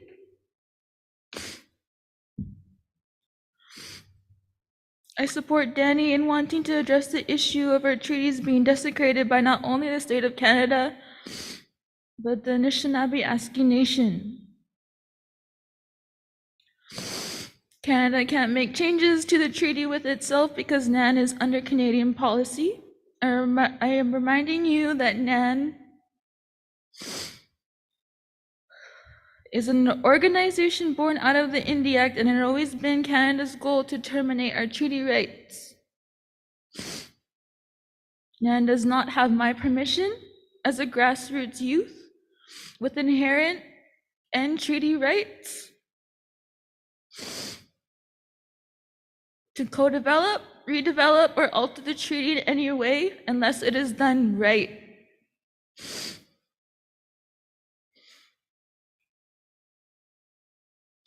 I stand here today as a youth representative with the audacity to tell you to do better. There was an Eagle staff at the door for an hour, and that tells me and anyone else watching that you don't know who you are.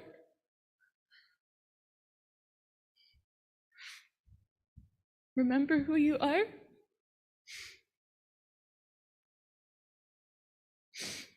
My name is Rita. I'm from Kaktowapisket First Nation.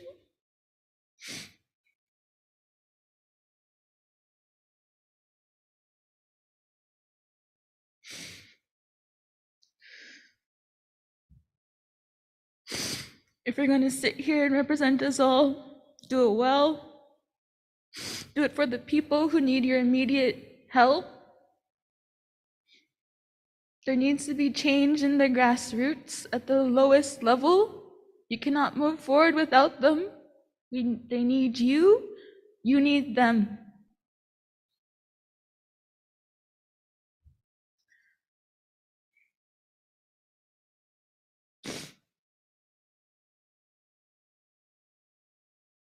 That's all. Igona bit the mat. Ishtam English. What's it?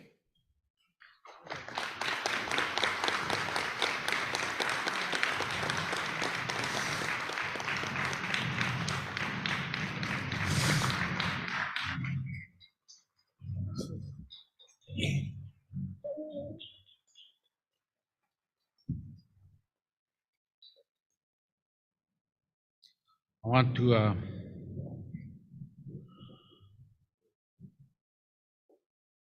out of respect, I want to present this tobacco to the chief's meeting. If one of the leaders does not know the meaning of tobacco, then you can give it to the drum. The drum will know what to do with it. I want to call the singers back if they're around. But before I finish as well, I want to talk about my other niece. No, she's a quiet person. But my niece Jennifer served in the army for 12 years, and we're all very proud of her.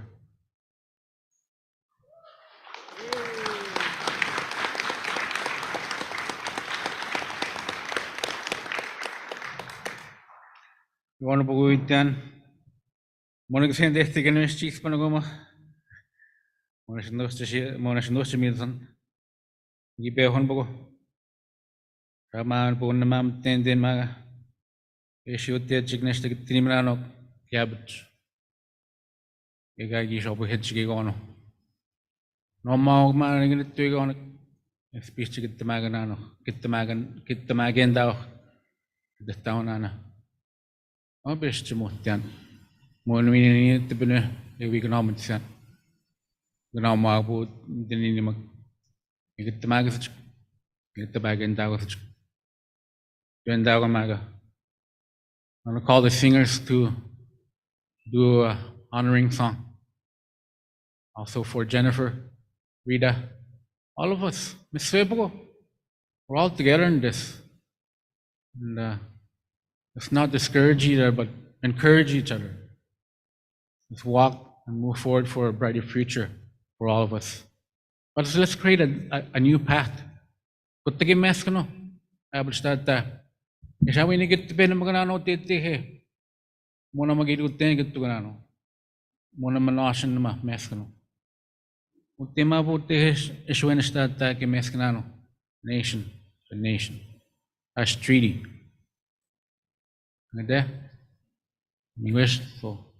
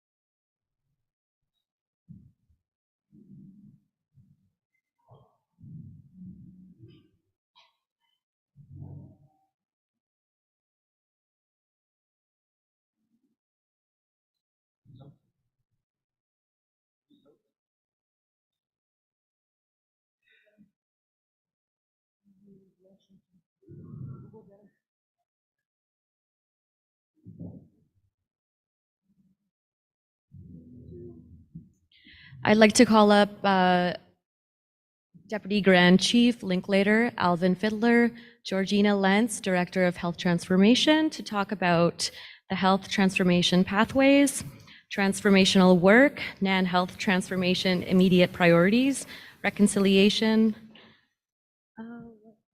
and healing.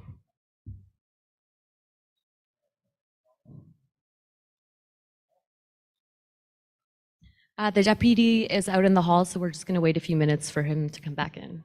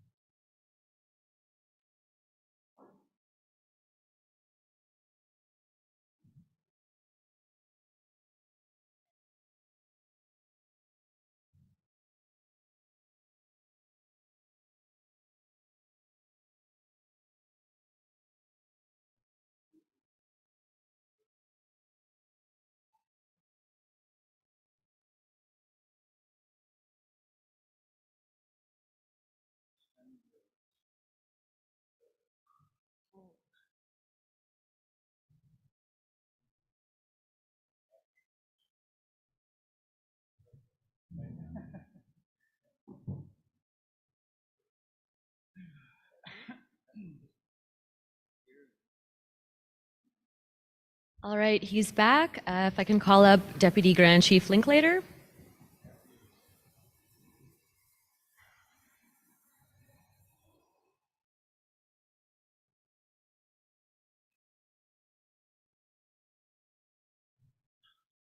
Sorry about that. There was a big line at the washroom over there. So,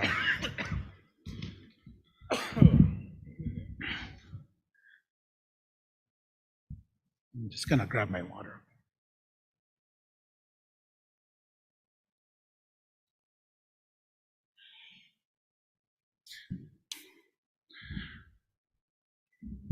Just like to thank Danny and his group for the presentation. It was a powerful presentation. It's really falls into the theme that we've been talking about the last 3 days, and it's a heavy topic. We know there's a lot of things to fix.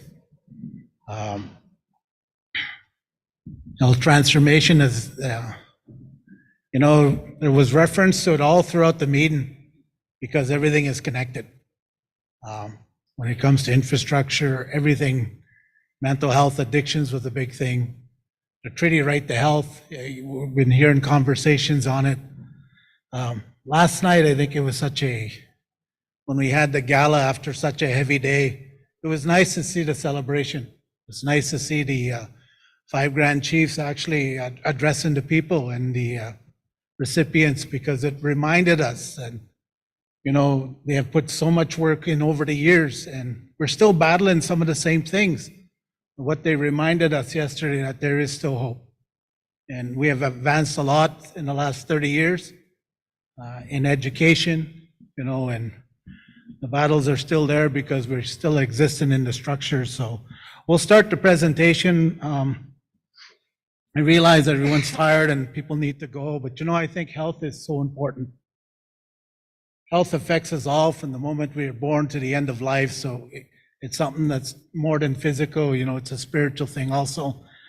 But I'll stick to the slides. My team says you better stick to the slides, okay? And we have a presentation up, but I just want to say that, there's been a lot of work that's been going on. We truly want to be community-driven, trauma-informed as we move ahead. I really appreciate the words this morning from Helen Camardi. Just talking about nursing, encouraging your people to not only go into the fields of medicine and healthcare, but just make sure that they stay in the community. I can honestly tell you that one of the hardest things to do is work for your own.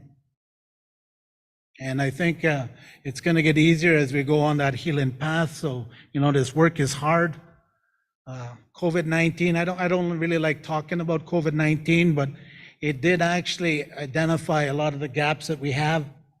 We do know that the health system is collapsing. But one of the things during COVID is it taught communities to be communities again. And, a lot of they pulled together, they came up with innovative ways to keep their people safe. We were able to advocate with government, and, it was really powerful what we did. We went over and above, but now we need to move on past COVID. We actually need to start really pushing ahead and really getting innovative, thinking outside the box, as Donnie brought up, is the Treaty Right to Health. We really need to push government on that. Provincial governments are signatories to Treaty 9, so we can't forget those fights, and we have to really change a system that doesn't work for us. So let's start the slide. We'll begin with a high-level summary of the health transformation and the work that NAN Department Health Transformation did over the year. It was all hands on deck during COVID, but there was still work happening underneath, and we'll try to highlight those in a quick way. 2021-22 was a pivotal year for us. We want to honor the vision of relationship principles and, really come out of this pandemic with all our, just moving forward.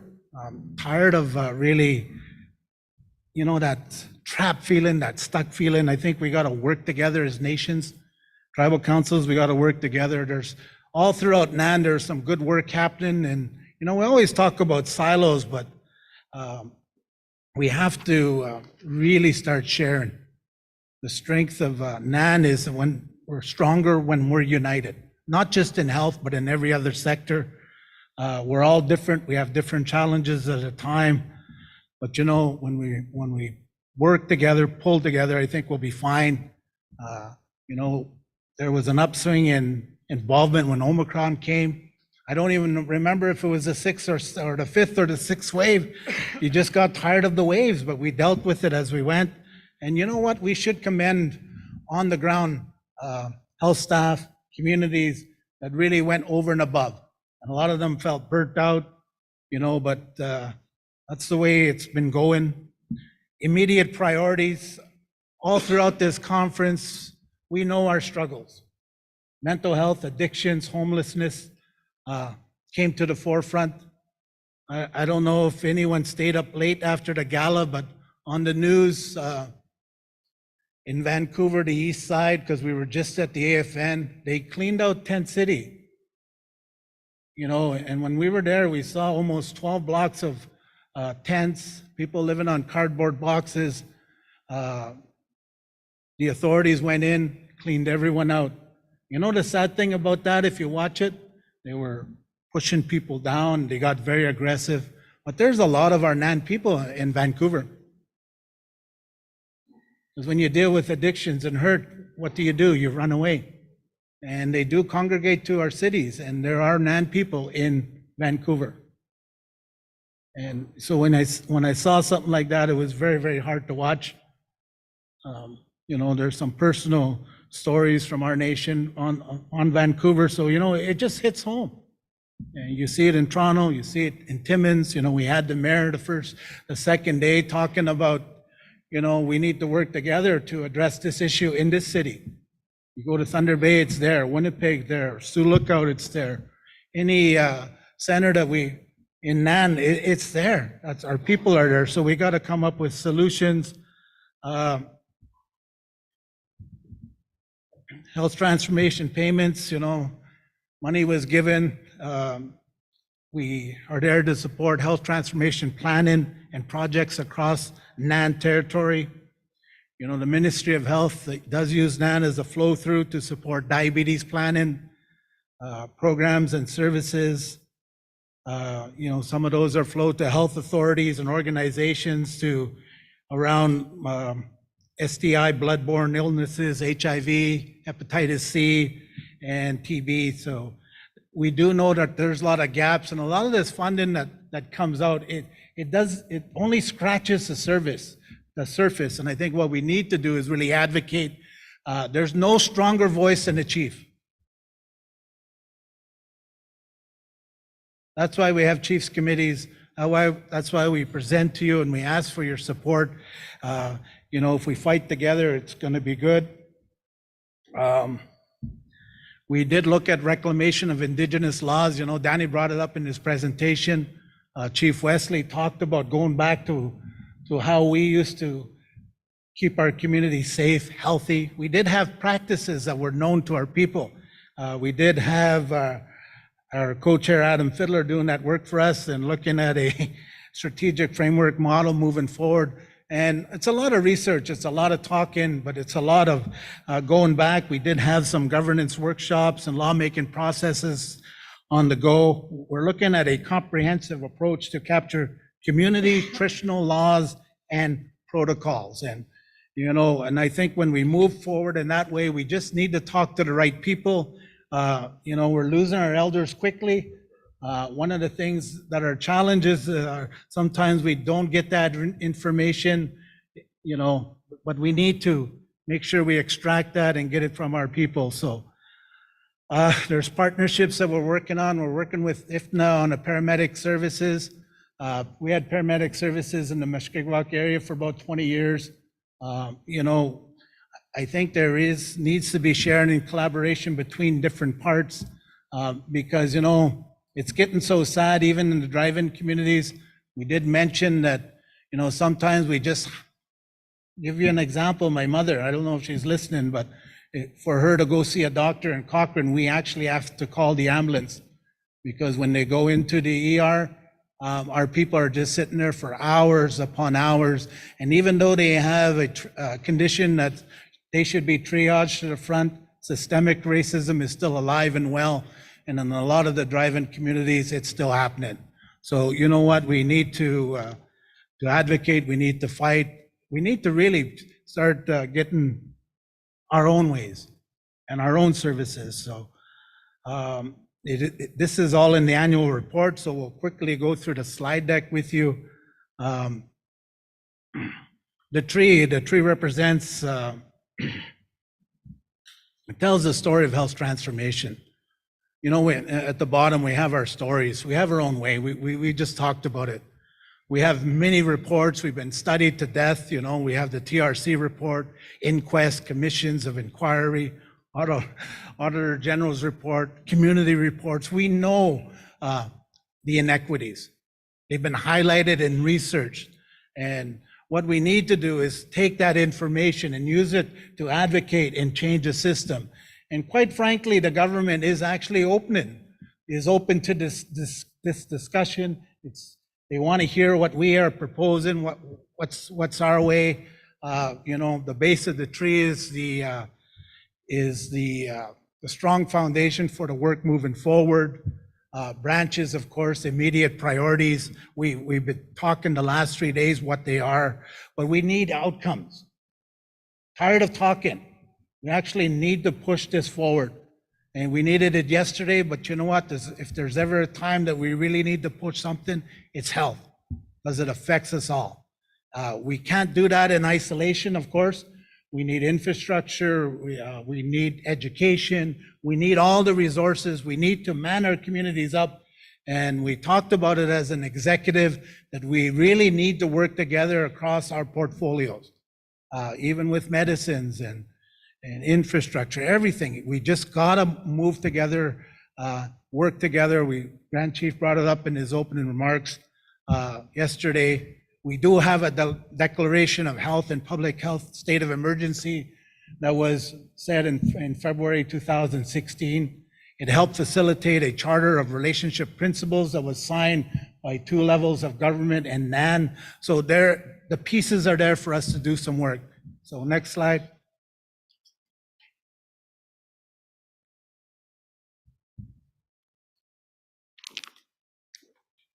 How does NAN help?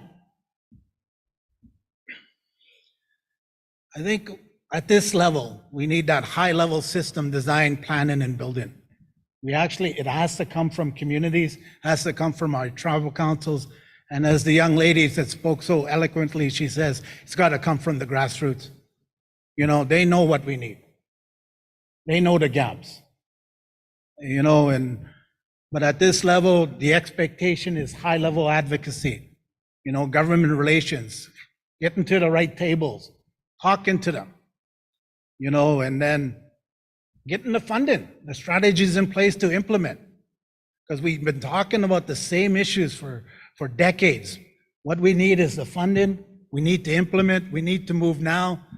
Those partnerships strategically, we got to think outside the box too, not just government. We have you know, with society moving the way it is, they're sensitive to our needs, our voice. They know that what they've done to our people is wrong. We got some people with some deep pockets that actually want to help us. And we got to think outside the box when these solutions come. Got to look at business, industry, you know, but at this level, we don't want to we are not service providers, you know. They tell us, you know, you're an organization, you're a corporation, you know, but what can we do? We could advocate. We have a table of 49 chiefs. Together we could fight and share practices. And I think what we need to do is just to facilitate all the talk and all the good ideas. We have medical professionals in your communities.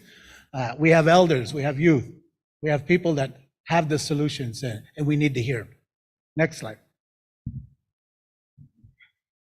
3 pathways forward. First one is immediate priorities. Yesterday, when we were here in the heavy conversation, we talked about a strategy coming out of the Mental Health Summit. I was thinking about it even last night. I was talking to a couple of the chiefs on solutions. If it is a priority, then it's going to have to be a sense of urgency to it. In Q&A, one of the things I wanted to ask you is, how do we get that done? We just come out of a summit, but maybe we need a special chiefs retreat. We gather enough of the chiefs and we identify. We have a chiefs committee of health, but even chiefs that, you know, they really want to work on this. We got to come up with the solutions because there's good work happening. We hear the dire stories, but we're hearing success stories. One of the things that came out of the summit was some of the criticisms is we didn't actually have any recovering addicts that told their story. We need that balance to have the right things. And we talked about a little bit about yesterday, but you know, I remember listening to a young man tell his story, how he recovered, how he robbed from his mom and he robbed from his grandparents and he broke his children's heart. And people said he just didn't care. But he said, I cried myself to sleep. He said, wishing that I could change. But the next day, that vicious cycle of addiction just came back at him again. But you know what? The good part of that story is he did it. Lots of work, lots of supports, lots of programs out there. So we need to go. So we need to work on the priorities. You know, land-based, we heard that already.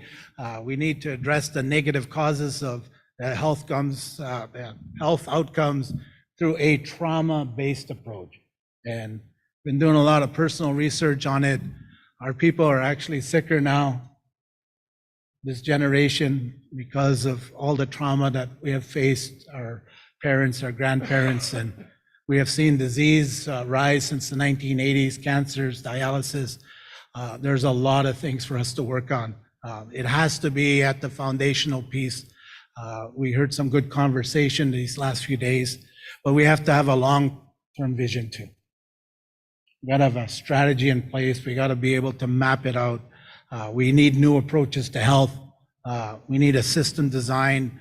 We're going to look at different models, present to the chiefs. Your input is so important in this aspect because we can't do it alone. Next slide.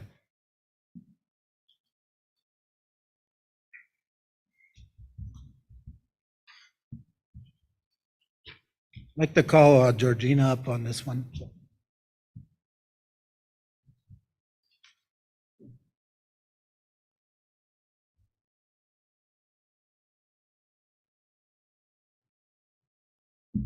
Miigwech, Deputy Grand Chief.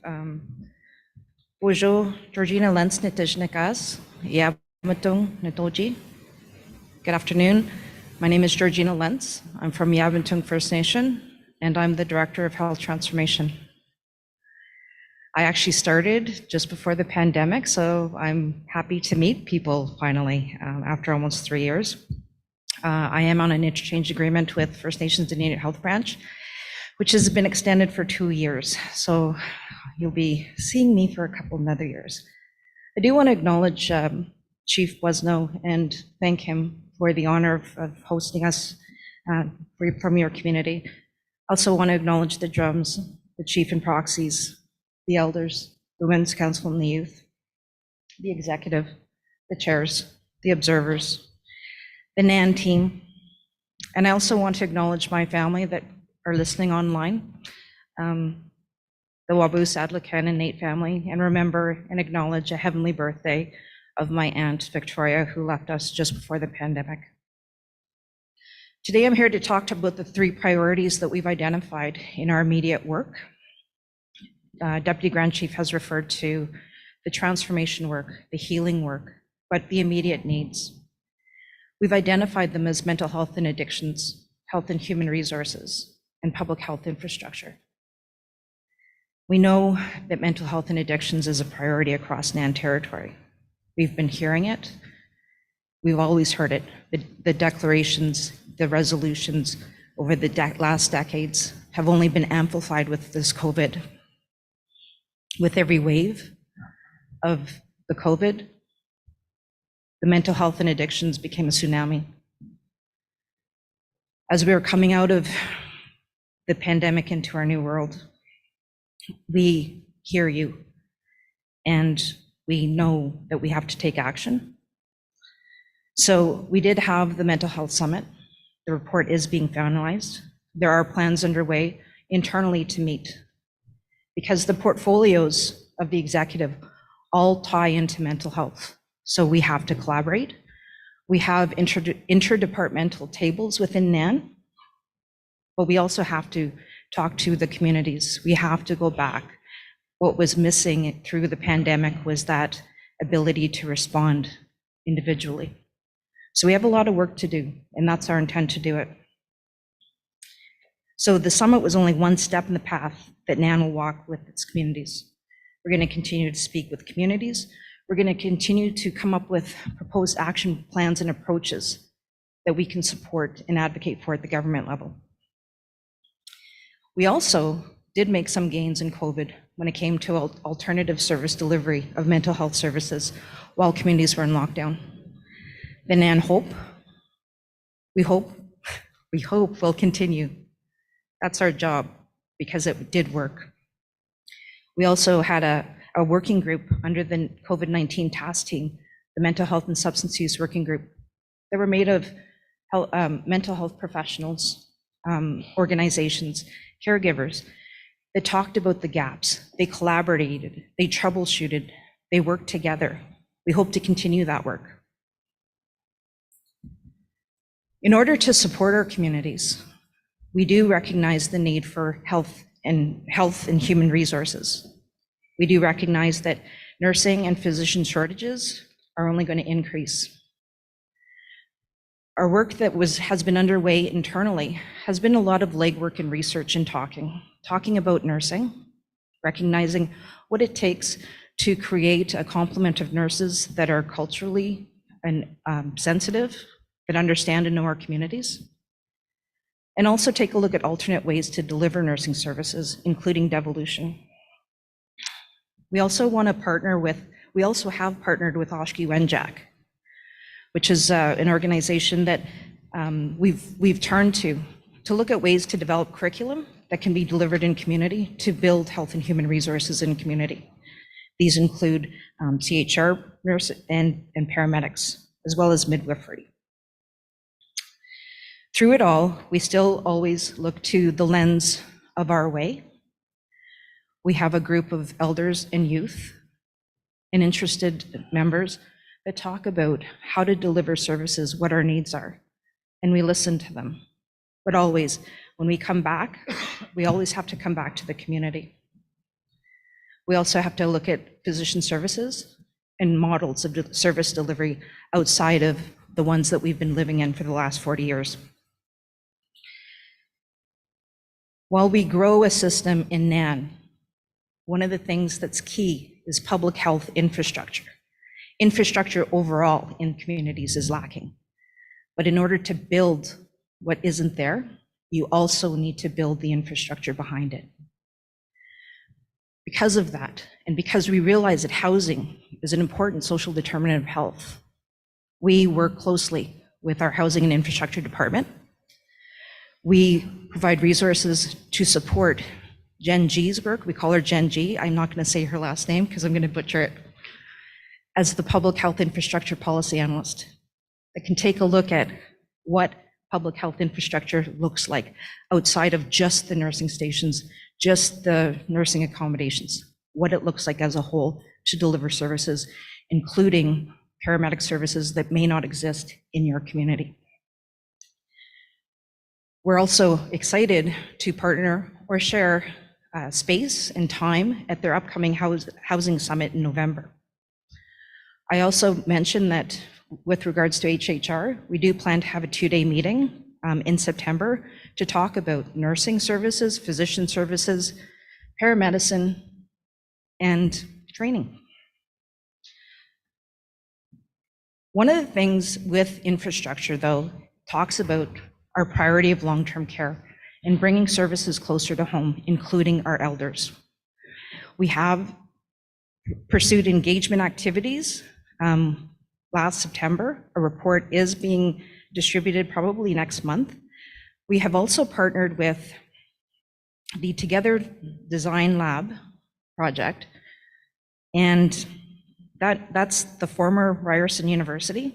They're a long-term partner of NAN, work closely with housing.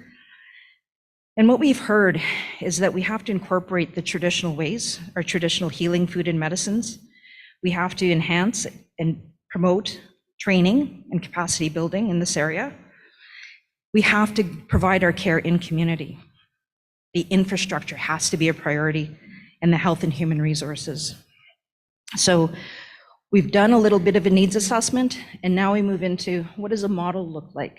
What are various models that could look like in communities, in various communities? So that's pretty exciting work that we're looking to undertake. And as we come back into community, we hope to be able to share more detail on this information as you invite us to your meetings in community and with your organizations. And I probably took more time than I was supposed to, sorry.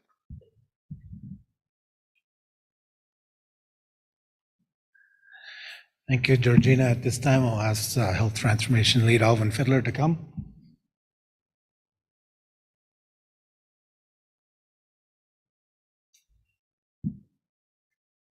That's Deputy Grand Chief. Good afternoon, Chiefs, Council members, Grand Chief Linklater. Good to see you again. Members of the executive, to all the citizens of NAN that may be listening on the radio or on video, good afternoon. I just want to just very briefly outline the work that we intend to do moving forward. As Georgina and Deputy Grand Chief Linklater mentioned earlier, phase 1 started in 2017. And I just want to acknowledge the first lead that we hired, who's sitting in the back, Ovid Mercury. Ovid. He's still with us. It's good to see him here with us, still working for NAN.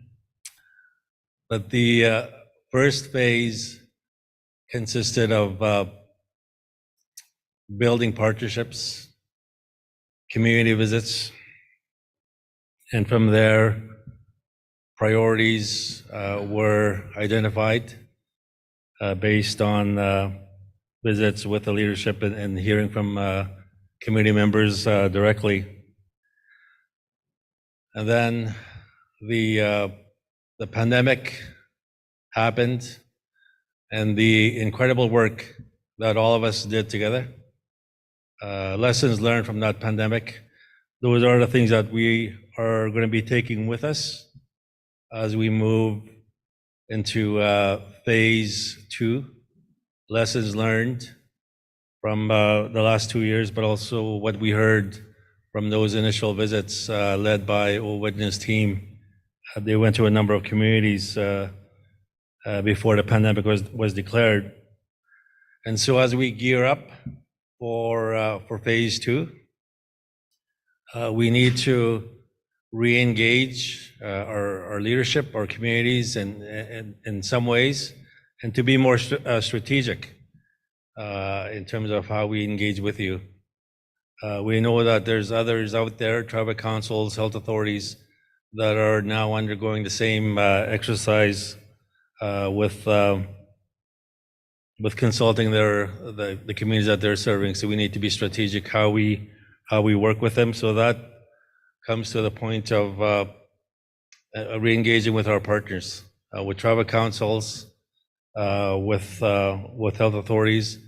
And I'm mindful of the question that was asked, that was posed to us when we met with the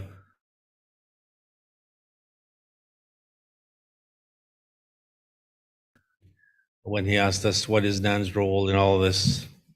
And so that's the presentation that we're making today, is to outline and address some of those questions.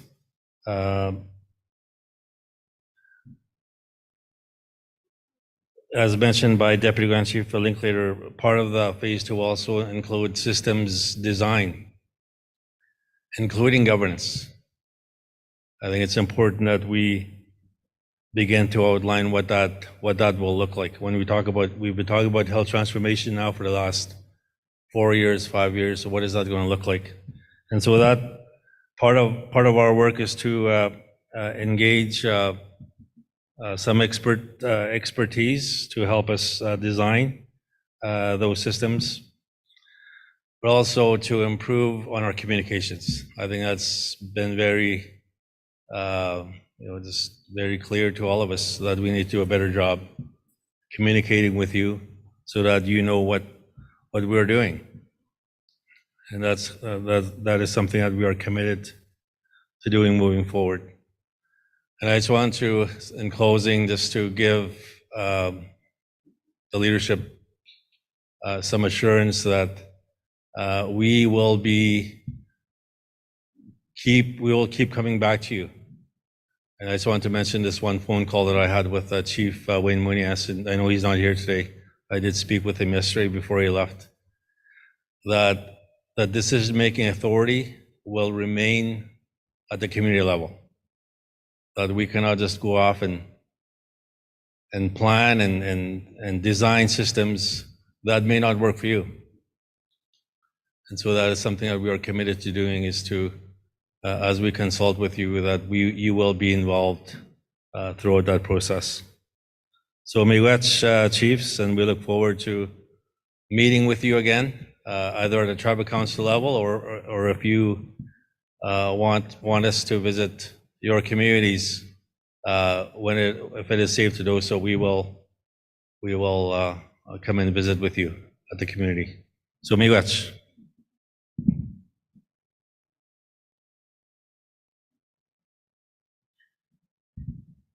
Thank you. So what are the next steps? The obvious next steps is we will need to work together as an executive on some of these files. I want to thank the Chiefs Committee of Health that, for their ongoing work. We do have government waiting for us to talk, federal government, provincial governments. We need to actually reunite with a lot of the partnerships coming out of COVID. We need to work with communities, tribal councils, service providers, and capture all the voices, like we said. And the next piece of the presentation it's going to be an in-camera session, because we do have Mehegan here as our expert on the federal distinctions legislative piece that We got to make sure if we have enough delegates first for the in-camera session. We're good right now? So we'll have to just keep the chiefs on the live feed. A lot of this stuff is very sensitive, so you know what? It's in camera for a reason. One of the things, yeah, go ahead. I'd like to ask that Ovid Mekrity stay for the in-camera. Okay.